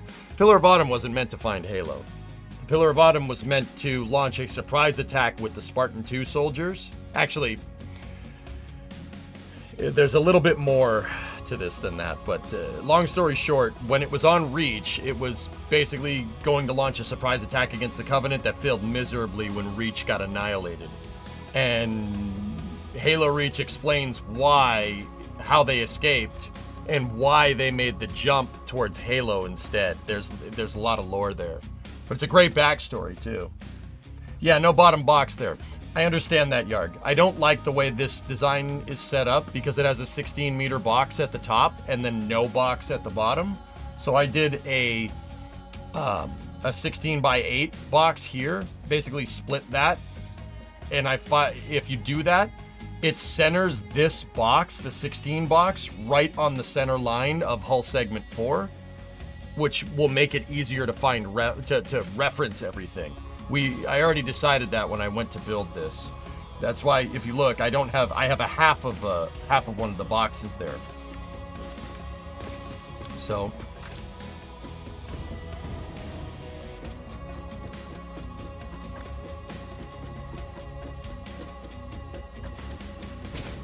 you should add the box to the blueprints.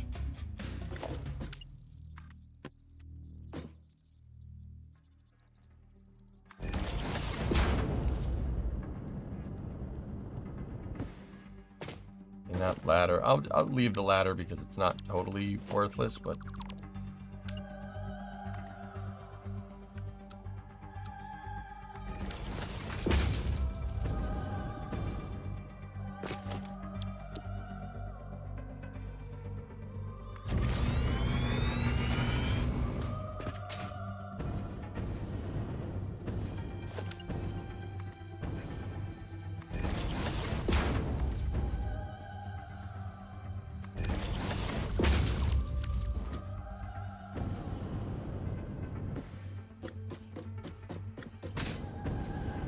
the other dirty secret is that Spartans weren't made to fight the Covenant. That's right. Yeah, they weren't. They were not made to do that. They were made to fight against the insurrectionists because a one universe government, usually a one universe tyrannical government, doesn't fly very well.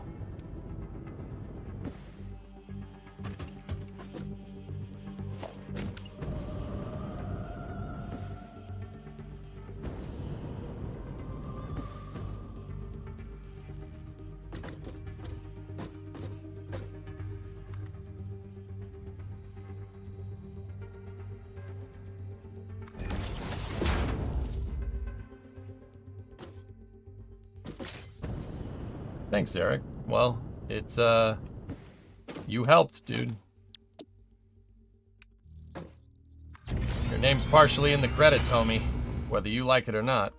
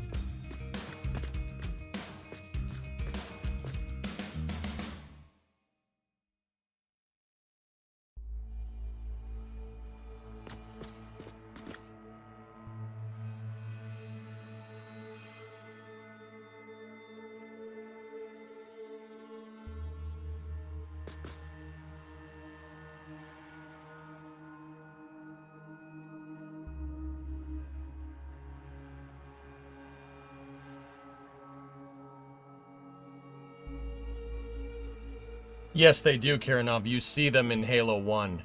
When I go to get more reference for the interior of the ship, dude, we'll go back and play the first level of Halo. And we're going to take a lot of reference pictures there. You'll see. You see the maintenance corridors. It has dead space, just like a regular ship. Why wasn't there a console command to enable free fly? It's been a long while since I've played. Because that's not part of the gameplay mechanics.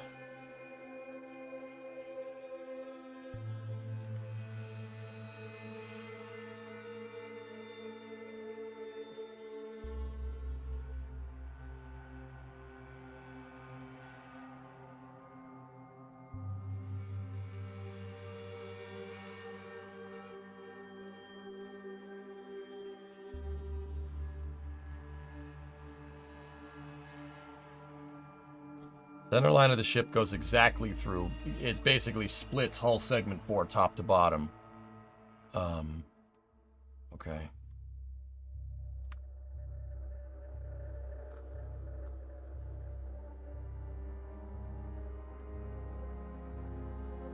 It's not going to mess it up, Yard, but the way I'm looking at this, if I did this math out correctly, is we're 8 meters too high here. Because once again, the catwalk should be going directly through it should be going directly through the square, interestingly enough. It looks like having no box down there is going to fix this. Is the bracing the same scale throughout the whole ship? That would be a guess, Aqualex, but we know what it is for like 90% of the usable volume of the ship. It's the octagon. What are your thoughts on Space Engineers? It's a good game, Creams. Yeah. Okay.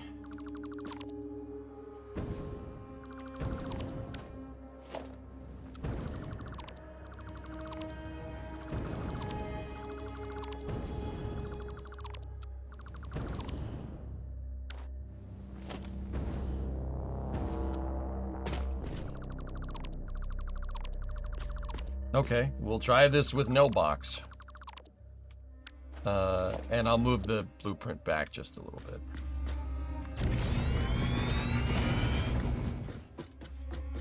Are the 4 slots ship bays on the sides? Yes.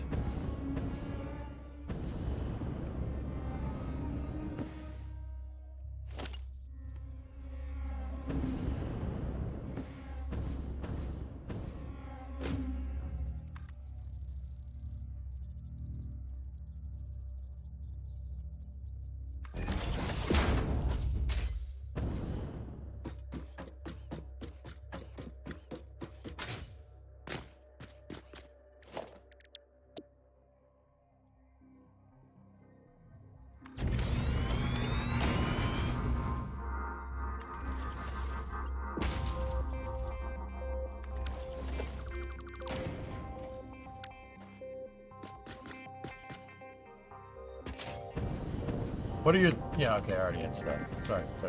Chat's moving... Thankfully, chat's moving a little bit slower. That's good. Allows me to kind of focus on what's going on.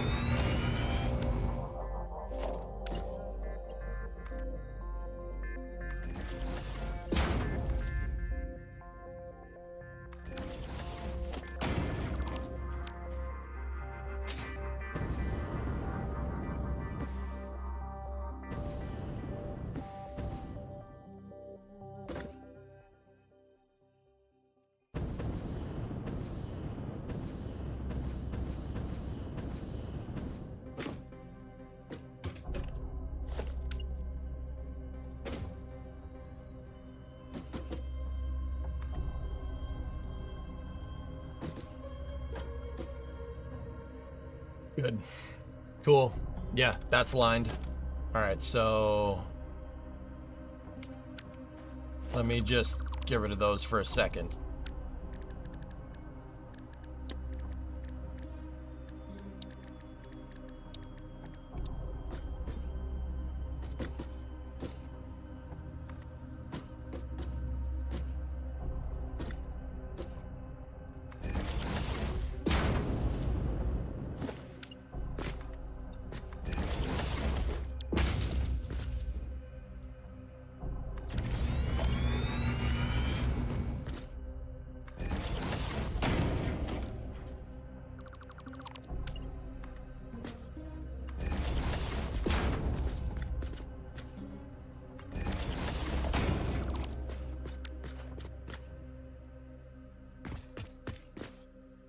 Can you put blueprints on your hot bar?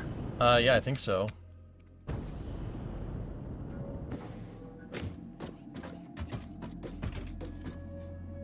Are the octos thin like this, or are they like tubes that run the length of the ship? Probably tubes, most likely, dude. This is just a test. This is just a test to make sure that our octo is right.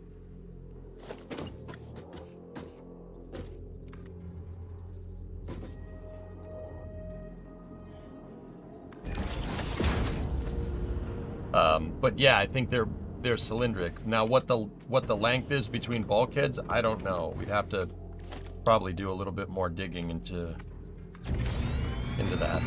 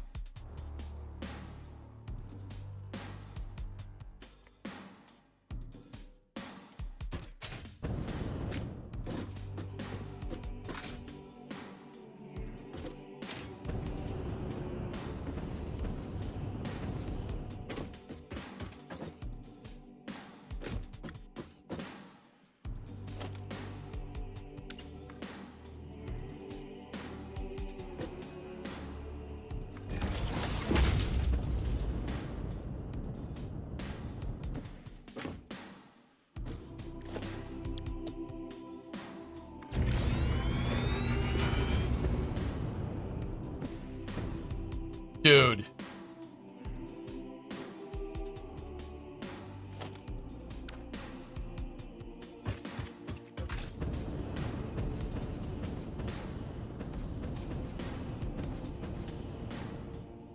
Dude, what? It's perfect. It perfectly lines up. You know, you can pulse the jetpack for way more height, right? You literally typed that as I was pulsing the jetpack. It's perfect. Wow. That's...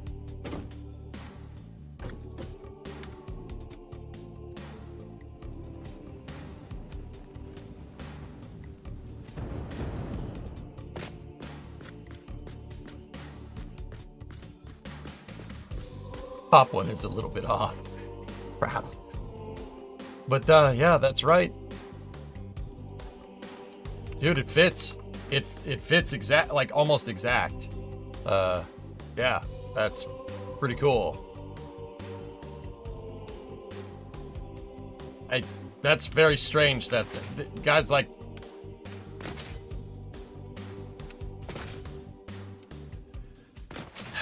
That's very weird that there's enough information to extrapolate exactly how this ship was built just from like one level that Bungie made and a couple of books that explain the lore. That's a little...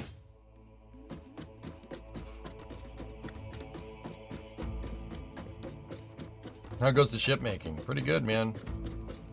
I'd like to take a few pictures. You know, for the archives.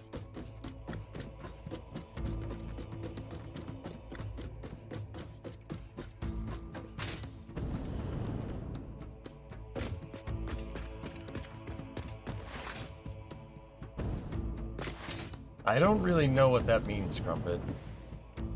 You're trying to light the lower barrier? What are you talking about? I don't know what that means. What is the lower barrier? I'm worried that might be spoilers, 'cause I have never heard of that.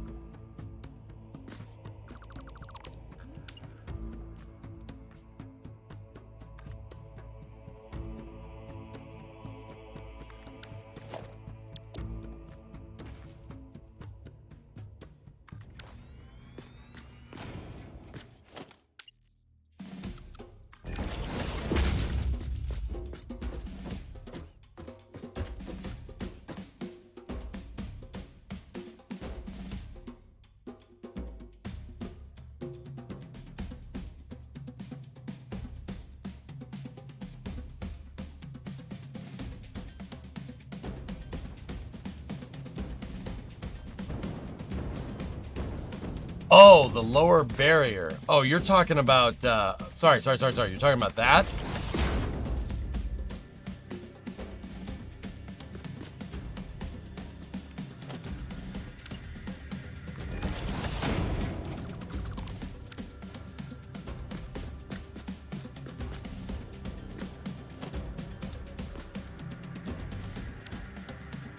You want to light the bottom section of it.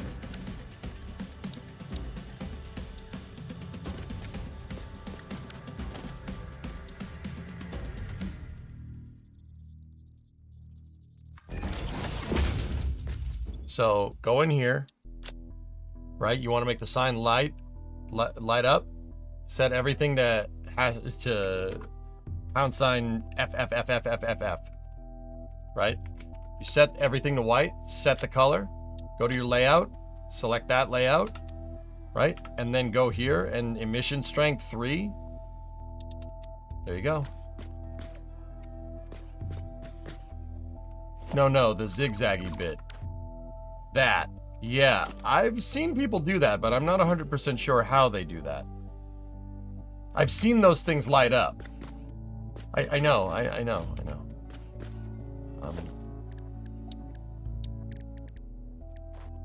You're talking about the triangles, right? Yeah, I've seen videos of people doing that. There's got to be a trick to do it.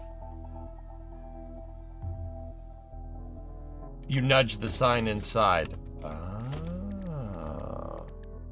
Okay, all right, hold up.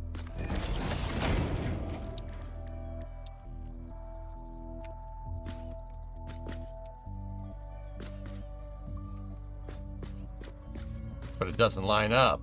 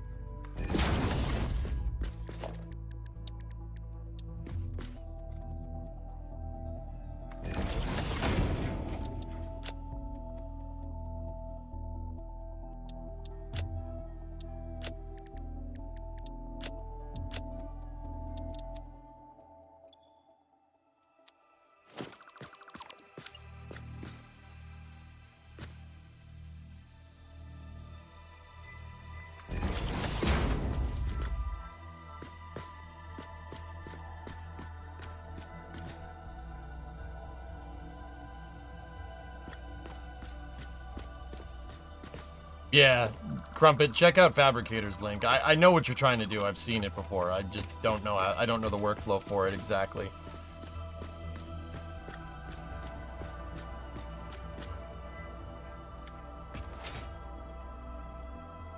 You need the stock on the sign. Ah, okay. Easy peasy.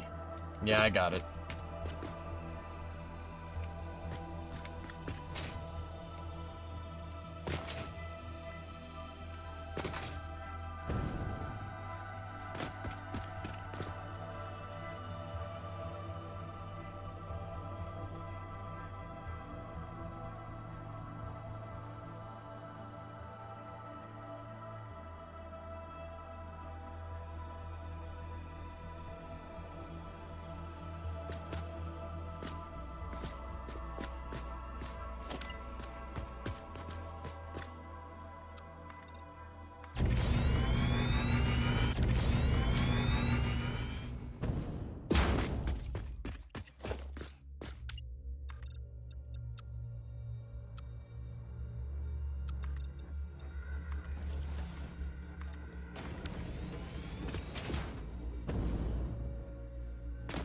Can I send a link? Sure, just get perms from a moderator.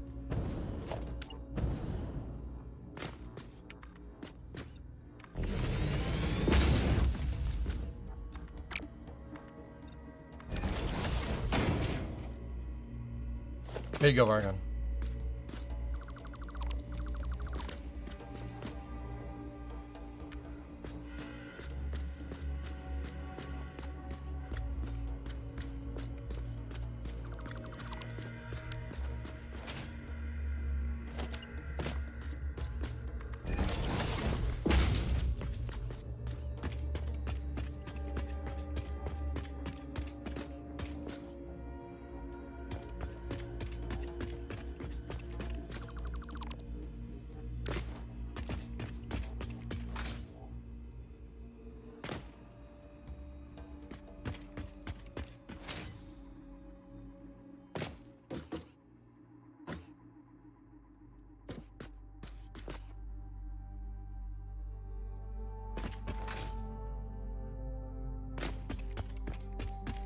We should see if these things fit left to right.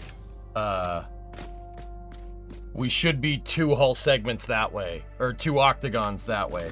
I remember the way I did it was off the center, because that square is centered now. We need to go 1, 2 octagons out. Should get us 2 octagons and an 8 meter should get us to the sides. So how I did that was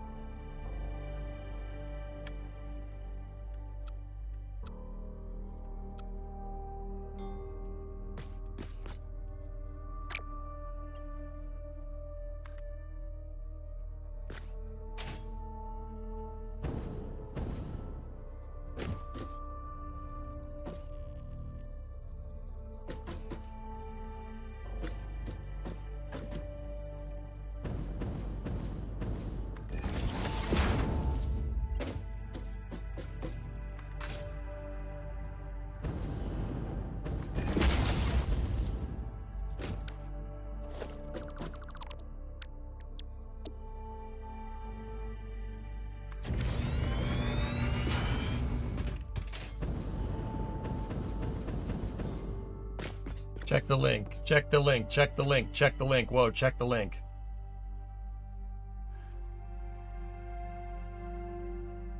Oh, that's awesome. That's a great composite. Dude, it really feels kind of world changing, dudes, that whole catch thing.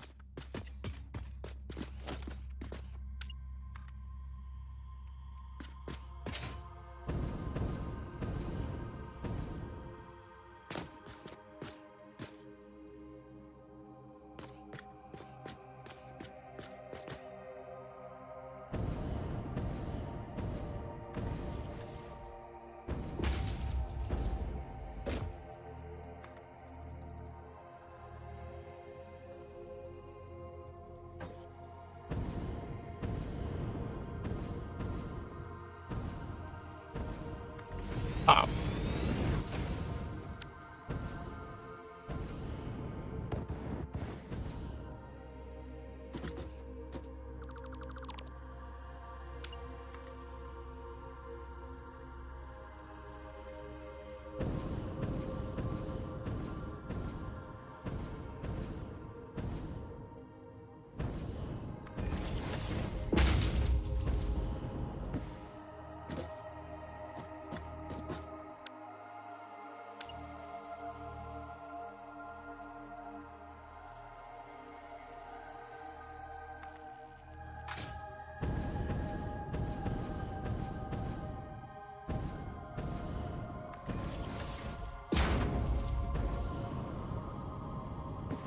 Well, that just got me killed.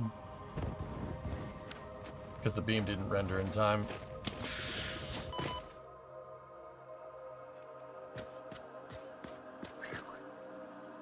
That was close.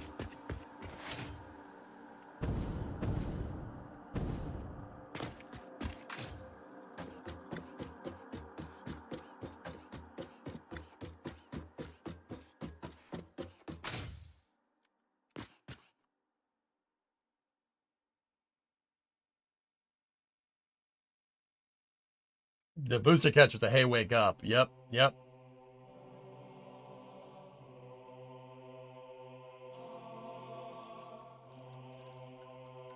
But anyway, thanks for the follow, Crumpet. Welcome in here anytime. Like, I don't have all the tricks in the book, dude, but pretty good at this. I built this big thing that you see below us.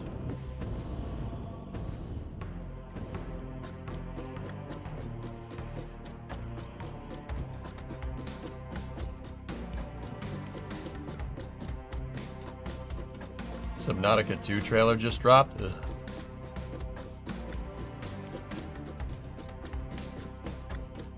Ah. Chicago.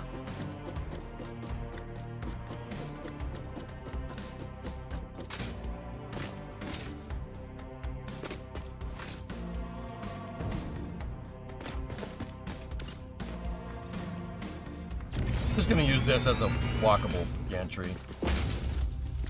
Okay, so that's 20. That one was 17. That's wrong. This sucker needs to be 16. And then we need another... We need another one that gets us to 20, which would get us centered on the octo. And then we need a little guy that just...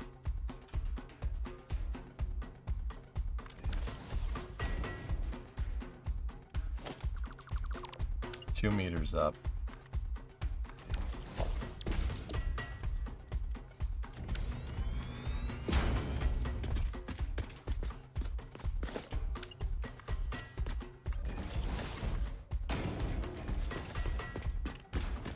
And if this is right, this should be 8 meters to the edge.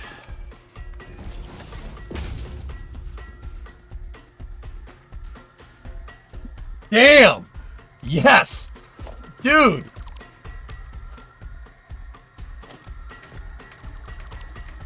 We did it! It's amazing that this even fits. How does it... Alright. Zarek, it's perfect, dude. It's perfect. Like, it's freaking perfect.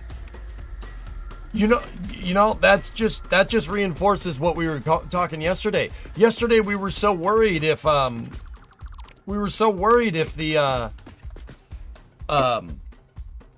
you know, if we use, what model should we use? Should we use the Reach model at 1083 meters, or should we scale it? Should we use the Halo CE one? Scaling the Reach model to 1170 makes this all work, because these would not have worked otherwise. This wouldn't have fit as perfectly as it does, and it fits perfect. Do you have any knowledge with the Detroit diesel, specifically in 8B92, or anybody in chat for that matter? Not intricate knowledge, no. I know what it does. Any diesel mechanics out there?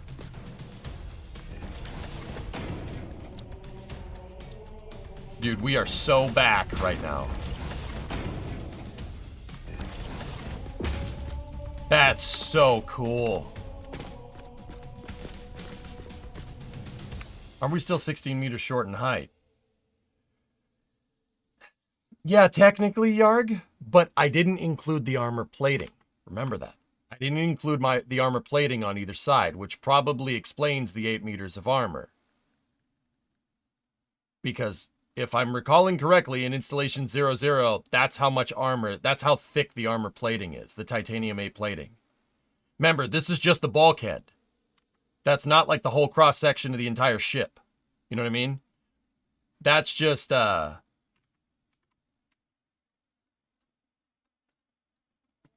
not taking into account this. See that chunk right there? And let's look, just out of curiosity. Are those two grid spots tall? Yep. Pretty much. Actually, they would need to be, because this represents 1 meter, and we're missing 8 on either side, so... Yeah, I mean, it's close enough, dude. It's not exact, but... I mean, that right there, so 1, 2, 3, 4... We got 4 there, and then down on the bottom, it has the same thickness of armor. See? 1, 2, 3, 4. Yep. Close enough. We're, dude, not bad considering we're not being precise, like too incredibly precise here. But yeah, the armor plating should make it work just fine. But there you go. There it is. That's the hull of the ship.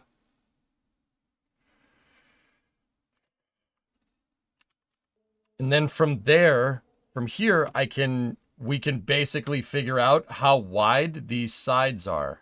See the flat spots on either side?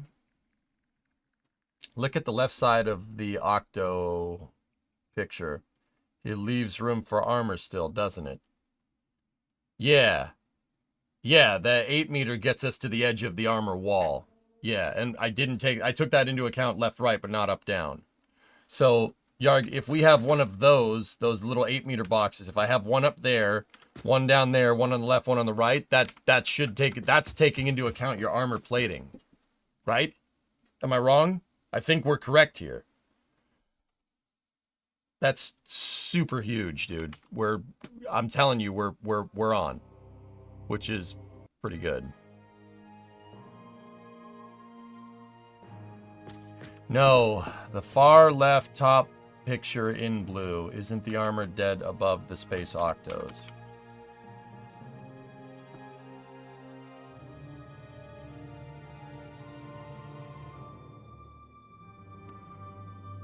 That right there in this cross section is showing the cross section for the armor plating for the engine section in hull segment 5.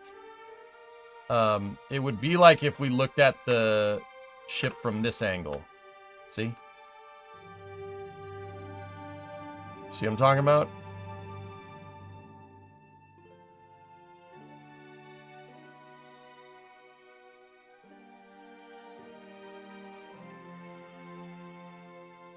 See what I mean? That's the hull segment 5. You could see the outline of hull segment 5 there.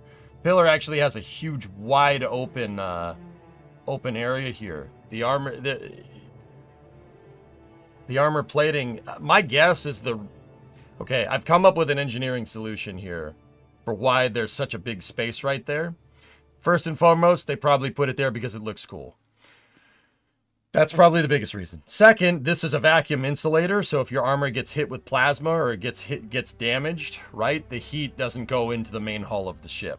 The armor basically survives as a frangible panel. That's just a guess, though. Probably not exactly right. Torpedo bilge. Yeah, but with plasma. So now what I'm interested in figuring out, guys, is if we look at this picture, right?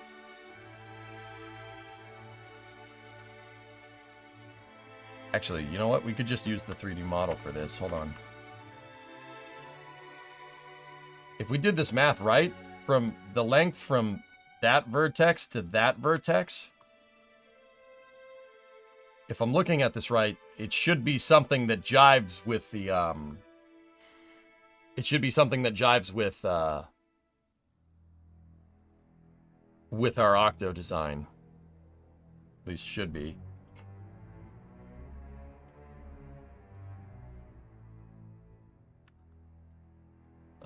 Let's get our positional ruler out.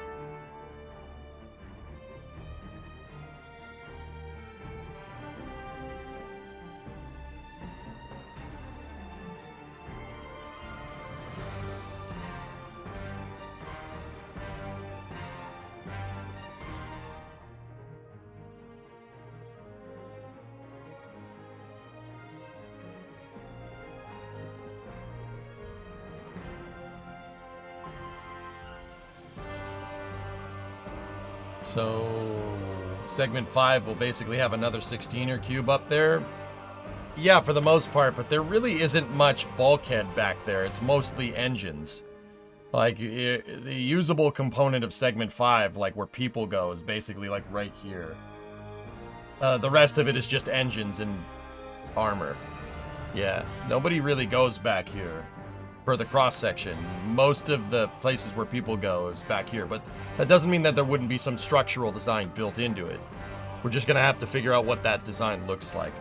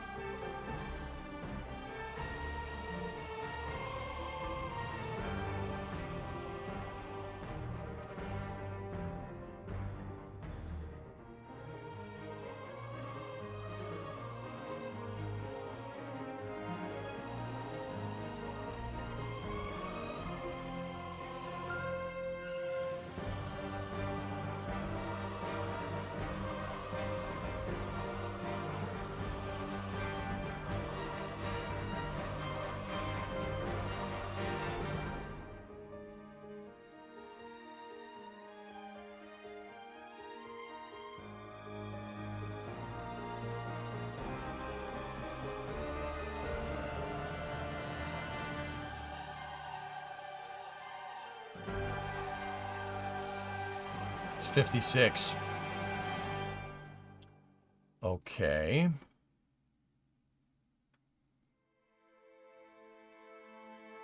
That would mean that one armor, the side of the armor plating here, we go up 20.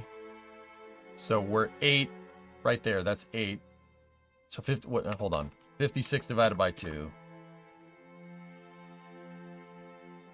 28. Okay. So that means it's 8 and we got to go up 20 from there. Which should...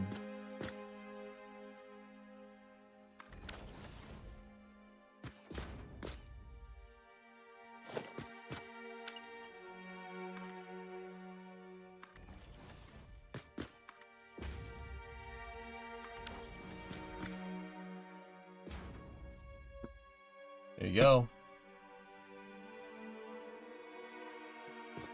So how far is the apart is each octo bow to stern? Don't have that information yet.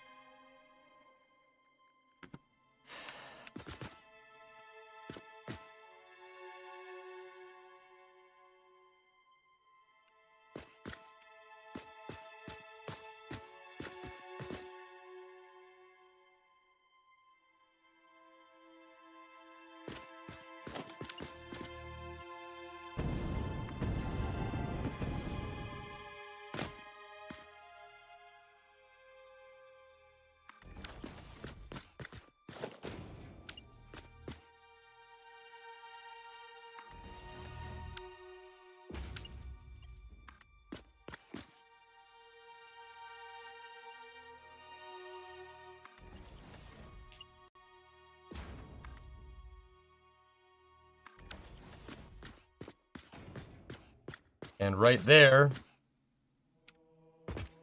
Now, watch. We take this and we move that way. We take that one. We do 20 meter that way. Watch, guys. Get rid of this. Get rid of that. Get rid of that. Get rid of that.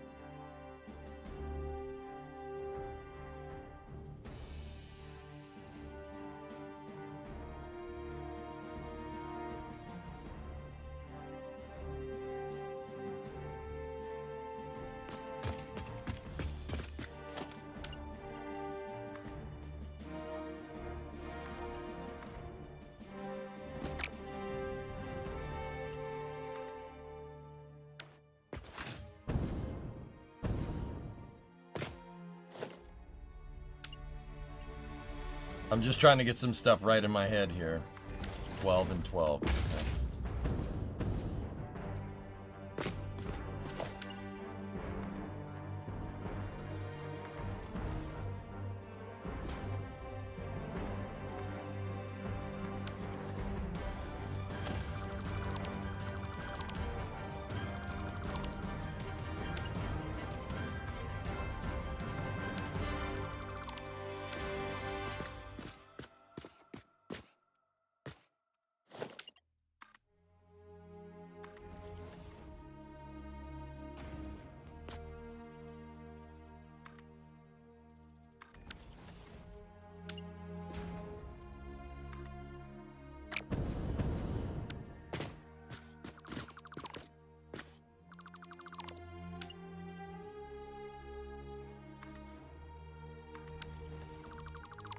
I'm just checking some measurements here. Yep. That makes sense. Right there, see how that octo segment is kind of C-shaped now? How instead of completing the octo, I just made it straight, right? And then we know where the points are from our measurements. We know that's the point where the ship goes that way. It starts to angle right there. See what I'm talking about? There's your cargo bay. The midship cargo bays. See what I'm talking about? There it is. Now, once again, we have to put the blast door and everything in, right? The blast doors are right there for the docking bays. But there's four bays port and starboard here. And they're inset a little ways.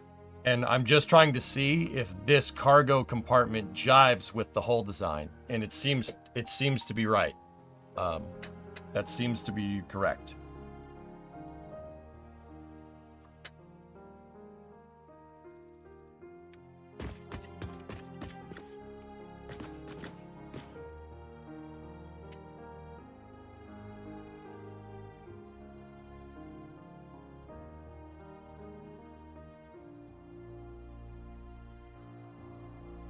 It might need to be inset a little bit more, and I think the cargo bays go further into the ship. Like, if we made the cargo bays go almost to the center line, that would actually be more preferable because it gives me more factory space in the cargo bays.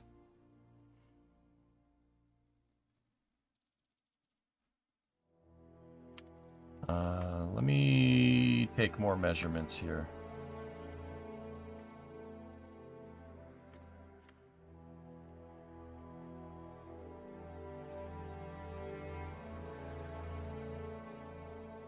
$40 exactly.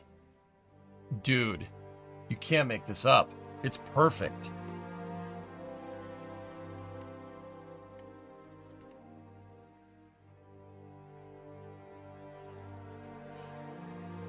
Wait, hold up. Oh, it's not 40. It's close, but it's not. The entrance to it's 45. I was like, that's too good to be true. Are we building a spaceship factory? Yeah, that's right, Florine. I'm building the Pillar of Autumn from Halo, and I'm building its dock from Halo Reach specifically. And I'm putting my factory inside of the ship. I don't know. Everybody puts their factory in a building. Who said you had to put your factory in a building? Nobody said that. I'm putting mine inside of a starship because I can. Right? Like, screw it. Screw it.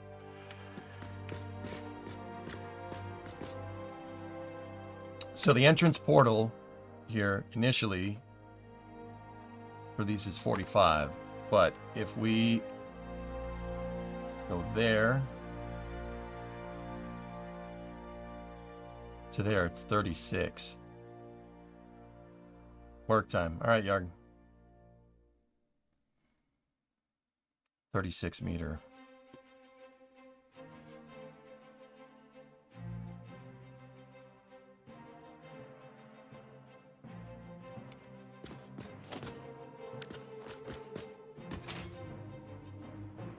There's got to be a way that this jives correctly. Don't worry, I speak jive.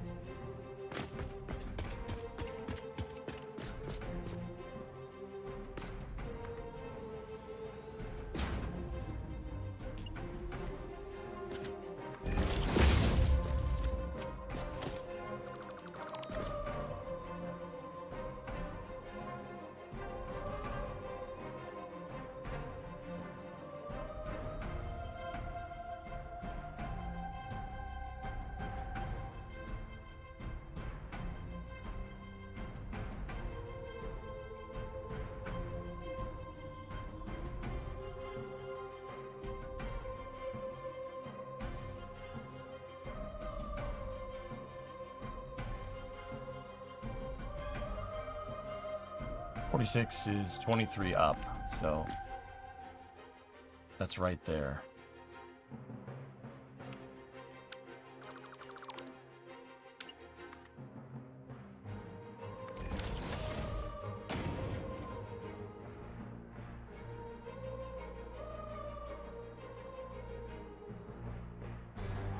Discovery, go at throttle up.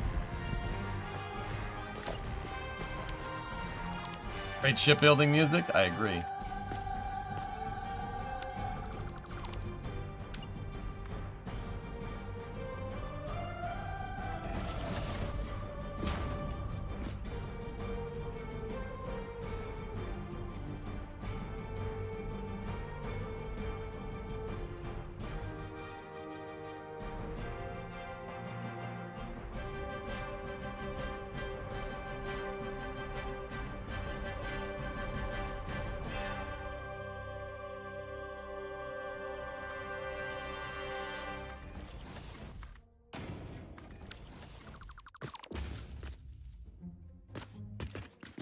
Hang on.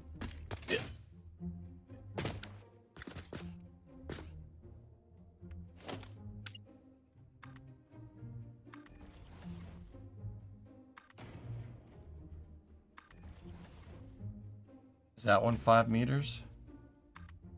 Yes, it is.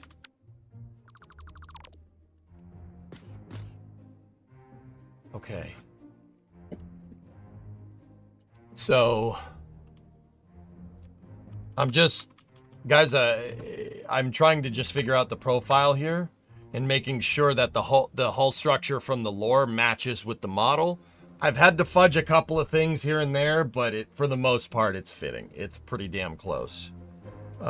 Just want to say this is a great project. I've been enjoying the content. Keep up. Thanks. Josh, 90-month resub. Thanks, Blackbird. Okay, so we're 36 for the entrance portal there.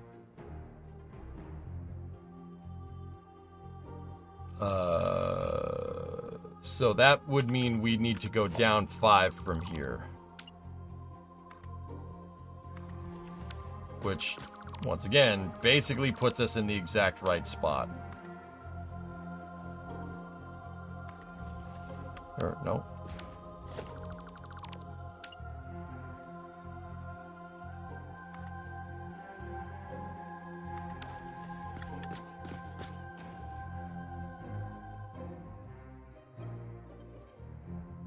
Once again, there. I mean, dude, it's perfect. Like, that's pretty damn close. For just blazing this out of thin air, that just gives you a little bit of a cargo deck right there. So,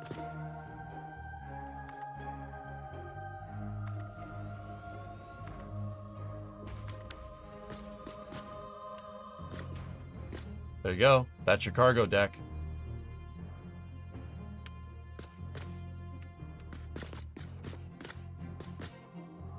So, and once again, we could extend it that way. So the cargo holds could go all the way to the center of the ship, which would give me tons of factory space. I'm not sure. Here, let's check. Let's go to our web reference here and let's take a look. Right? No, that's launch bay 7. I mean, it'll look like that. Each cargo bay, a little bit smaller than that, but this is what I want. I wanted the cross section. How far did those cargo bays go to the center? Oh, they go all the way to the center. Oh, they already do that. See? There's a cargo bay there, and then it's there's a bulkhead, and then you could see it go into the center line of the ship. You know it goes into the center line because the MAC gun is on the center line of the ship, but it's just raised. The MAC is center of the ship if you're looking at it from the front. So yeah, cargo bays port and starboard go all the way to the center of the ship. So that means, you know, we have our cargo bays in here. Car don't go bay, cargo road.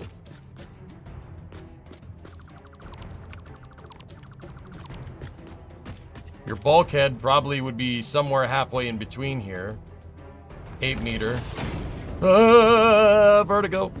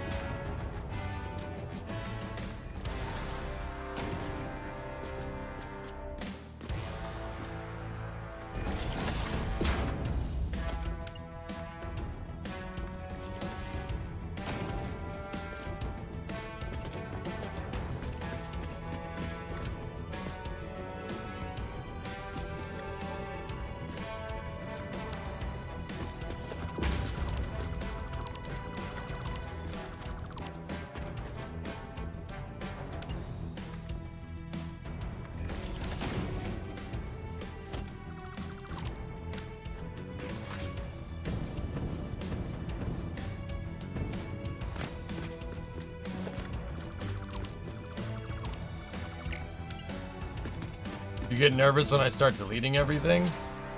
Don't worry about it. It's fine.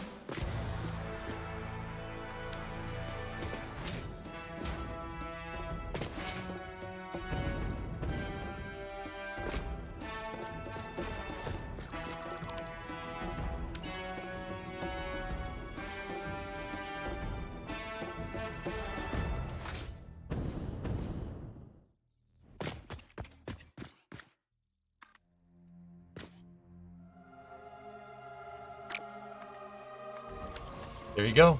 So, check it out. Take a look.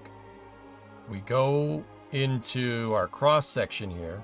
Look, you have your recessed area, right? There's a little bit of a recess right there, per the model and per the cross section. Now, these aren't exactly going to line up. It's not going to be totally right, but it's damn close, right?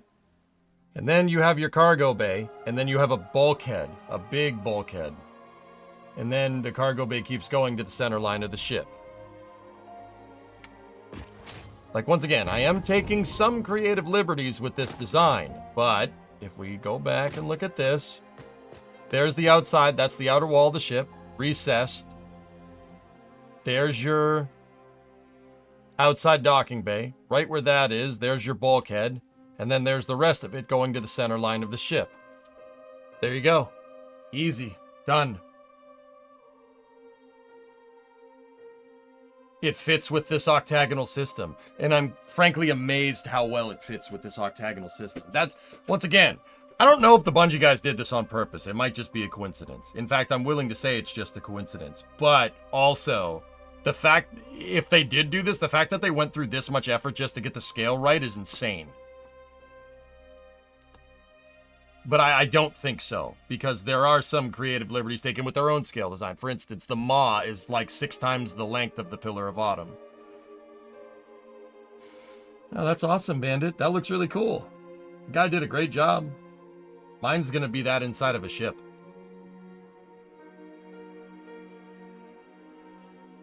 That's awesome. Yeah. Like I said, it's probably just a coincidence that all this lines up like this, but it's still cool to see. It's still cool that it does. You know, that's really neat.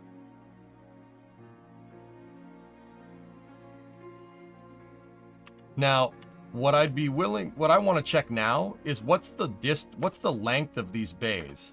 Like, what's the distance bulkhead to bulkhead? So let's just go to here.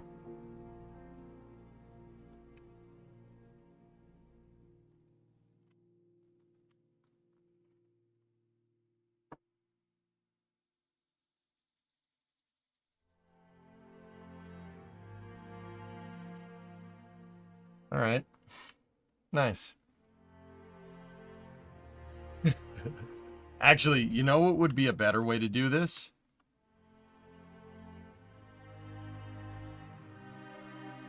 Nice. Nice. Let's check it this way. It's 36. So this should give us a good idea on how thick the bulkheads are. How thick are these octagonal rings? Right? How thick are they? Right? And what's the distance between the rings on the long axis of the ship? Because we don't really have any other information here. But we should be able to extrapolate it. Like, that just gives us a cross section. But that doesn't tell you how far these things go forward and back. But we should be able to use the cargo bays to get an approximate. Or at the very best, round the numbers so it jives well with the rest of the design. It should be close. It shouldn't take much fudging.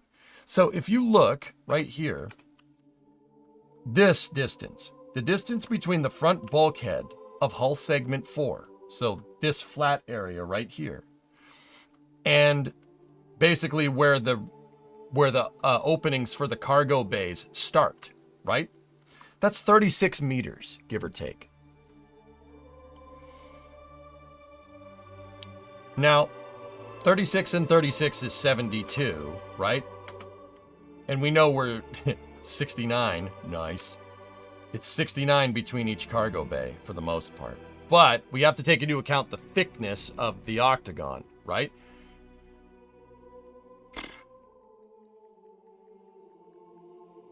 Is it actually that? Hold on, let me just go back. It is. It's 69. Ah, dang. If that was 72, this would make a lot more sense.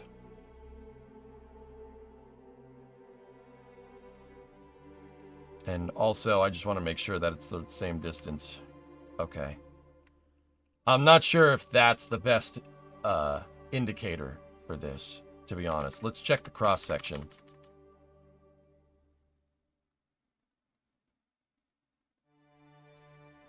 It doesn't really show.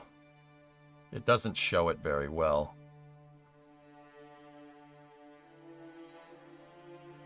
There is a lot of space in between each deck, though. There's like a half deck in between each floor. And then there's elevators. I mean, this is just a cutaway cross-section, but I think if we can figure out the distance between that elevator and that elevator on the long axis, that should give us more or less our bulkheads. That'll show me where to put resource elevators and hypertube elevators too, because we're gonna, and wire harnesses, because we're gonna need a ton of those. Also, there's a train that drives around inside of the ship, by the way. There's a train that's on a loop. Yeah, little train. See it right there?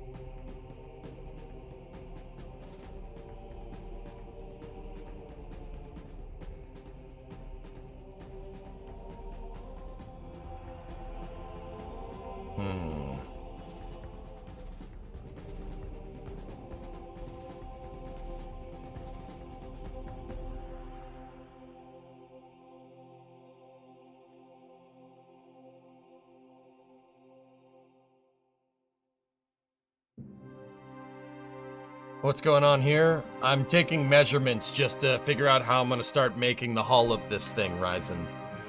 Could you not go and see how far apart the bulkheads are in the game? You can't really get near...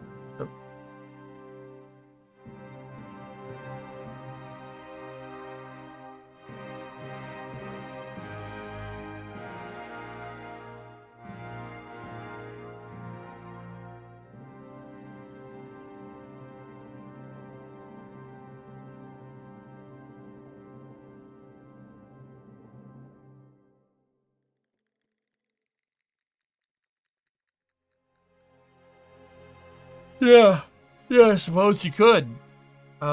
Here. Let's, You're not gonna see it in Reach. The only game where you see the inside of the Pillar of Autumn is, Halo CE, so Halo 1. But from halo.bungie.org, we can get a cross-section, more or less, of the ship here.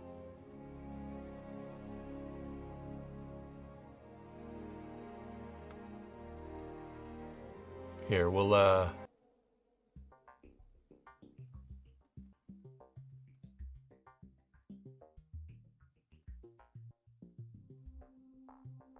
we're really gonna need to start studying the interior bulkheads of this. Like this, just the shapes and the corridors and stuff.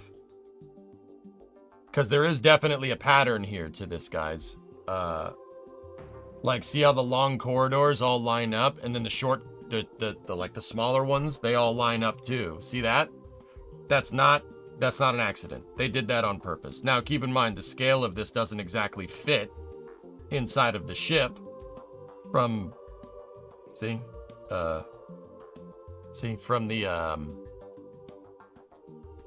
the game, but we still can figure out I bet you it's a concurrent pattern. I bet you it works. It just wouldn't work in that part of the ship. I bet you it works in whole segment 3.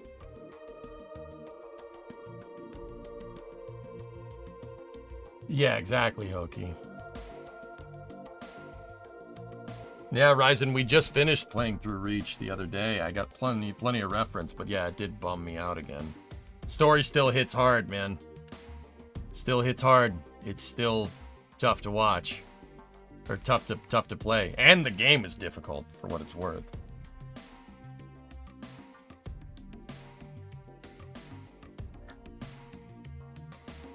Yeah.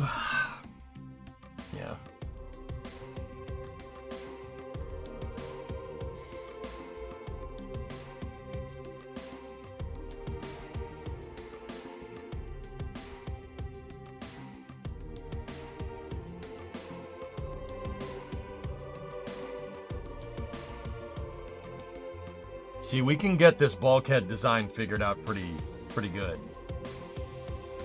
It's pretty straightforward stuff. It shouldn't be too bad. We might have to move some...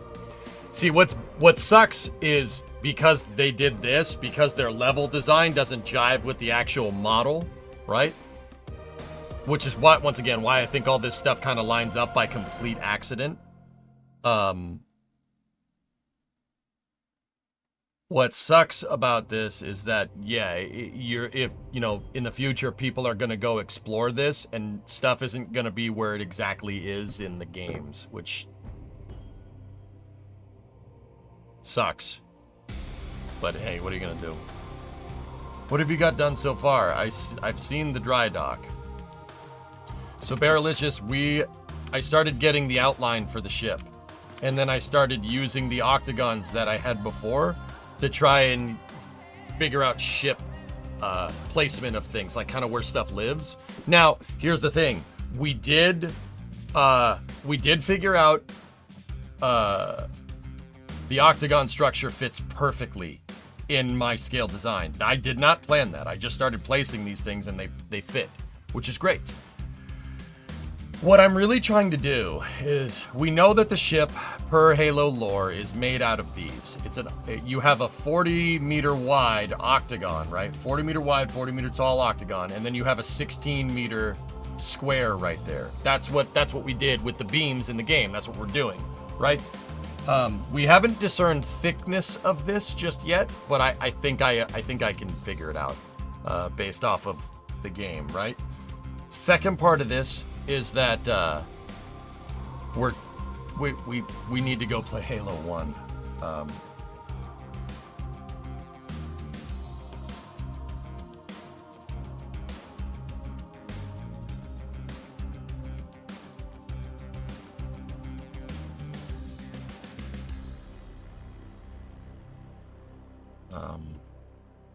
Yeah, we're gonna need to. What I'm also trying to do is figure out the spacing between the bulkheads here. We're trying to figure that out. And going and playing, we could kind of inadvertently measure it. As long as we have a long hallway, like we have a hallway like this, we can figure out how far these octagons are apart from each other.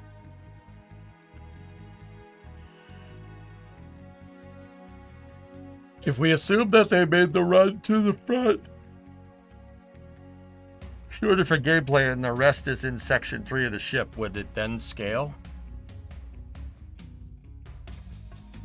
It's close. It's too wide, dude. It's way too wide. So main engineering fits in hull segment 4, and we know that main engineering is going to be right next to the cargo holds. That's basically where the cargo holds will start. And we know there's a big elevator right there. And that would make sense because that elevator would be next to where the cargo hold actually is. The cargo holds are right here. So it would go past the cargo holds. See, last, but I think you've got to take a lot of liberty with the interior layout just to make the factory convenient. Well, yeah, duh, of course. I'm trying to see how close we can get it. Fabricator, it would really bother me if we went to start building it and I figured out a way that it all worked together. What I'm basically trying to do is, I know I need to fudge some things here and there. I get it. But I'm trying not to. Like, we're not going to do that. Obviously, we're not doing that. I'm not having corridors stick out of the sides of the ship. That's stupid. What I'll do for this is I'll put the mess hall right behind the main bridge, just like it is, and then we'll put the armory behind that in that 3D space, and then we don't have to worry about that ever again. Right? If you move the armory right here and put mess hall armory cryo B and then hallways on either side, all this fits perfectly. And then get rid of all this crap, and then we could put the life pod hatches here and here, and then everything fits. We'll have a lot less hallways. You won't need to run through all this crap to get to the life pod hatches. Cryo B is there. That is the CO cryo storage. There is a main cryo storage for NCOs back there. It's further back in the ship per the lore. And then main engineering we could still make that. I mean, main engineering, I don't know. Like, should we put power plants in there? I think that would be kind of cool. See last, but I think you're okay. All right, I already did that. Sorry, chat's moving slower than I want. Than I thought, which is good. Yeah, we could. I mean, I don't know how accurate we're gonna be able to make cryo B. Like, I don't know what we're gonna use for cryo pods, right? But we'll figure something out.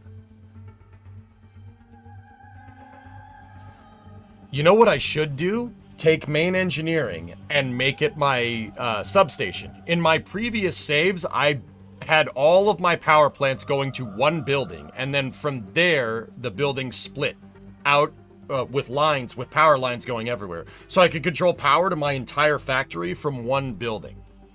I think that's what we should put in main engineering. We should put our power distribution systems in there, and we should make it look like main engineering from Halo 1. ME is where where Master Chief and the Pillar of Autumn have a little bit of a party.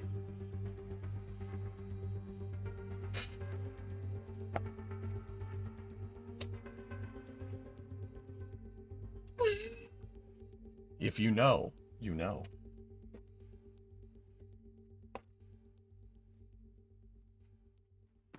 Yeah, can you imagine my power distribution systems incorporated into the main engineering room? It would look good. It would look really good. Where's the Duncan going to be? Well, there's the mess hall. It's right next to the bridge, dude. And in the game, Mike, they serve coffee in there. There's vending machines in the mess hall. In the game, that's actually in it. I should probably just show you guys.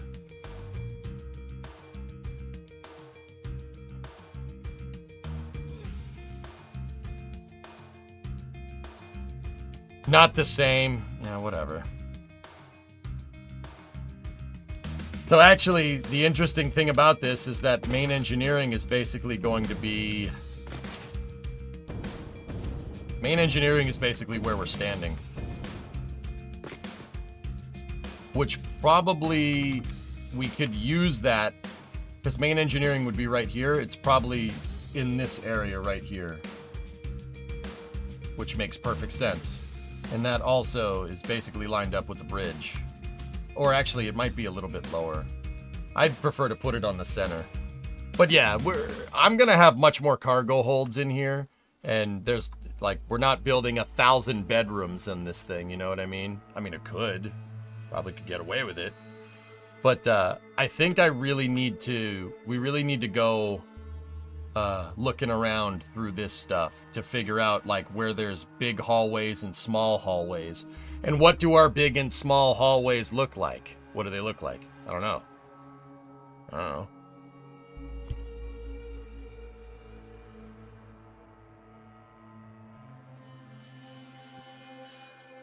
Someone got the original one from Sketchfab. Yeah. Oh, dude. No freaking way. No way. You guys got to see this. Good find, man. Lunprod, your name's going in the credits, homie.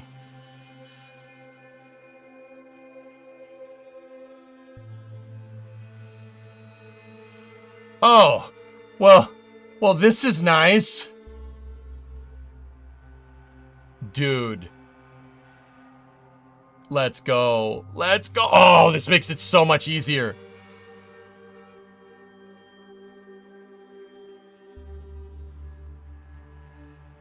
There's the mess hall. There's the armory. But once again, you can see that it doesn't really align. There's cryo. Can we go inside? Oh, dude. Oh, this is going to be super handy. All right, let's see if there's any rhyme or reason to the hallways. Yeah, a little bit right there. There's a small corridor there. That doesn't really align at all.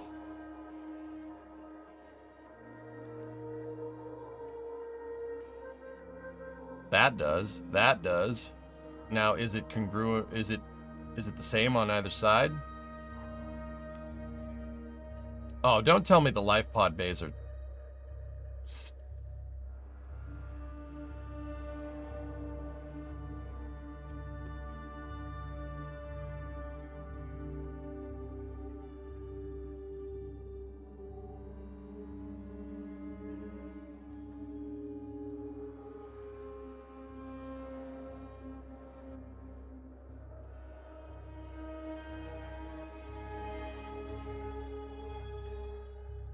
That's the Halo. This is Halo 1. This is the Halo 1 Pillar of Autumn levels. Guys, this is all of it. So this is the entire extensive, the entire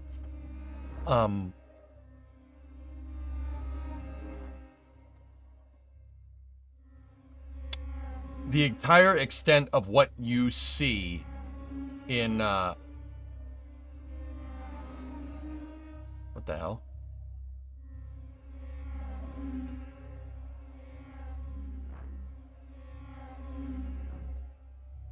I'm confused. I'm assuming you heard the Starliner news. Yeah. Why is Launch Bay 7 still in here? Why is it there? That's not where it is.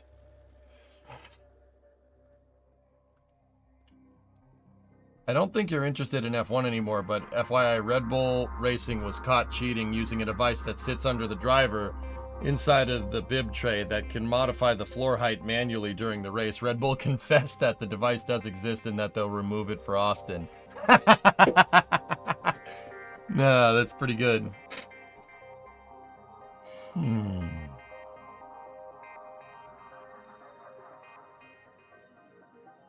Yeah, some of this is abstracted a little bit. This isn't exactly right. Oh, God, I remember this part.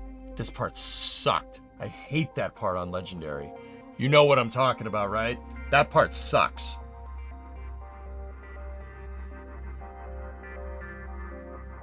And then, I don't know what this is. That's not supposed to be there. And then 7 is not... This is Launch Bay 7. This is the very, very end of the game.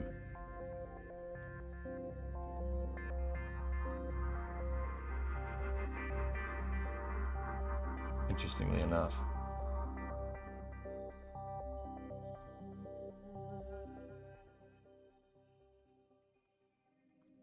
That part, yeah, that part's not fun.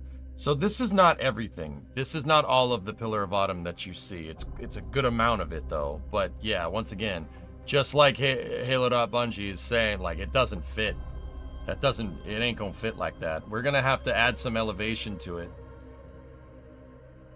You know, dude, not even the mess hall. The mess hall wouldn't fit with the bulkheads on either side. So, yeah, we're gonna have to rearrange all this, dudes. But the good thing about this is that we can kind of see, give or take, where our octagons are and where they cross. So, right there, that's a straight piece. See? This is a straight piece of the octagon where the, there's a vending machine in there. If I remember correctly. Yeah, see?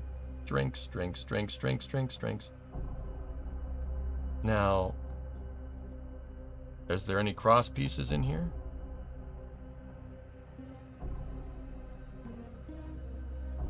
Nope.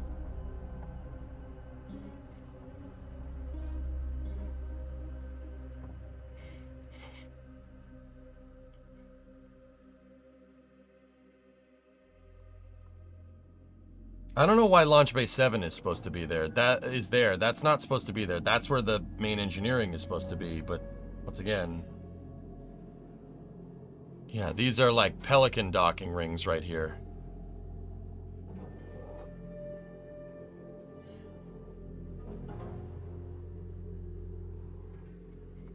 There's your maintenance corridors. I gotta find a bulkhead.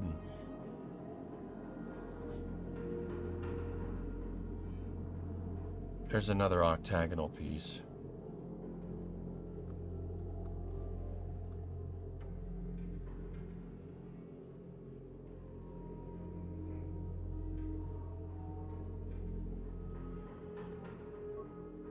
This is the part of the ship that got a little messed up.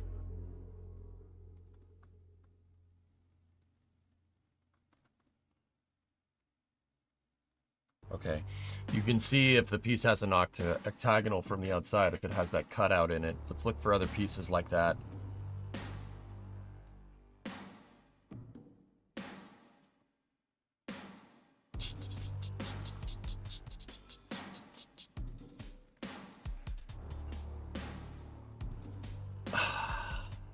I was afraid of this. Yeah, okay. This is where our luck kind of runs out, because guys, if you look at this, right? There's a straight piece and there's an octagon. There's an octagonal piece right behind it. That would imply that your octagons are offset, which is...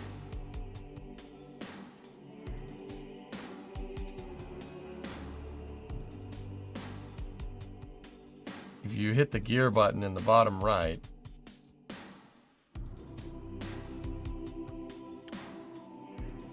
Oh, that's useful. Thanks, Lumpron.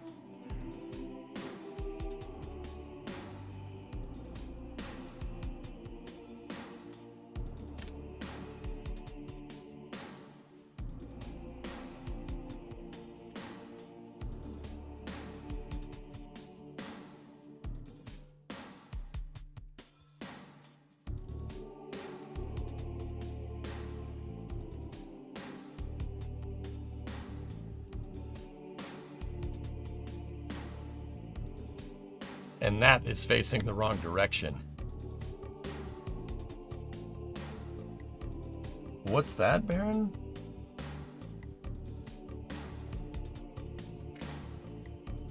Jim Bridenstine's going to lead NASA Mars Sample Return Strategy Review.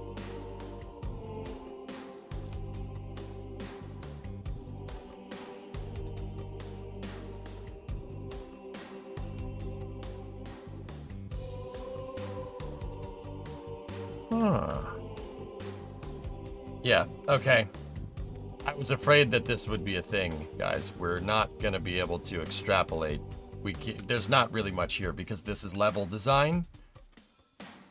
And sometimes you have to, you know, like I said, it's about fudging it. It's all bells and whistles, you know what I mean? Like, it's not like how this doesn't fit in the shape of the Autumn, right? You could see hull segment 2 and hull segment 1 right there. There's hull segment 1, there's hull segment 2. There's not a chance in hell that any of this fits in there. Because hull segment 3 probably starts right at where cryo B is, if I'm looking at this correctly. Yeah, there's no way. There's no way that's fitting. And then hull segment 4 probably starts like way back here. What I was hoping, and once again, this was kind of playing with house money here, playing with house money. See, that octagon is going in the wrong direction. It's going front to back, which means that the octagons would be going port starboard, which they're not per the lore. So, yeah, that's, I'd say, see, here's the thing. We could say screw it and fudge it, right? Or we could go with the lore. With the lore, it would be easier to see where bigger and smaller rooms are. You know what I mean? It'll be easier for us.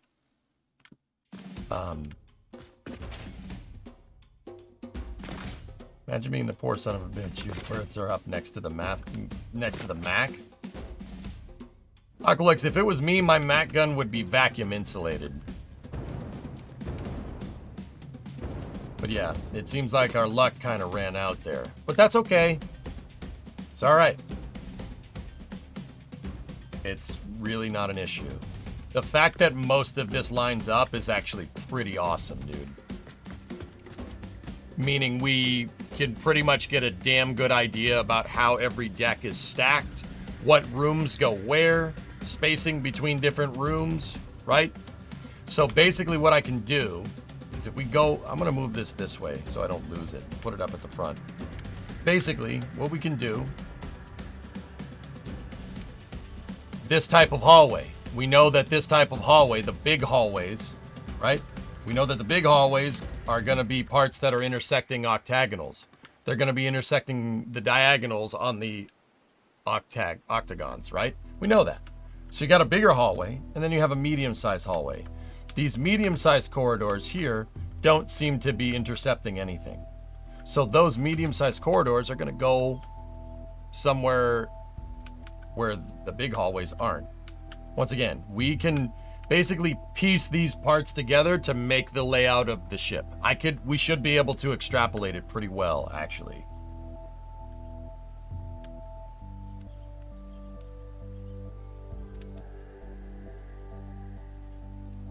I see your tabs game and I respect it. Thank you. Yeah. We should be able to figure out the relative positions of bigger hallways versus smaller hallways versus maintenance corridors. That's pretty rad, dude. Yeah, we can make this work. I can make this work. This would have been a lot better if Bungie just made the ship bigger, but hey, whatever. It's okay.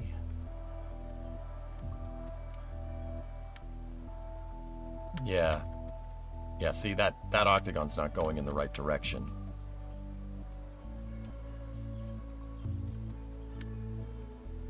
Is anybody else, like, just completely peeved that the mess hall isn't completely lined up with the bridge? Does that piss anybody else off? Because that kind of pisses me off. Why would offsetting the octagonals work? What do you mean?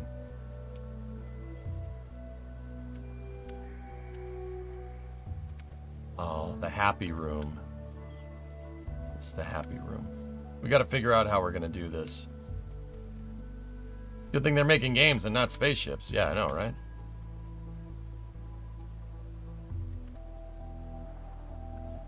Yeah, there's no real rhyme or reason to any of this. There's some right there. It's like some of this stuff lines up.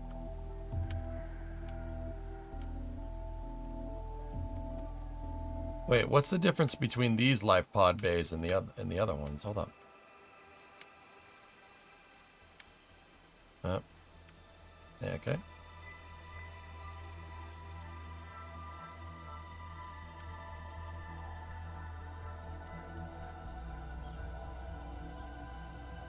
Are those on the other side? No, they are not.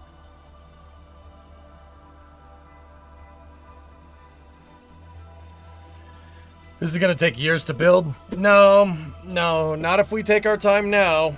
If we take our time now and figure out blueprints for everything, this should not be hard. I'm serious, it shouldn't be difficult.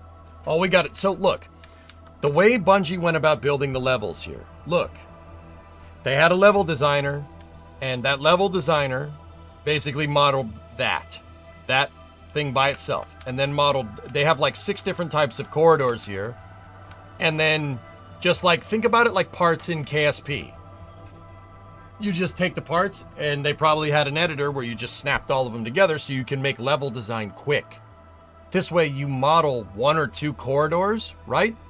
And maybe you have a couple of different texture variations, and you can make this using 3 or 4 different models. I can see probably, so there's the X-braced pieces. So 1, and then there's wide corridor, 2.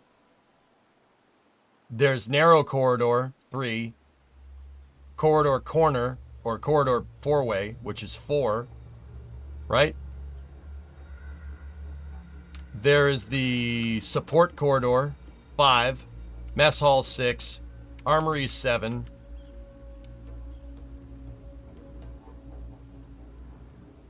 There's some texture variations to the corridors right there because then there's a fire on that part of the map.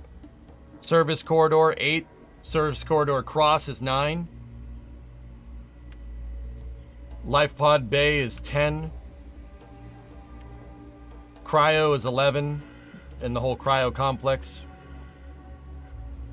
And then other than that, I'm not seeing many other duplicates. It's just the same thing over and over again, just in different...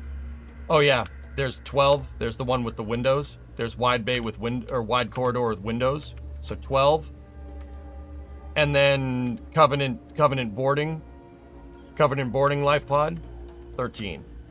13 assets here. That's it. To make that whole thing. That's not bad. That's pretty smart. Bethesda does that. That's how Bethesda makes levels. Like, you ever notice how Vault, like if you guys have Vault, what is it?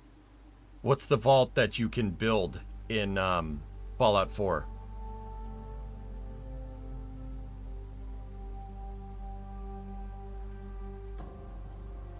God. Is it 88? Whatever. The same idea. They're just a bunch of prefab pieces that you can link together.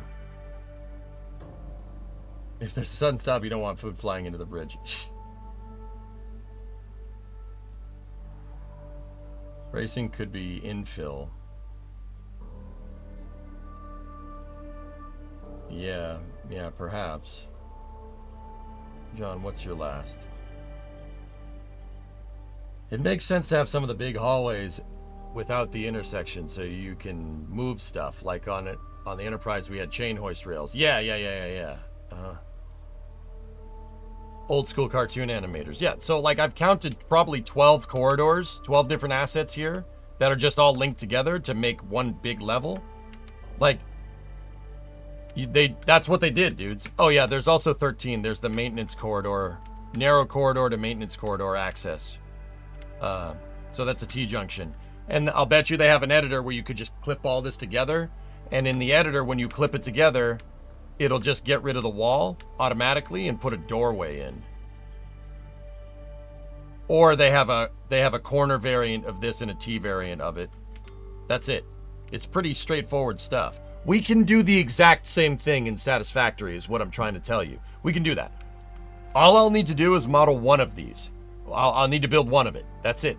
And one of those corridors. And then one of those corridors. And then we could piece it together like that. And if we do it right, we can get it to line up. This is entirely dependent on how far your bulkheads or studs are apart from each other.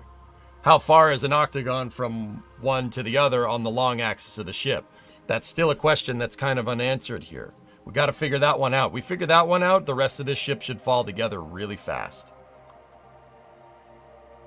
Just build it as a ship and not a game level. Also seen here. I know what infill is, and I'm not exactly sure how that's relevant, Aqualex. The bracing could be 3D like infill. Okay, how does that... I don't understand. It could be octagons on all axis horizontal, too. Oh.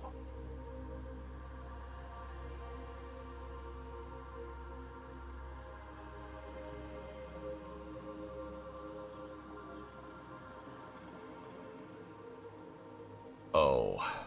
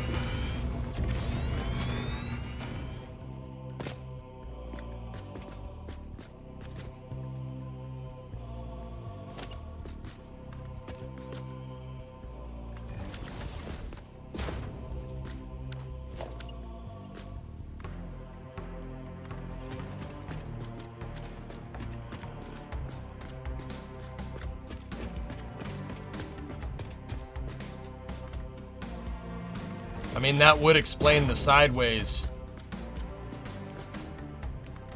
That would explain the sideways octagons.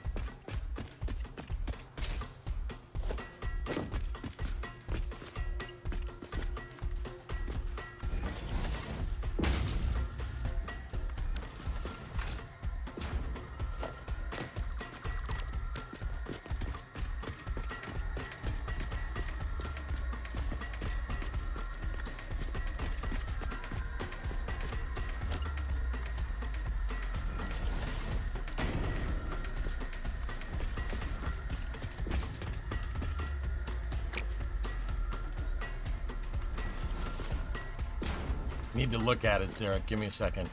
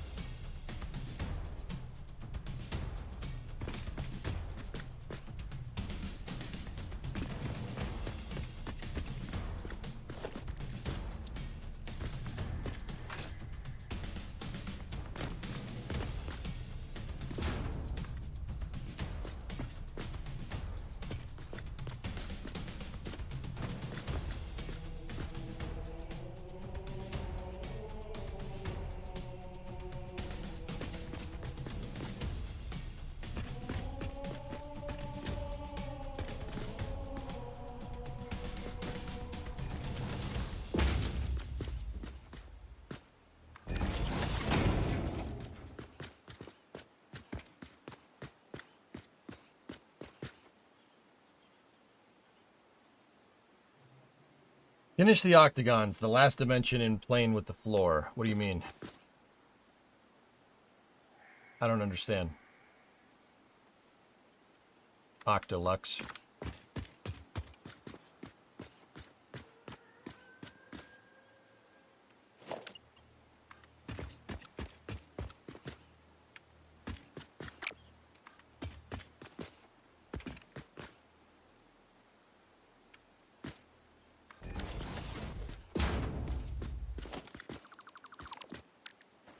Yeah, those diagonals, yeah. Man, if this thing is built like that, holy balls, this ship is strong. Like, that...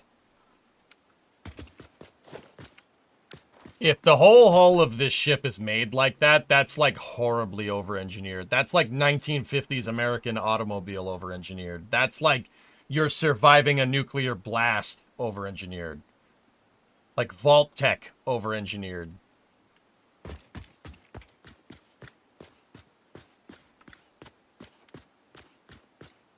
Yeah, I see what you're saying about infill now, dude. Yeah, okay. And that's the cannon. Yeah, that's right. That's exactly. This feels right, dudes. What I wanted to see is where 69 meters, how 69 meters comes into play here. It basically doesn't.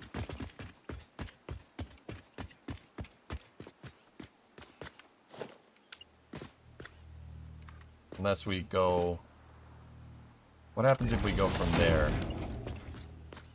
So let's go 40 this way.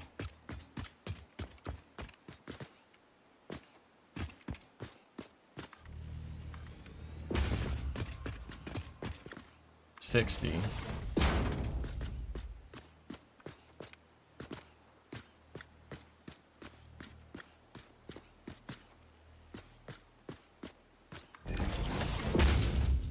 No. The bulkheads really don't make any sense. It can crash onto the planet and not break. Yeah, no wonder this ship could enter the grav well. No wonder it could. Yeah, no wonder it could do that. Because that is like, yeah, absolutely crazy. That is a crazy amount of over-engineering. And also, I saw someone say it, how are you going to figure out where everything is on this ship? We're going to need, squids. Aqualex, what are the name of those placards?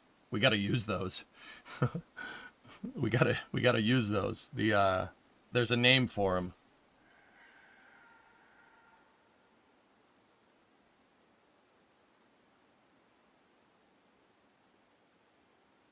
The bullseye. There you go. Thank you, John. We're going to need to use that. Where's the zero deck, though? I would say the zero deck is the center line of the ship. That's probably the best way to do it, you know? We are going to need bullseyes. We're going to need so many freaking bullseyes, dude. Holy crap. Oh, man. That's going to take forever. That's going to suck. No zero deck. Only deck 1 and level 1. Yeah.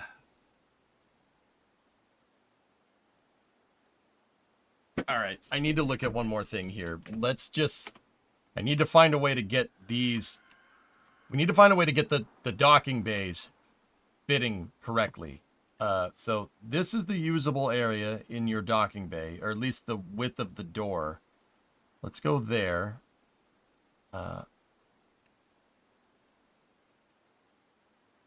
It's 64, basically. I mean, that one is a little... They're both... It's kind of rounded a little bit.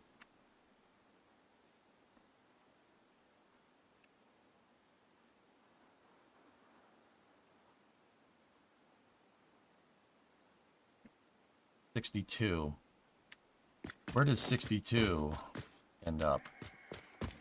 No. Christmas 2028. Shut up. Shut it. Hey, Ray. What's going on?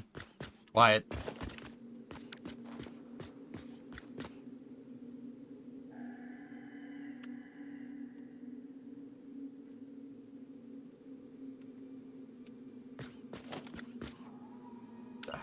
wind. Let's... You know what? This would probably...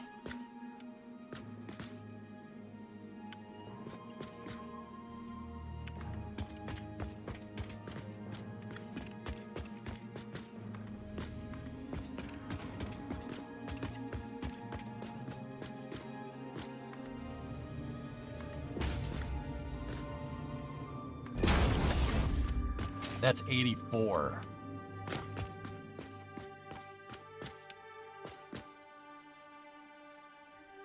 Where would 84 be?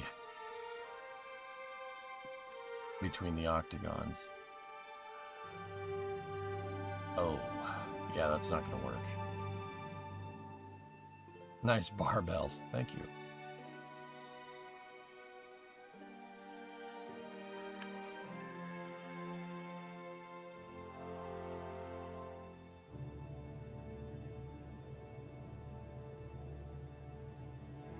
I'm trying to see if these cargo bays line up, if they line up with anything. Ideally, you'd want deck 1 to be the top deck, with the deck number increasing as you descend, and have the bottom deck be 1 and increase as you go up. You don't want to have positive decks and negative decks. That's just confusing. Yeah, they don't, Tessa. You have decks and levels on a sailing ship. Last. You can always use the decommissioned Navy ship plans to figure out where rooms should be. You linked that already. I have that from yesterday, dude. I saved it. See the link I just posted.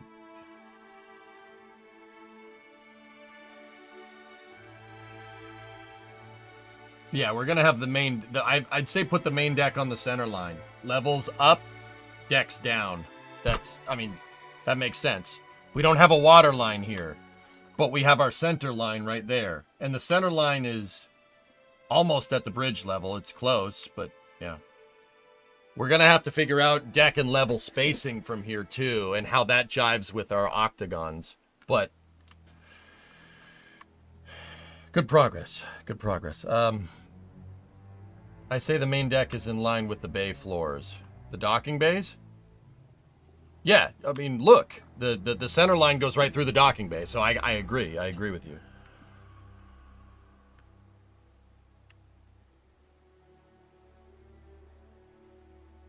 Let's measure 64. I'm just checking some things here. Let's measure 64 from here. So that's 40.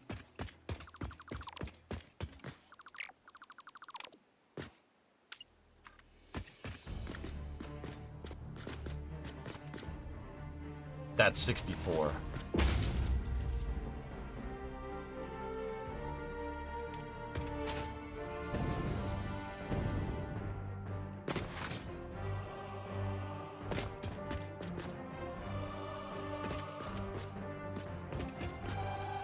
Dude, this thing is built like a tank. I can't believe this. Yeah. You know, I had a passing feeling that this thing was built like this, but I didn't think it was like a full, like a spherical octagon like this. I thought it was just columns kind of stacked on top of each other. And that's pretty strong in itself. If the ship's made like that, yo, dude, that's strong. Hey, Jerry, what's going on?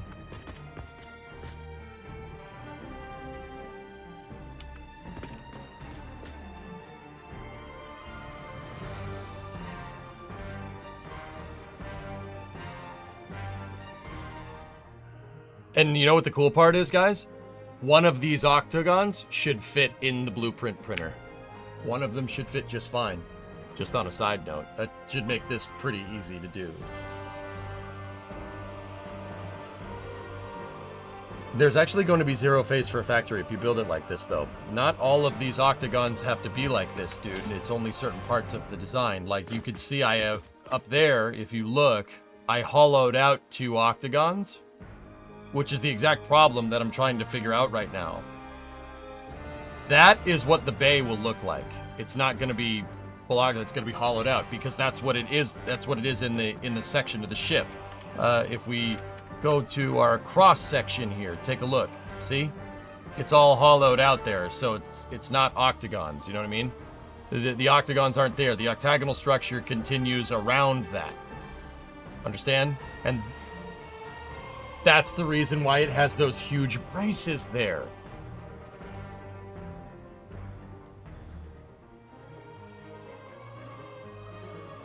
That is the octagonal dude. Come on. There's no way. That's the octagonal structure right there. It's just armored. There it is. You could see it divvying up the bays. Now the question is, what parts of the octagons are those?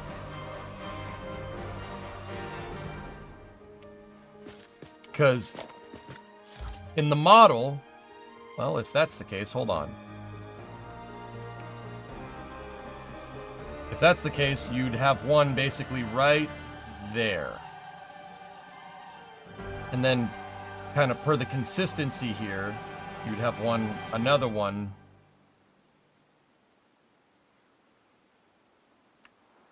You'd have another one right there, but let's go forward to the other guy over here.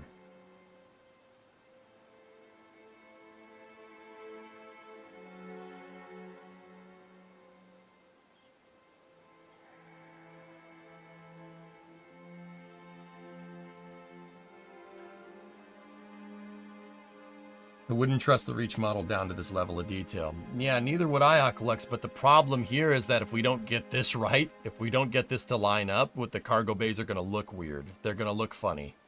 They won't fit in this area here. We might need to cut a little bit of this off if we do this right. Like, if we wanted to do it, like, correctly. Because from what I can extrapolate, those docking bays look to be two sets of octagons. They're two octagons wide, like that. If we make them two octagons wide...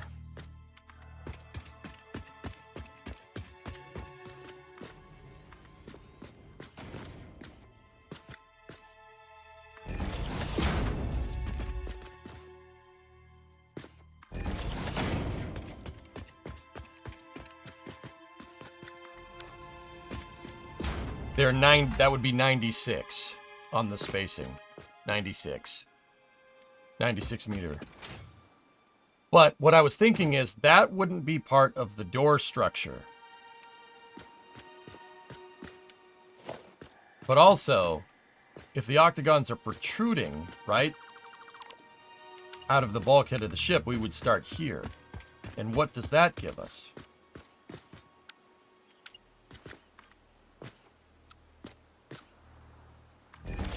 Just go out from either side here.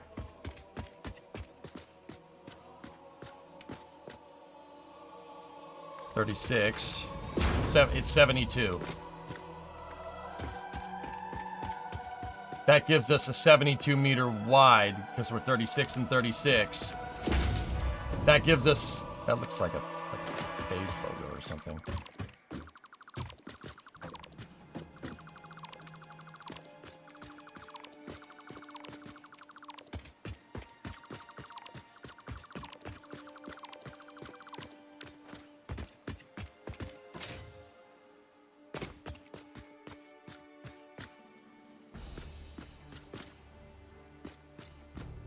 But see, the other thing that I'm thinking about is that that doesn't jive very well with that, because that was the edge of the octagon.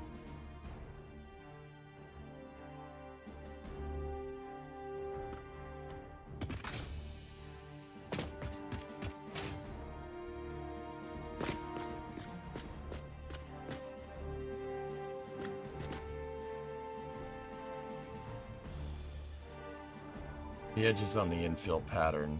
Yeah, I know. I see it.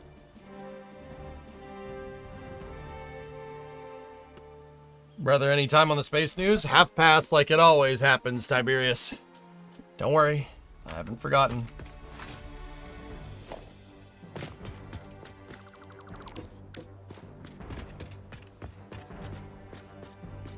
Yeah, I got Chocolux. It highlighted because I'm part of that conversation, dude. Or something like that. So, Raiden, check this out. We're 69 between right? And if we take our measurements from here, because obviously that's not part of the door is square. So if we take our measurement from there and we take our measurement from there, it's 72. That would be 72 meters spacing, which that's pretty close. Like that's close. It's not exact, obviously, but we know that the Reach model isn't exactly like the CE model. It's close, right? So let's take 72 times 4, right? 288. And let's take a look at the Reach model. Where would this stuff end up, right? So if we started right there,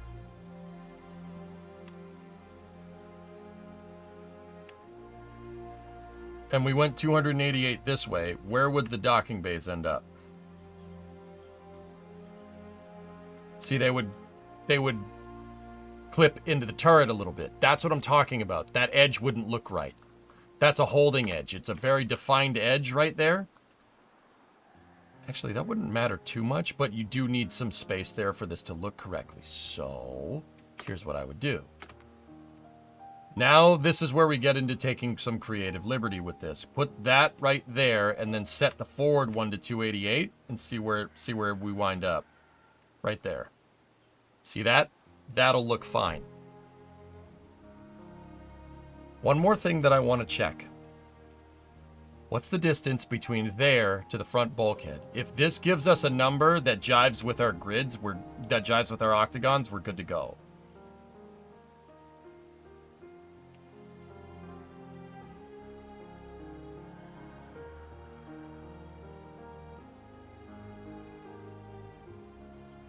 So the octagon would end there.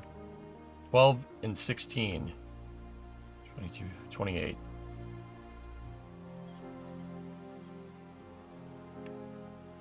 If we minus 8 from that, gives us 20. Yep. That's good enough. That'll work. It's not exact, but it'll get us there. This is close enough. We're talking about, we're not talking like a 20 meter difference here. We're talking like a 2 meter difference now. I can fudge that from there. We can make that work. Yeah. So if we have a half cube, right? Start of the octagon, 2 octagons there, 1 bay there. Actually, the other thing that hold on.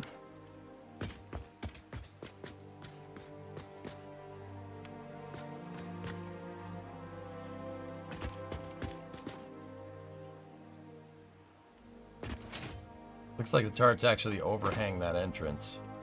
Not by much. You see, that's what I mean. Because the turrets are there, that'll throw your eye off if the turrets would overhang it, right? Now what I'm worried about is, so what's in here? Like this area right here, between the docking bay doors, how much space do we have in between each one? 6 meters.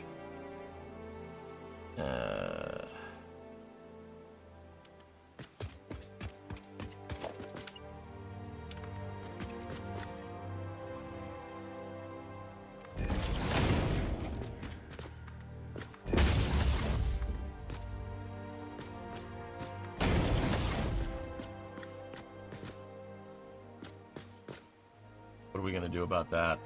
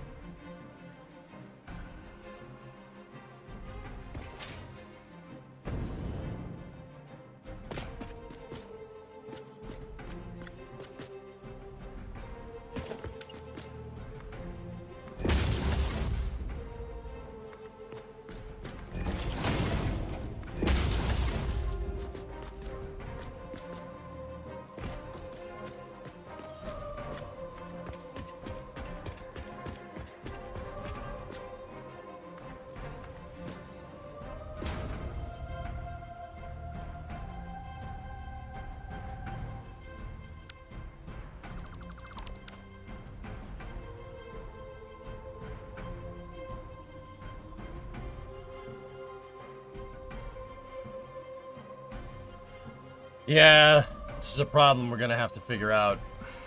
Alright.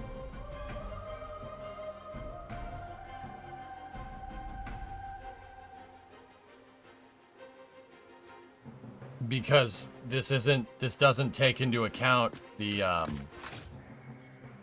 it doesn't take into account that part. But then again,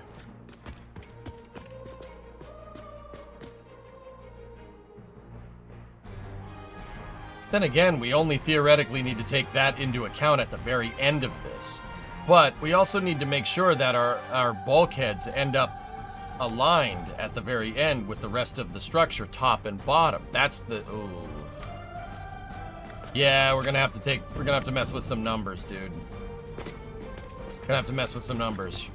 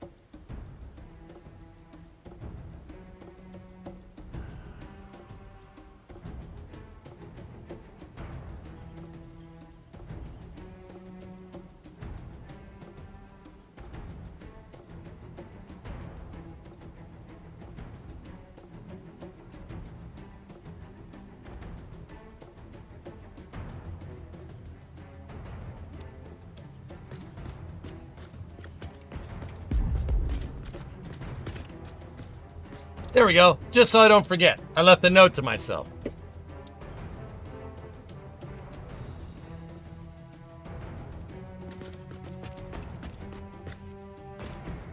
What if you don't see him? Yeah.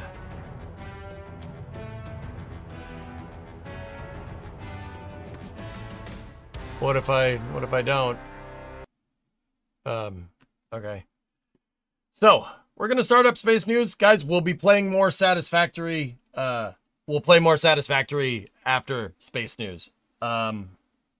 Just so you know, you misspelled Octagon. Yeah, thanks for telling me after I closed out of the game, guy. I really appreciate it. Thank you. Keep up the bad work.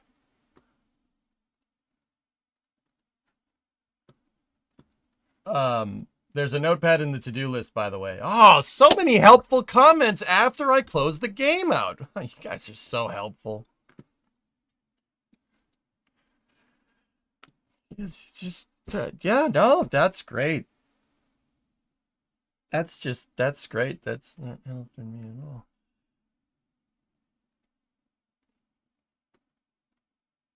There's a calculator built. There is? Oh my God.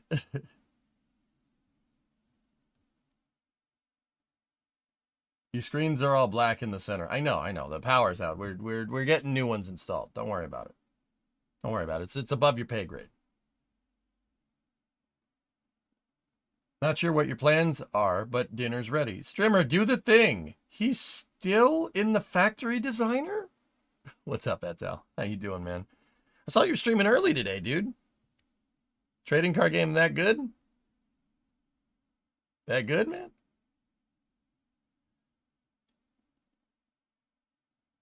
Go eat food. People things. I don't need to do that.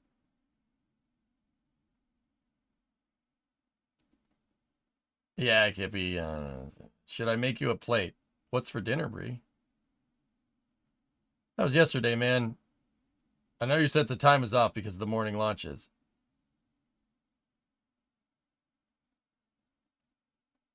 So you weren't streaming this one?